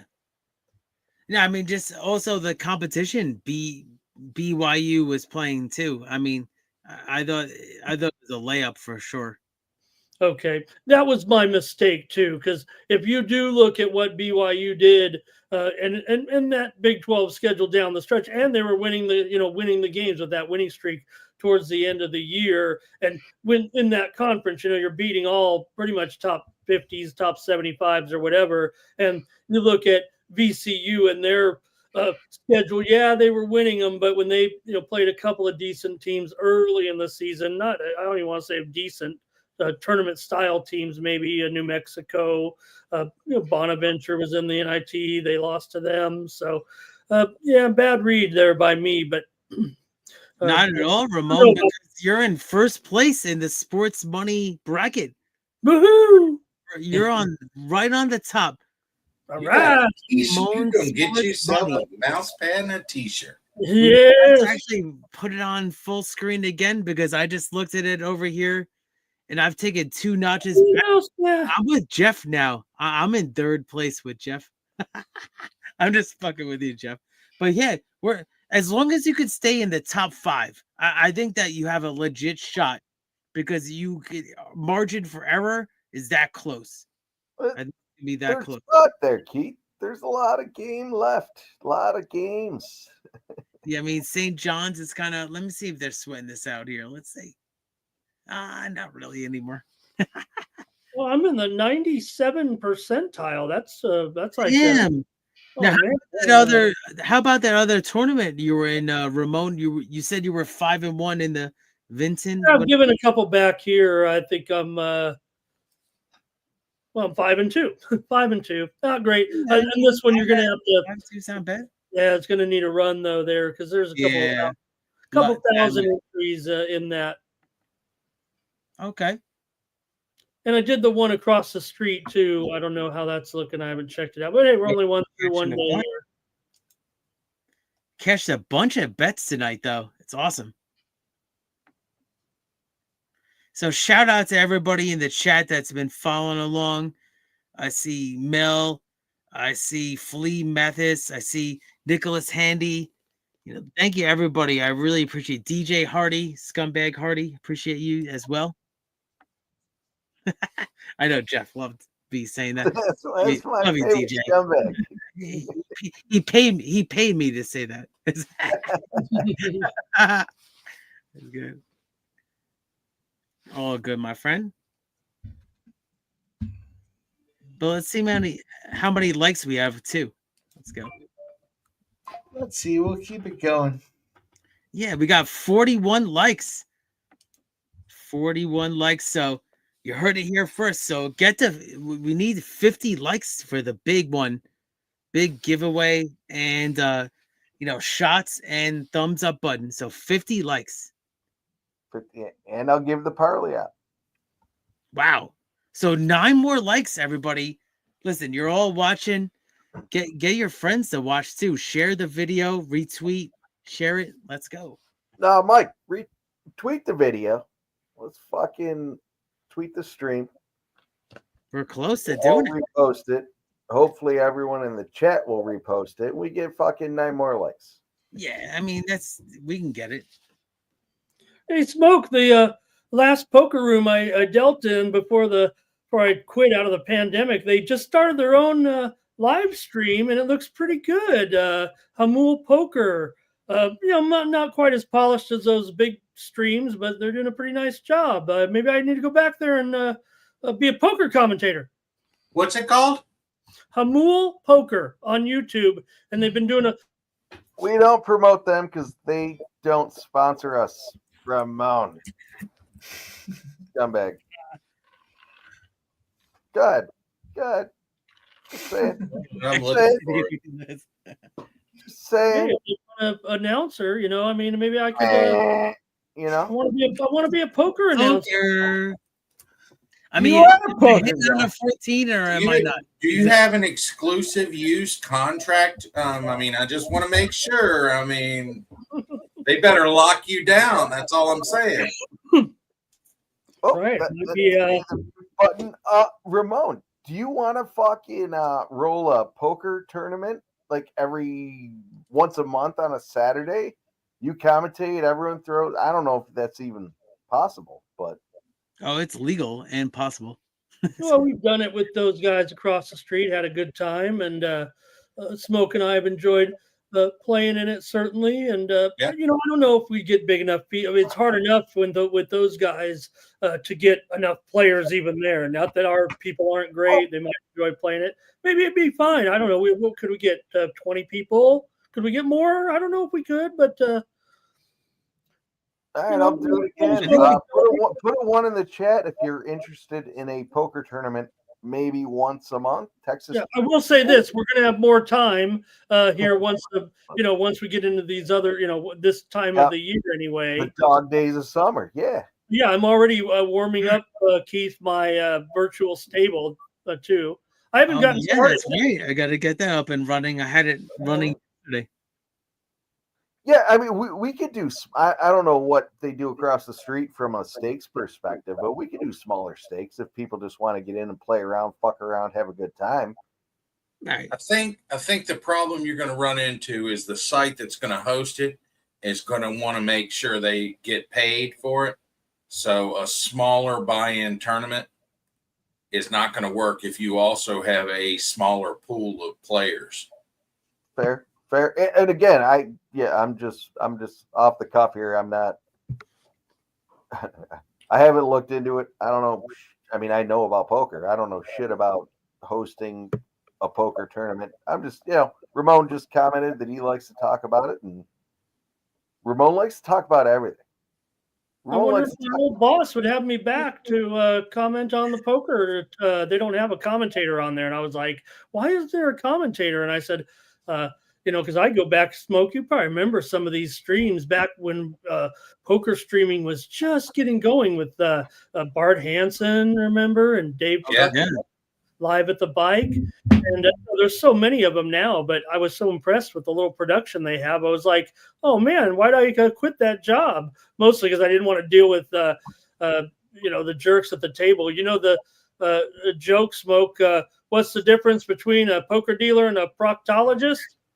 A proctologist only has to look at one asshole at a time. Yeah, I know exactly what you mean. It takes a lot. It takes a great deal of patience, I'm sure. Because even if the drinks aren't flowing, the adrenaline is the entire time. Yeah, they had a nice stream last night. I was really watching for just the first time. Everyone had about players had mostly about $5,000 on the table. It wasn't a big game, but by the end of the night, they had actually. Usually, you see the streams wrap up with a full table. These guys would let the stream go down. They were playing four-handed. They were playing 5, 10, 20, I think, basically. So the pots were getting pretty big, and had a graphic that was awesome. I'd never seen someone do a graphic like this where they were showing, laggies. They had like a little, when you have little dots and everything, they had like laggy player and type player and.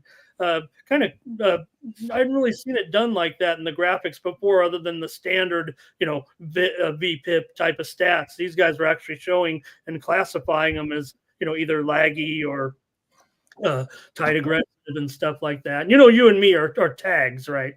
Right. Yeah. Yeah, I am. I mean, I'm not going to play in too many pots. So when Smoke's in there, run, you guys. Yeah. All right, I'm taking the Utah Hockey Club minus 130. Okay, I go ahead with that, Mike. If you're done, I do have some important news here. I'm done. Is it breaking? Yeah, it is kind of breaking. Jack Eichel is walking down the tunnel here just a few moments ago, not looking good. He took a puck. Here, so maybe could come. He's limp. He was limping quite noticeably back to the locker room while the period was still going. So I think that's a little bit of a story here at this point. 5 minutes ago in the second, the Knights up by 1. Jack Eichel head in the locker room here. Ooh. All right, shout out, Lucky Power. Appreciate you, man. Ramon, if you could use the breaking news. Oh. Yeah.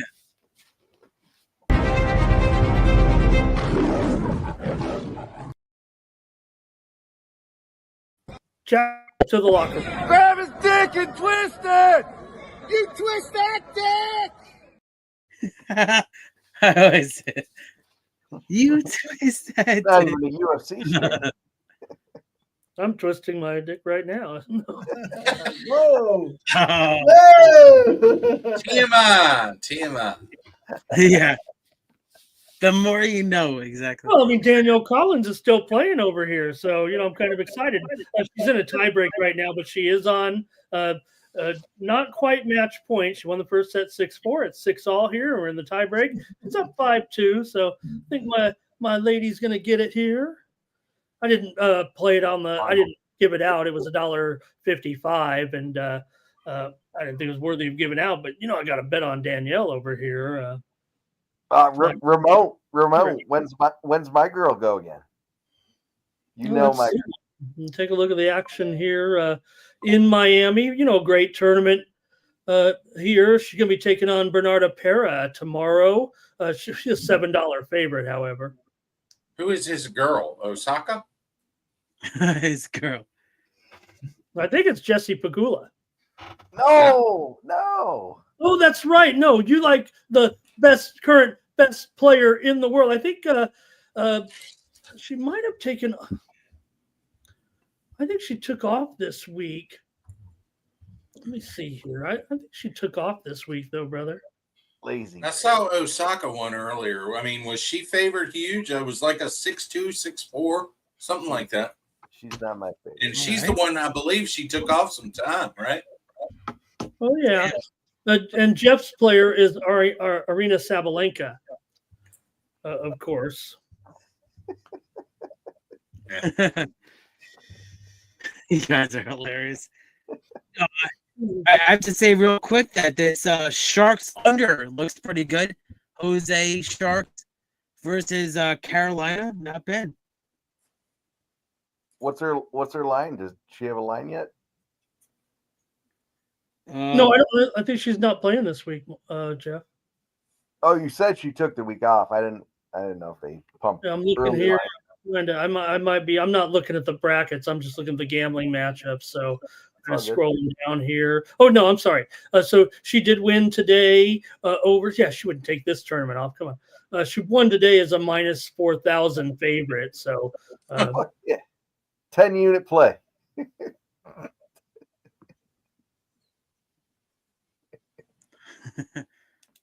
Yeah. Put my last 100 on her. Win a fucking cheeseburger. Exactly. You couldn't even pay for a cheeseburger. Hungry here. St. John's by 22 now. They're really putting them to shame here in the second half. Omaha can't rebound. Their guys are too small. And put back up and in foul. St. John's in the line up 24 now. Gonna get a free throw here. Oh, man. Is that over under? I think the over is gonna hit, right, Ramon? It's close right now. It's very close. I agree.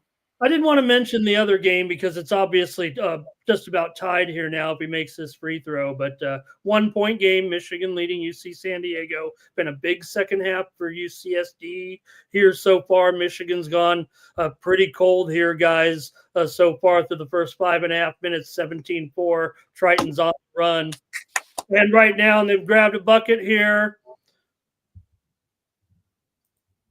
It's early. It's early in the second half. The boys are going to heat back up. Your excitement. And Danielle wins. That was more of just a crazy. I mean, I took this UC San Diego in the bracket, but I like the under. The under is kind of in question for sure, but it'd be awesome to get this for the bracket. Wow, 12 seed versus a 5. Yeah, I was on another channel today touting that over. I think I even mentioned it here, but hey, anything can happen here. And it's going to slow. If it stays a close game, I mean, we're going to be slowing it down, I feel like, here, but still 14.5 to go. That's pacing up. 149.5 is the live total currently. Michigan favored by 3, leading 47-44 currently. Texas Wilmington's come back too. It's 38-34 at halftime right now with Tech leading the Seahawks. Halftime line, Tech -8, total 78.5. That would put it at 150, which is well above the pregame there. Yeah, 144.5. But we talked about this, right? We got under 153.5 live, and it still ends up under the number a lot of times here. Let's look at this under. I'm on this under. Heavy. He's on the Junder. Got to rearrange my there. Got to rearrange it because, Mel loves Danielle like I love her. So, oh man, guys, we're so close. 48 likes, so 2 likes away from Glory. Let's go. If Mike brings in just two of his 25 burners, we got it. I know. I gotta get my burner out of my burner. They said I saw a meme, Smoke. It was funny. You ever see that bear that comes out of hibernation? They have this bear that just like walks out like, this is my burner that I woke up. That's funny. It's well, these guys are. Mike teases me. He says I don't punch the button, but I think what I'm doing is I hit it on one computer and then I hit it on the other, and I think that cancels it out when you hit it twice. But I'm doing it on 2 computers, thinking I'm giving us 2 likes, and I might be giving us 0. It's probably just equal like 1, but yeah, as long as you don't do the thumbs down. I mean, the thumbs down is so 2010. Oh no, I thought they, I didn't like when they, took down the number, when you're supposed to. I don't even know why they even offer that. Yeah, I liked the thumbs down. Oh, we're 1 like away. So 1 like away from Glory, Mike. 49 likes. See, that was me, and then I went and I hit it again. Well, all right, it worked. So get your burners out.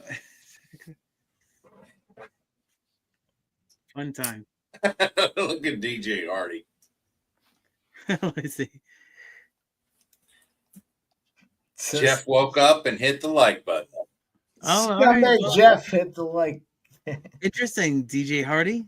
Winnipeg Jets win the game in overtime, I believe. Going overtime, huh?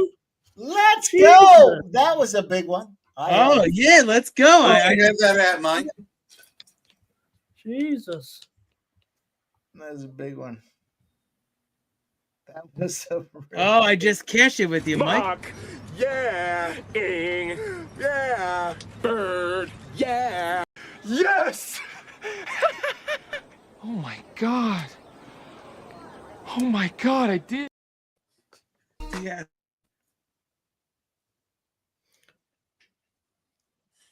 Big dick player. Swinging past your knees. Big dick, baby. Yep. Yep. Let's go, Mike. I tailed you on it. Let's go. Minus cash. 5. I got. Somebody called Shot Town. Oh, let's see how many likes we got too. Yeah. Oh, we got 49. So 1 more for big shot time. I'll tell you what I think I might do. For our members only tomorrow. I might just live screen. Let's go. The fuck? These live bets that we're making, they're just cashing and cashing and cashing. Look at all these. Every one of them. I got a 152.5 on the under. This is the worst number I have. 150.5 is the number you can get out there right now. Utah's up. Oh. Go ahead. I got nothing. Oh, I came in with the UCLA under. I had the Omaha under at 151.5. And I had the Michigan under 144.5. The Omaha's doing all right now. We'll see what happens with the Michigan. Yeah. All right, put a 1 in the chat. We'll see what we get for 1s in the chat. I know it's late in the evening, but if you want to sit around with some of these March Madness games and bet them live, Put a 1 in the chat if you want to do that. We'll do that. If you want to sit around and bet some fucking games live, we'll do that. If you want us to keep doing what we're doing, you know, put anything in there. Chat. Oh, here we go. We got 51 likes, everybody. Yeah, you boys like us betting live. I know you do. I know AOD, my boy. All right, so 51 likes. I'm definitely doing a shot and see if what's gonna happen here on Sports Money. Appreciate all the support, everybody. I really do. That's awesome. In all fairness, I said I would put out my UFC parlay if we got to 50 likes, and I will do so. Fuck yeah, AOD. I'm gonna pop out a parlay for you. I want to spell the names correctly. It's hard for me to say them, let alone spell them. You know I won't say them, right?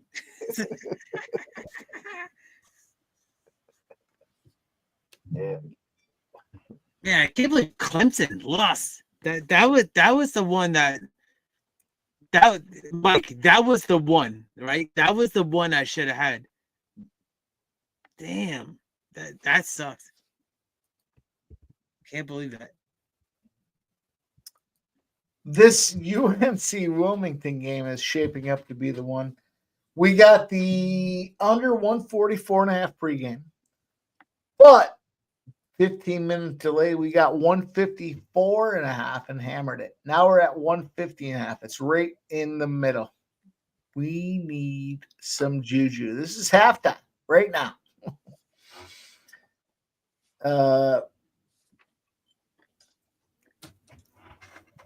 It's fucking something. Even this Michigan game, what we have for Michigan? 144.5. It's at one. I'm gonna take the Michigan game under 146.5. I'm gonna be tailing this Jeff parlay. And cheers, everybody. And I'm sorry, Mike. What play did you just say? Under 146.5. Michigan. Okay. Live bet. There it is. I was very close to that. I think I had a bit lower than that. Let's see. I think I had 144. Let me see. All right, and there you go. I gave out the UFC parlay for Saturday. Plus 181. Two fucking dudes that are gonna win.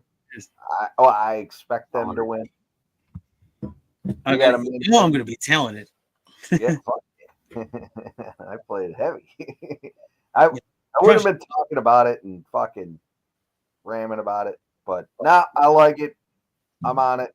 It's not on the playbook. Ooh, this is an exclusive. You can only get it here live. I'm not giving it out again. This is it. You can only get it here live. You can look at the playbook, but you gotta follow the live stream to get the action. I don't know why I'm fucking on this big screen, but follow this one.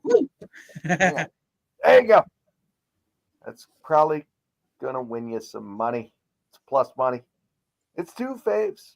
But it's two dominant favorites. Brady, I'll tell you what, Leon Edwards. I have no problem with Leon Edwards. He just lost the belt to Belil there. But Brady is going to fucking jab. He's going to fucking take his dude down, Edwards down. He's going to be on top the entire time. I wouldn't be surprised if Brady wins by decision, but Brady's probably going to win this fight. Now, I want Leon Edwards to win this fight. I do. I don't really give a shit who wins, but if I had a dog in the fight, I would rather Leon Edwards win it, but I think Brady's going to win this one. And Sherry, he's a beast. He's going to do it. You're going to see some leg kicks to the. I was watching a fucking tape back in his fucking leg kicks to the fucking stomach are like no other. So either way, that's a parlay I'm giving out here live exclusively, and I played it. Could I put him in with the carrier and get it at maybe 225? Oh, wow. Great question. Woo. Whew. Whoa, you're speaking my language. You know what? Fuck yeah. Let's do it. Let's do it. Let's do it. I just told you, Jeff. I got plus 180, so very similar. Roll into that fight with a little something on it. I'm doing it right now, Ramon. Yeah. Wow. Man, I haven't done this shot yet for the 70 likes, but I'm about to do it. So cheers, everybody. Really appreciate you all. I think if they put this on YouTube, likes. We'll get to 70 soon. Cheers. I think if they put this on YouTube, we take the chance, take the strike if we have to, for a members only stream for Kevin for his fight. Take strike, we'll take it. Plus 274, Ramon. Oh, okay. Wow. I took it. I took that too. Let's stream this fight. We got we got these two, Brady, Sharon, and we've got Kevin Carrier in the LFA. Plus two, whatever I said, 270 something. Oh, that really juiced it up pretty good. Put a 1 in the chat if you guys would watch us live streaming that Saturday night Kevin Carrier fight. Put a 1 in the chat. DJ, I bet an early Parley, and I had Meatball in there. I do think Meatball's probably going to get beat up, but I beat the line on by 25, 30 cents on literally 4 of the fights that I picked on Sunday. Beat them up. Not 1, but 2 empty net goals for Utah. 5-2 win over those Sabres. Scumbags. Wow, Ramon young team teaching us a lesson in the sports money bracket. Teaching us Ramon Scott, young teams. To me. Ramon Scott, there's like 5 young teams. Maybe Buffalo, maybe Philly, maybe Chicago for sure. Anaheim, another one. There's 5 teams. Getting involved with those team total over-unders are excellent. I think there's some money to be made in that spot. Let's go. DJ, agreed. Molly is more aggressive though, and he's got pretty good cardio. So I don't know if Molly's going to get put out. It's going to be it's going to be impressive if she gets shut down. I think she's going to keep moving forward. I think it's going to be a women's fight. It's going to be a decision, but I don't know who's going to be on what side. I bet Molly at plus 170 in that parlay that I was talking about, and she came down to 150. I think she moved up to plus 160. So there's money going back and forth, and I'm sure it's the hometown crowd that's putting the money, back on her. But I don't know. I don't think Molly's going to win it. Ramon, what do you think? Which one, Jeff? Molly Meatball. Oh gosh, a women's fight.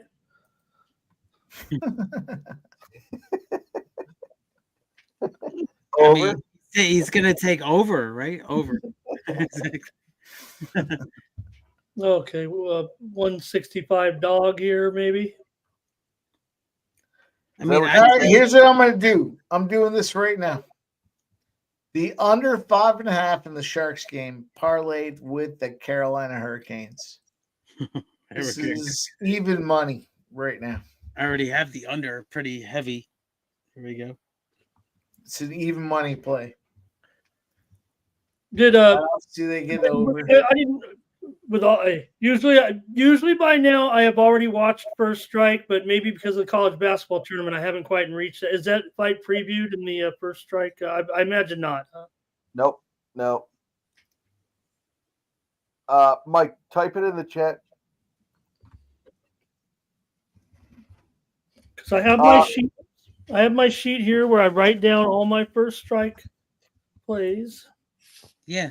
There's Hang on, Ramona. I'll give them all to you. There it is back in the chat. There you guys go. Carolina and the under 5.5 live bet. 7:45 left in the second period. 1-1 game. I'm going to take Carolina and the under 5.5. And Already riding the under.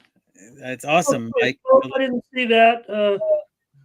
I didn't see that. I had already rolled with this. Bucks. Well, we went under on the show this morning. When I talked about this morning, Smoke, I said, look, you're going to see a situation here where, the line's going to go up and those Laker players are going to be out, basically, in a nutshell is what I said on that. So maybe a little bit with this personnel, a little shaky. Bucks have already opened up now to 13 here. So look at this game, though, boys. The Toronto Raptors plus 14.5. They might win this game. We talked about it. The Bulls are up 5 in the third quarter. We'll see what happens. Bulls. Shout out to, we got ways to go, but Team Steam consensus today on the Bulls here in that one. And the Bucks -7. They're up 11 on these Lakers. Let's see what happens. A lot of good stuff happening, boys. Great looks, guys. Great looks. Let's go. How about you, Smoke? Did you have any horse racing plays today at all, or none? I can't even think about horse racing during the week.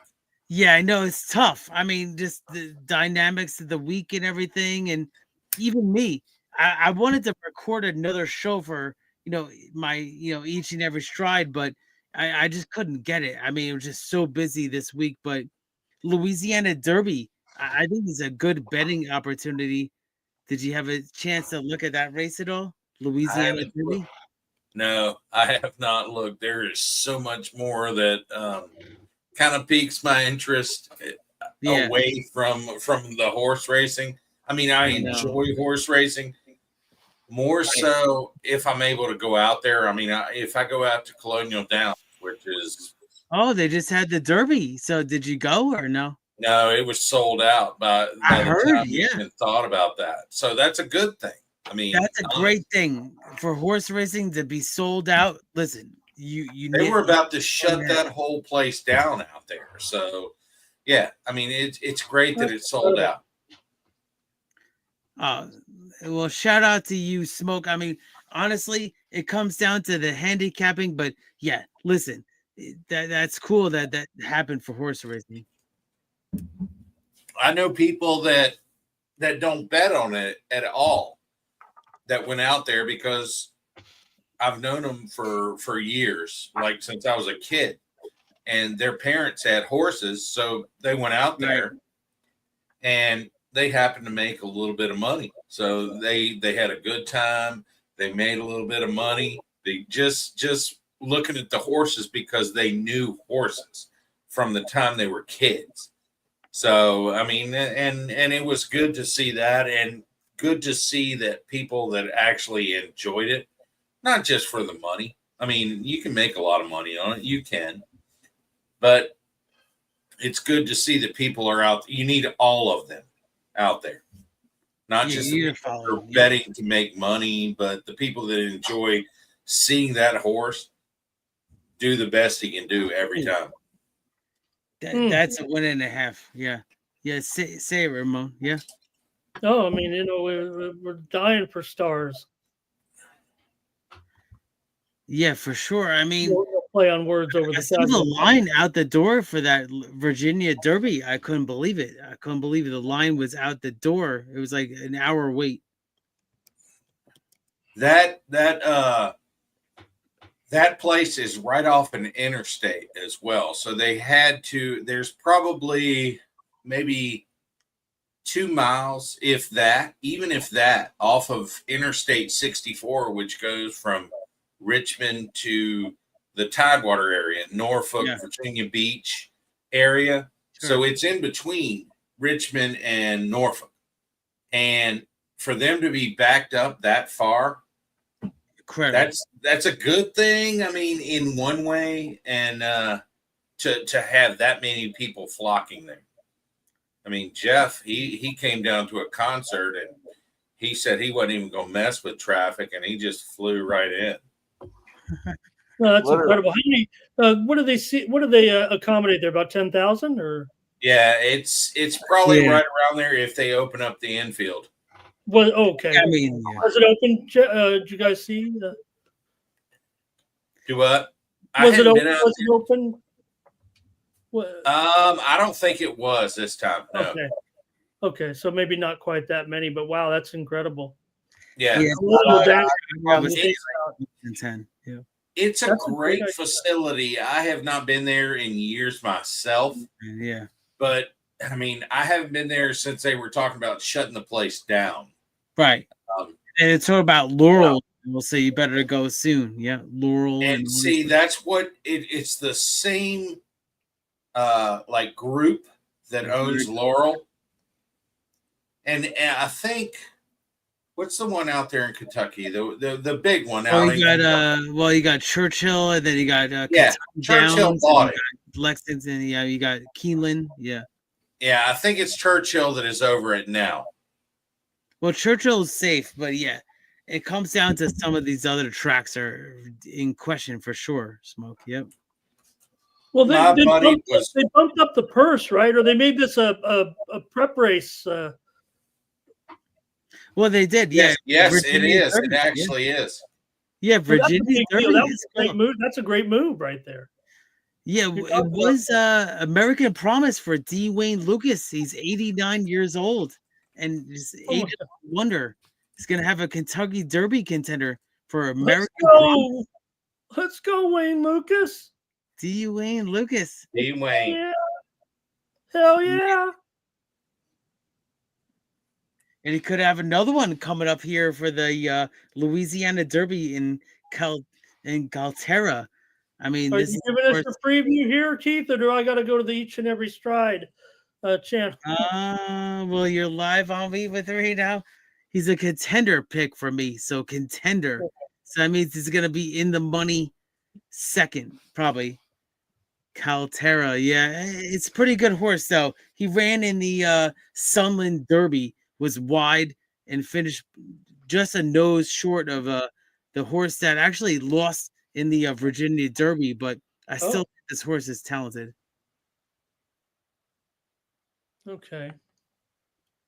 It was a huge thing on the news here as far as them actually selling out because it hasn't happened for years. No, I couldn't believe when you guys said that. I'm thinking Colonial Down. To me, I'm just like, isn't it closed or?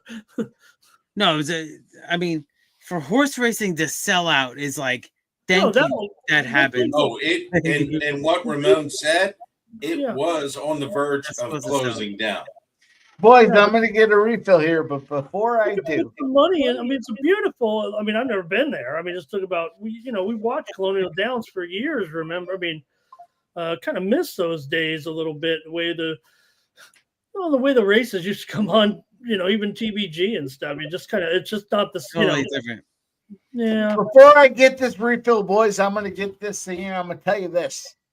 We tracked the under in Michigan, the 15-minute rule. First half went over. Second half, screaming under. Let's see what we can get. 154.5 was the live bet. 10 points ahead of the number. 144.5 was the number. I'm going to go get a refill. I'll be right back. Let's watch this fucking San Diego, Michigan game into the final. Let's go. Let's get it. All right. We might be the only channel that has talked about this goddamn trend. If he doesn't come back, I have a question on that stat. So that's all. Definitely. Yeah. Well, ask it up. What do you got? Well, so he's talking, and I agree most of the way. Under, without even his stat being put in there. But his is saying 15 minutes, and I'm saying the first round, 60% basically. If you were to just throw $25 on the under, you're going to hit 59%. So how do you figure his is that much more? I mean, you just throw in, I guess, if they're delayed, because that's what they're saying. So his should be much higher than 60%, right? So he's saying it's hitting at what percent? There he is. I'll tell you. What are you asking? What was the percentage on the over 15 minutes? 70%. Okay. Over like 12 years or some shit. So, all right, because I had seen a trend that was over the last 3 years. Final. It was hitting over 59%, just being, hold on, as an under blindly. It was hitting 59%. So yours is 11% better. This is an under trend, though. This isn't a side. This is just an under. No, that's what mine was. It was under. Oh. Blindly betting first rounds under.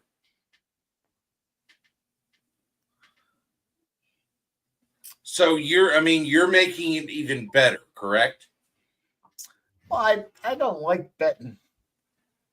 Just blind. I will bet blindly on some trends, but not in the first round. I think the first round is arguably the toughest round to bet. You can see how teams play non-con as they move into the second round, but the first round is super subjective. The lines, the spreads, the totals, all of that stuff is exactly what I say about the fucking first round of a golf event. I won't bet a first round. You like the first round leader. I like that. I too. do like betting. I don't bet that. I don't bet that. I like taking a bomb. Well, I know there's taking a shot. It's a fucking scratch off. I can appreciate that. I don't like that. I like the top 10s, 20. But I see what you're saying there, Smoke. But yeah,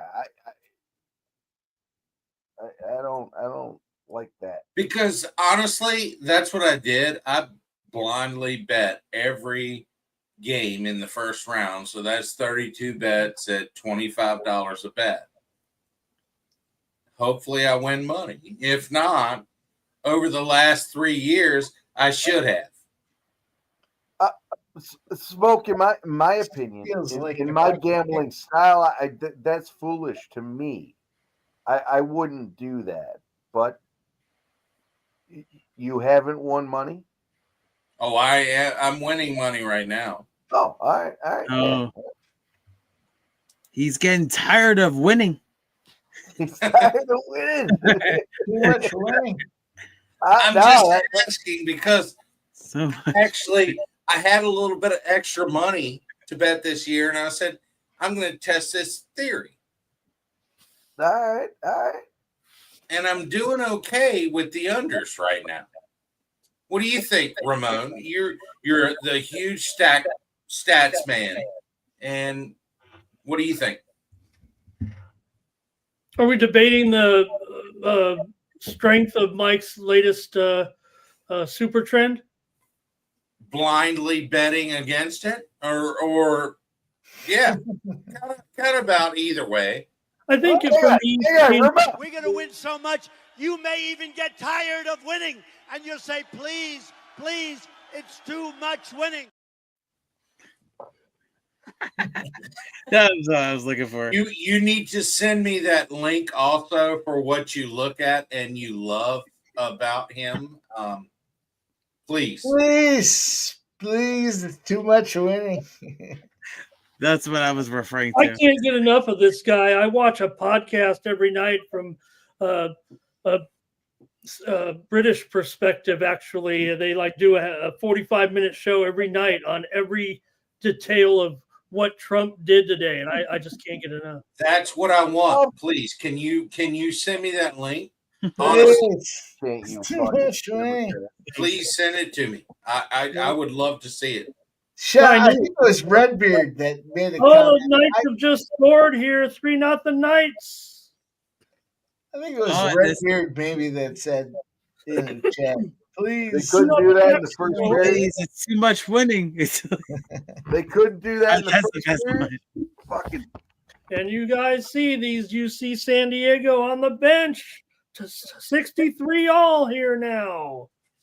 2:40 to go. We've got a fantastic finish coming. Also, Wilmington, 48-47 over Texas Tech, 13:30 to go. Tech asleep here against these Seahawks. Wow. Ramon is on fire. How's that under looking? In the Wilmington game, Yes, sir. show? Yes, see. sir. I bet it. Let's see. Right now, oh man, I want to say it's going over here a little bit. Yeah. It's 154.5. That was the high end that we got. Okay. 144.5 is UCSD is in the lead. Oh, you shit talkers. Oh, let's go. And the under looks okay. The under looks okay. Downtown 3-pointer for Michigan. They're back in front. 2 minutes. Wow, Michigan. 66-65. This is gonna be crazy, guys. Everybody knew this was the game of the night. We gotta say. Timeout. 2 minutes to go. Timeout. Everybody settle down. Everybody settle down. Yeah. Howden scored that goal for Vegas. They're up 2-0 with 13 to go. Mexico 2-0 over. You know, Ramon, I have the under in this one in the Michigan. Yeah. You think it looks okay, right? I mean, I got 10 points. Unless they go to overtime, I'm screwed. Yeah, and they are on the odd number right now, so that's okay for the time being. 66, 65 right now. And yeah, it's trending to about right.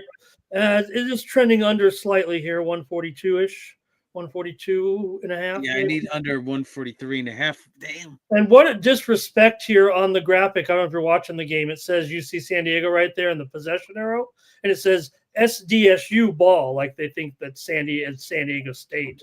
Asleep there at the wheel of the graphics there. Wow, this is a crazy game. San Diego State's best player has fouled out of this. I mean, no, I just did it. Look, what an idiot. UC San Diego's best player has fouled out of this game.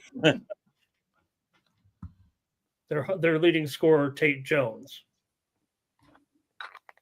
They're back now, trying to take Michigan inside. That's not their best thing. Fall away jumper, in and out, no good. Michigan rebounds, ahead by 1 with 1:40 to go. Texas Tech up by 5 now. A little bit of run here for the Red Raiders. Yo, I need if UC San Diego can win this one, I picked it for the sports money bracket. Wow. Here comes a 3-pointer by Michigan. No good. Tipped up. Rebound Michigan. New shot clock with 1:15 to go here. They have the ball and they're just working for a possession.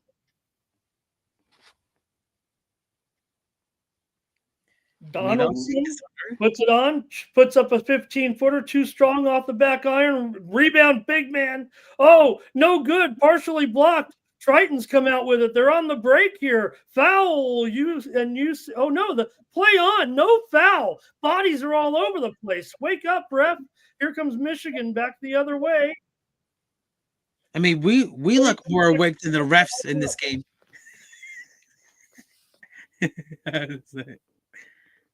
Damn. I really need I need UC San Diego to win this. That'd be awesome. 42.8 left. Michigan leads by 1. They have the ball on timeout. There you go, Redbeard.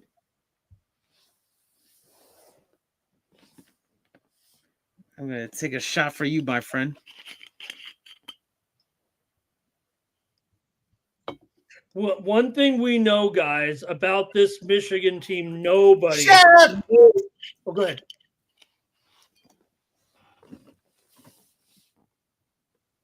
Are you good? Oh, Red beard and smoke. Go ahead, Ramon. You were saying something. Okay. Nobody in the country is as good in close games as the Michigan Wolverines. They are absolutely pretty much the best team in the country when it comes to winning close games this season. Shout out, Austin. Appreciate you joining us, my friend. Thank you, Redbeard and Smoke, for the gifted memberships. Cheers, you guys. Austin, take a second if you could and hit the like button for us. We appreciate what you it. want is notifications. It helps us out a lot. Notifications. Get those notifications. Yeah, for sure. Live, like all my favorite YouTube streams. No, some of the, I think Mike's mentioned it. Some of the YouTube notifications are delayed though, so you gotta follow. You gotta follow Sports Money on X on Twitter. Yeah, really get the. I was hoping that Keith. I was hoping that today we would set a record. In fact, I was almost sure of it because I thought we would set a record for views on the morning steam after Mikey Money won the Consensus Parlay Award, and he is eligible. I figured we'd get 100,000 views on the show, so that if we won, he would win like $400,000. Which I would pay it because obviously, if we got 400,000 views, we're home free, guys. We got ourselves a legitimate channel now. But Mikey, alas, as hard as he works to bump us up, he could not bump up the show. But he is eligible for the. We might have already lost, actually, Mike. I'm sorry. I'm trying to find the winners here. Oh, he's right here. In all fairness, Austin, appreciate you found us. Goal. If you followed us, you probably won. If you didn't, I don't know. I don't know what you did. Yeah, Austin, I don't think we were going to be here. We get on here and we have such a good time. We're always, we don't want to go anywhere. And we got 140 of you joining us here across the platforms. And Mike, you said we already set a record on X tonight. Usually we're about maybe 60-40, Mike, with YouTubers, but not tonight, huh? Goal Vegas, by the way. Let's go. I had it at -1.5. I told you guys. Only the best. I'll jump back in there, Austin. You can follow the morning steam, 9 a.m. Monday through Sunday, every fucking day of the week. This fucking scumbag Ramon is giving his shit out. He's not a scumbag. He's a fucking good dude. He's giving out stats, facts, everything you could imagine. Monday through Sunday, every day of the week, 9 a.m. You got now this guy on the right there, Pimp Slap. He is a scumbag, and he's doing his show pregame Monday through Friday, 6 p.m. He's doing it every week, each and out, as Ramon is. Fucking follow along.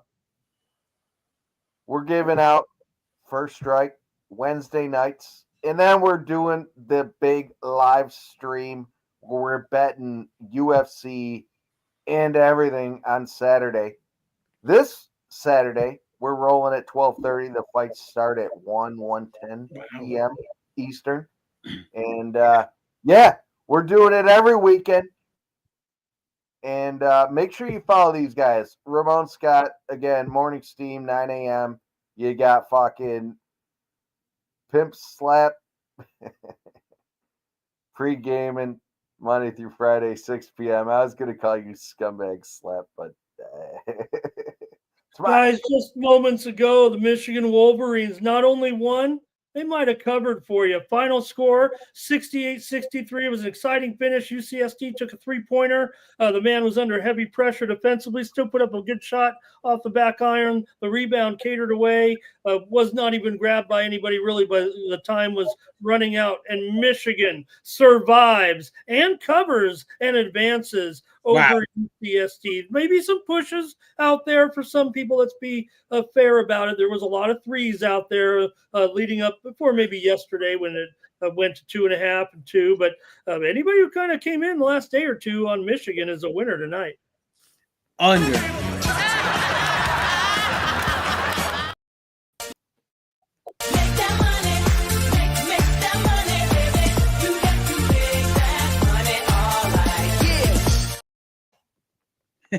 I love that one. That's great. It's all about the under in that one. I believe I survived overtime too, Ramon. Let's go. Catch the under on that one. It's under 143.5 at -105. Let's go. And we're down to our last NCAA game of the night, but still, this is going to be a good one. 9:30 to go. 57-54. Texas Tech leading here against Wilmington. Take a shot for that. Wow. Damn. Crushing it. Three winners tonight. Nice.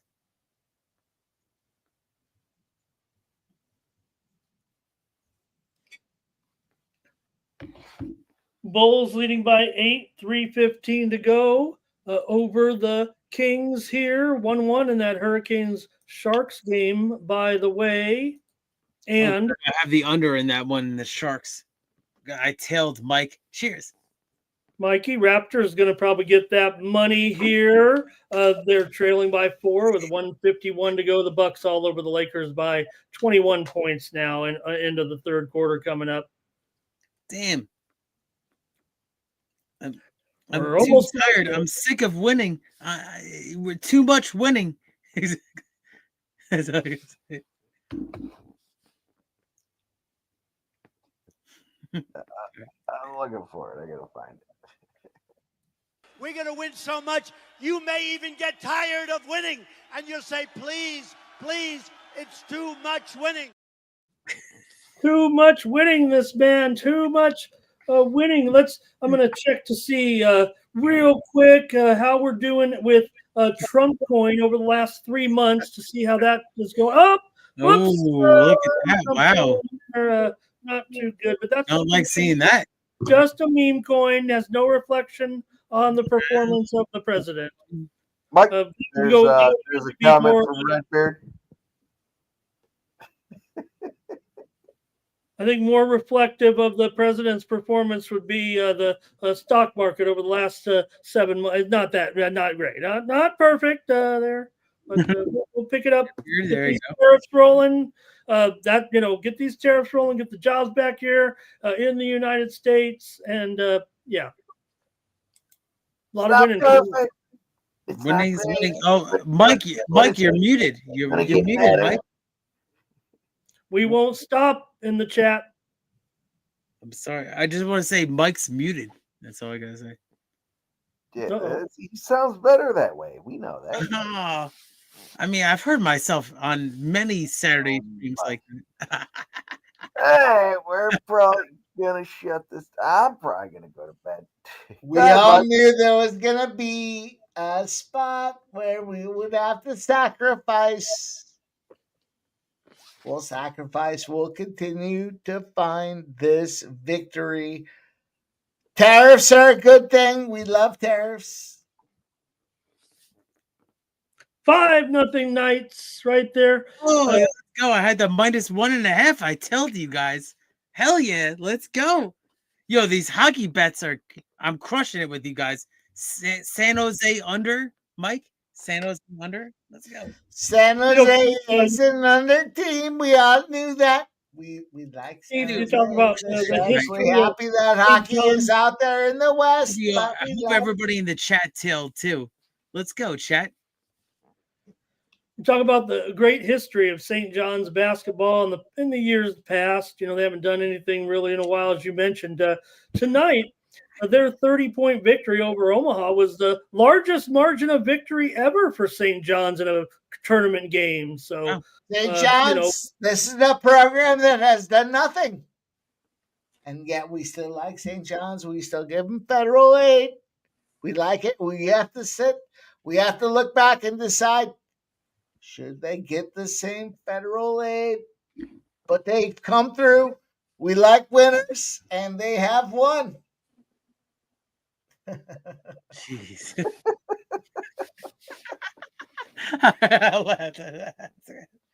got to do the hands, though. You got to do the hands. They've come through and they've won. So we'll give them federal aid. I mean, Lucky Power knows exactly. All right. Hang on. We'll take a sip, and then we'll get you. Tell us about Michigan. What happened in Michigan? They did a good job. They did a great job. Some would say the best job. We like Michigan.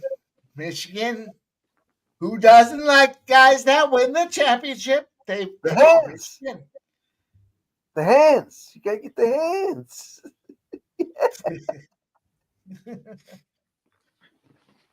We like Michigan. Who doesn't like Michigan? They voted for me. We had a lot of votes out of Michigan. We like Michigan as they roll forward. They've done a great job. We're looking. We like jobs in Michigan. We're moving. We have a great idea from Michigan. It came from Michigan. Wasn't my idea. There was a guy in Michigan that came up with this idea. Let's talk about it. We like Michigan, except for Gretchen Whitmer. Come on. I gotta say, fuck you, scumbag Hardy. Again, I tell you all the time, fuck you. I'll prep you guys. I'll prep you for a nice Trump skit, but scumbag Hardy. I'm sitting here on screen. Where are you? You scumbag Hardy. You want to come on screen? You want to come on screen? We'll talk. We'll talk. You want to come on screen? We'll talk. Listen, we like guys like scumbag Hardy. He's a good guy. He might not be the best guy, but he's our guy, and we like our guys a lot. I love scumbag. I mean, they're very close to us. Exactly, our guys. I love that. Our guys. I understand why you're not allowed, scumbag. The best. How can you be a scumbag shit talking me and not be allowed? How can you not be allowed? What, your dude won't let you come out? DJ Hardy, he's got a man. His man will tell him when he can come online. It's not something we all understand, but we still have to respect it. That's DJ Hardy. He's our guy. He's our guy. He's been our guy. He'll continue to be our guy. In all fairness, DJ, fuck you. You are my favorite scumbag. Legitimately. I look forward to fucking calling you. I look forward to you calling me a scumbag and me firing back. I like it. Man, Lucky Power is like on fire in the chat right now. It's amazing.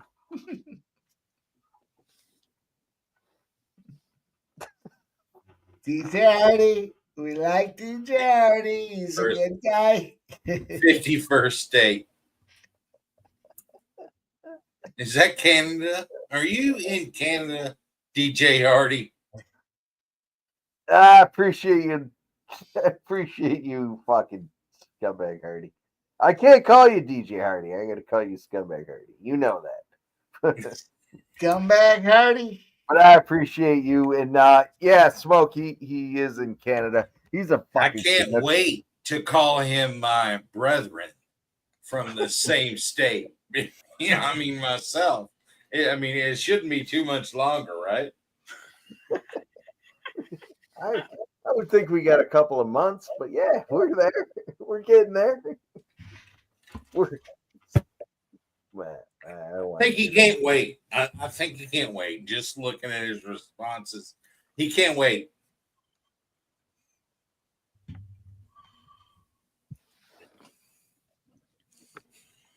Here they come. And all the responses, they're coming in. Gotta love the chat. In all fairness, we're not trying to make it political. We Right. got the that was not at all. in all fairness, we got the Golden Knights up over the Bruins with 3 minutes left. We got a 1 third period game with the Hurricanes. I'll tell you what, Jeff. I think probably the people you have in this chat are the least political people you'll ever see. They just want to make some fucking money. I hope so, and I agree. No matter what, if it's USD or CAD, they don't give a shit. Yeah. It doesn't matter what country you're in or you're from. Everyone wants to make money. Yeah. Yeah, they just want to hear our picks and our insight, and you're actually giving your picks in the chat too, which is much appreciated. Interacting with the chat is very big here on the stream.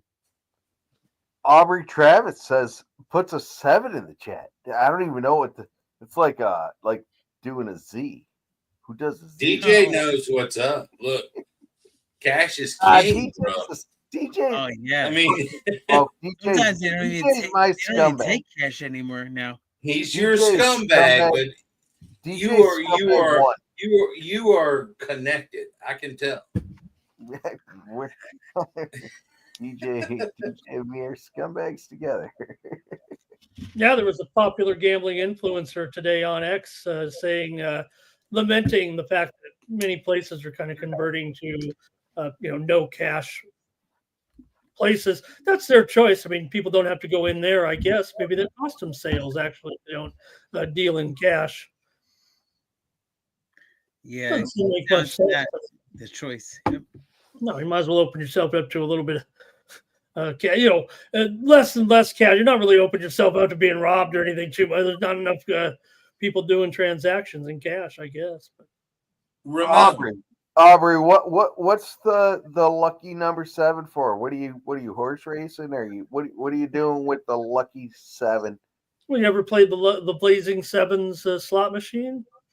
Pretty good slot machine. Old school. Ramon, I'm not a bitch. I don't play slots. What do you mean? Oh.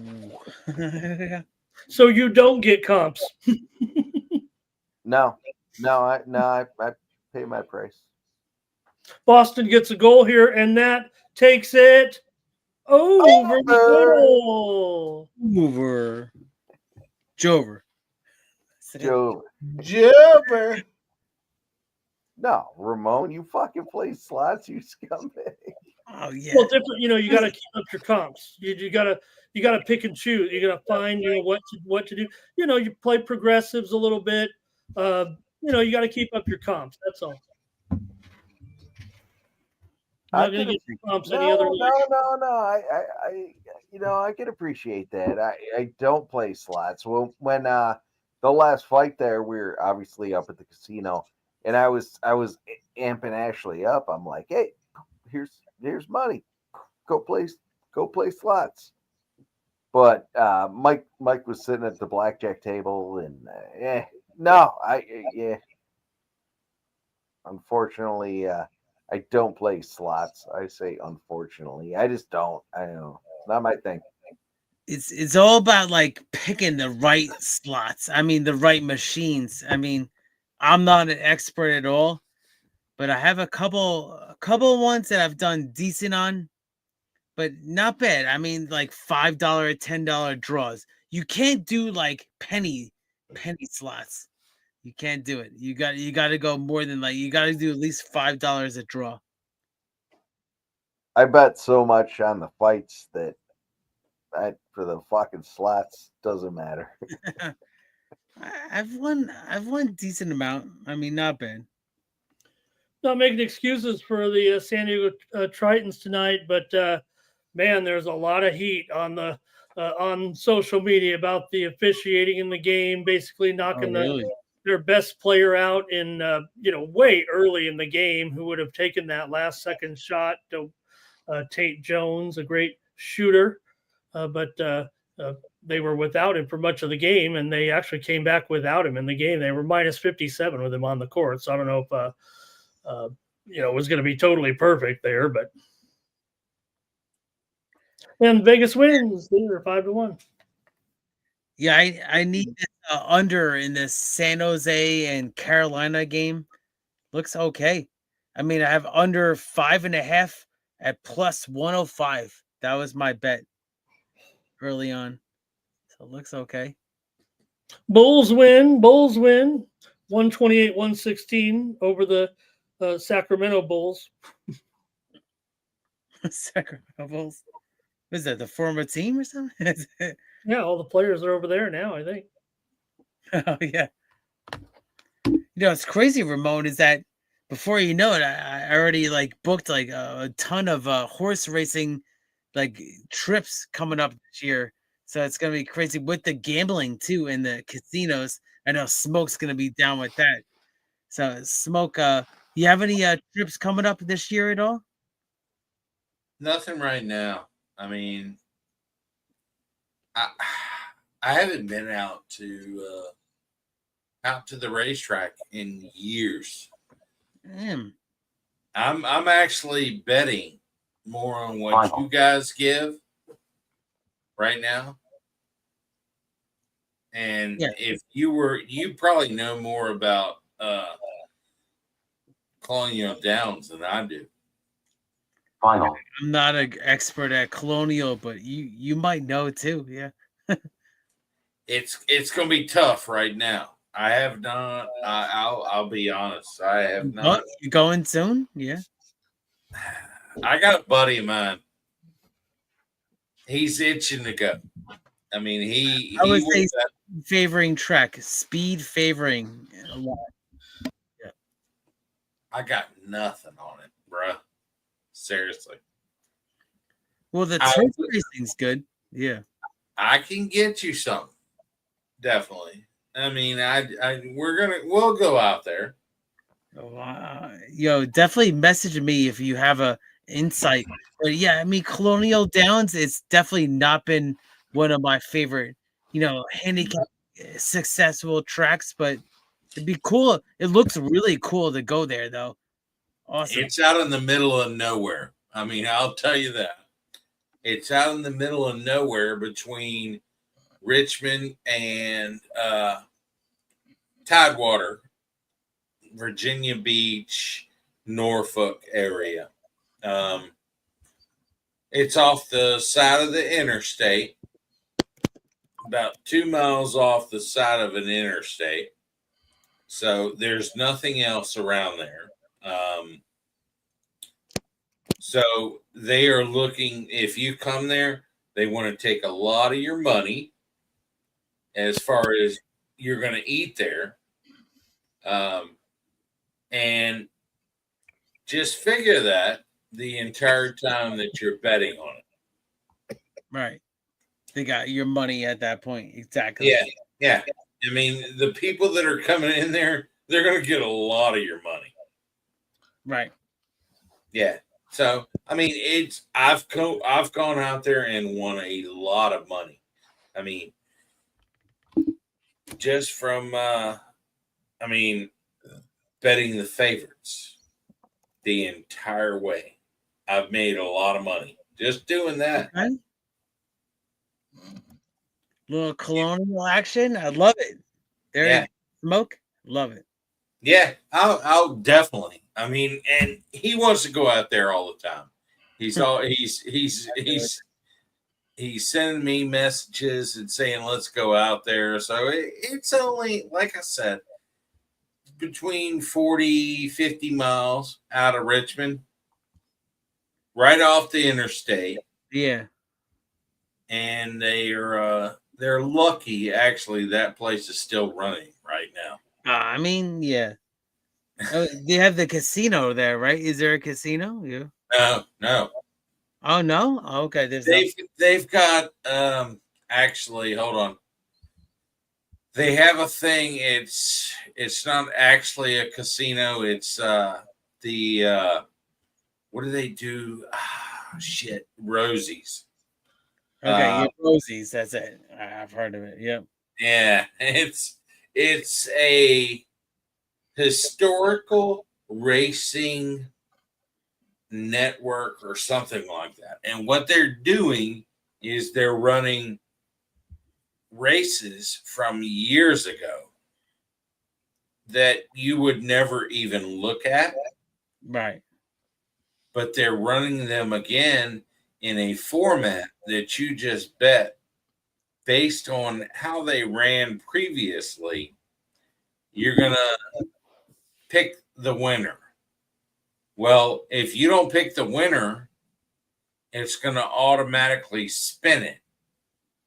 So it's like a slot machine. And that's how they've got it through the state of Virginia.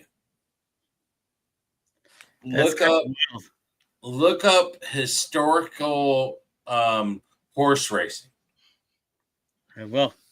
And that is how they're getting it in here. And that's the first step to getting it through to basically slot machines here. Damn. It's crazy work, man. Thank you for sharing that. Yeah. I mean, that's all I can tell you. I could go down to Rosie's. Yeah, I've heard of Rosie's, definitely. Yeah, for sure. Yeah, I can go down there 3 miles from here, and they're gonna show the wins when I'm betting on random draws, like a slot machine, because they're historical racing machines. Yeah, exactly. Mm-hmm. All right, boys. Well, I'm gonna take another shot. Yeah, exactly. I think we've done enough tonight. Oh, I'm sorry, Mike. We're over 5 hours deep. Smoke. We're all rolling. We got Jeff. We got you, Smoke. My guy, Smoke. We got Keith, Ramon Scott. Let's shut it down. What a tremendous night as we roll. Jeff, talk to them. Tell them where they can find you. You can, I'll tell you what, follow Ramon Scott at the Morning Steam. You can fucking follow him 9 a.m. He's rolling. You can go to pre-gaming 6 p.m. Monday through Friday. I got some golf plays out there. We got fucking the live stream coming up Saturday for the UFC. We're going to bet all sports Saturday. UFC primary sport. I threw a parlay out there in the chat, and I'm looking forward to all of it. We got a big weekend of sports, and I'm excited. You can take me off the screen. Keith, you are up, my friend. Talk to him. What's going on? I really appreciate you guys, my friends. Listen, I had a clean slate. Every single bet that I gave out, I won. So Arkansas +5, cash it, and then Drake +6.5, cash it, and then under in the Michigan. So it's a hot night for me. Really appreciate you guys also on the hockey bets as well. Tailed a couple of those ones and everybody in the chat. So check it out here on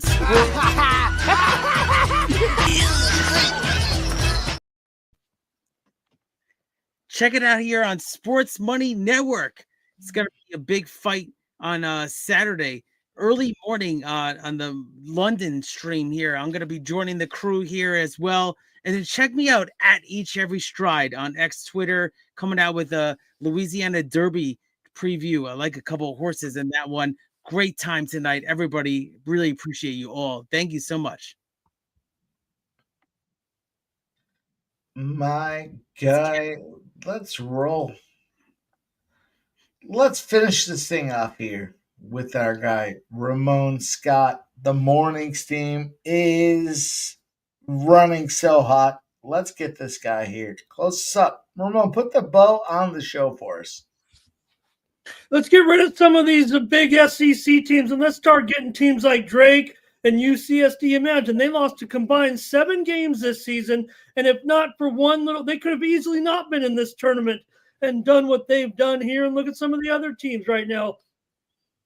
And what they've done. So let's fix this tournament, expand the tournament, get rid of some of these big schools that are going 4-12 or 4-16 in the conference. And I'll talk about that more tomorrow on the Morning Steam show at 9 Eastern, 6 Pacific. We're going to have a big weekend. Mike got our coverage of the UFC on Saturday. And well, let's just see what happens with our timing with Kevin Carrier and see if we could hook a little something up for I think we're going to have more fun. We might just do it. Hey, we just do it backstage. That'd be okay with me. Invite some friends. We don't have to tell anybody about it. So just stay with us right here, Sports Money Network. We see the other channels out there. Yeah, they're running some streams here and there, but we're bringing it to you. Want to mention there's also, watch the previews of the NRL. And I don't think Dan has tonight's game covered here, but I think tomorrow's games are covered in the preview there. So check that out as well in all of our programming and our post tab with our polls and everything. Totally interactive here. Sports Money Network. This is what we're all about.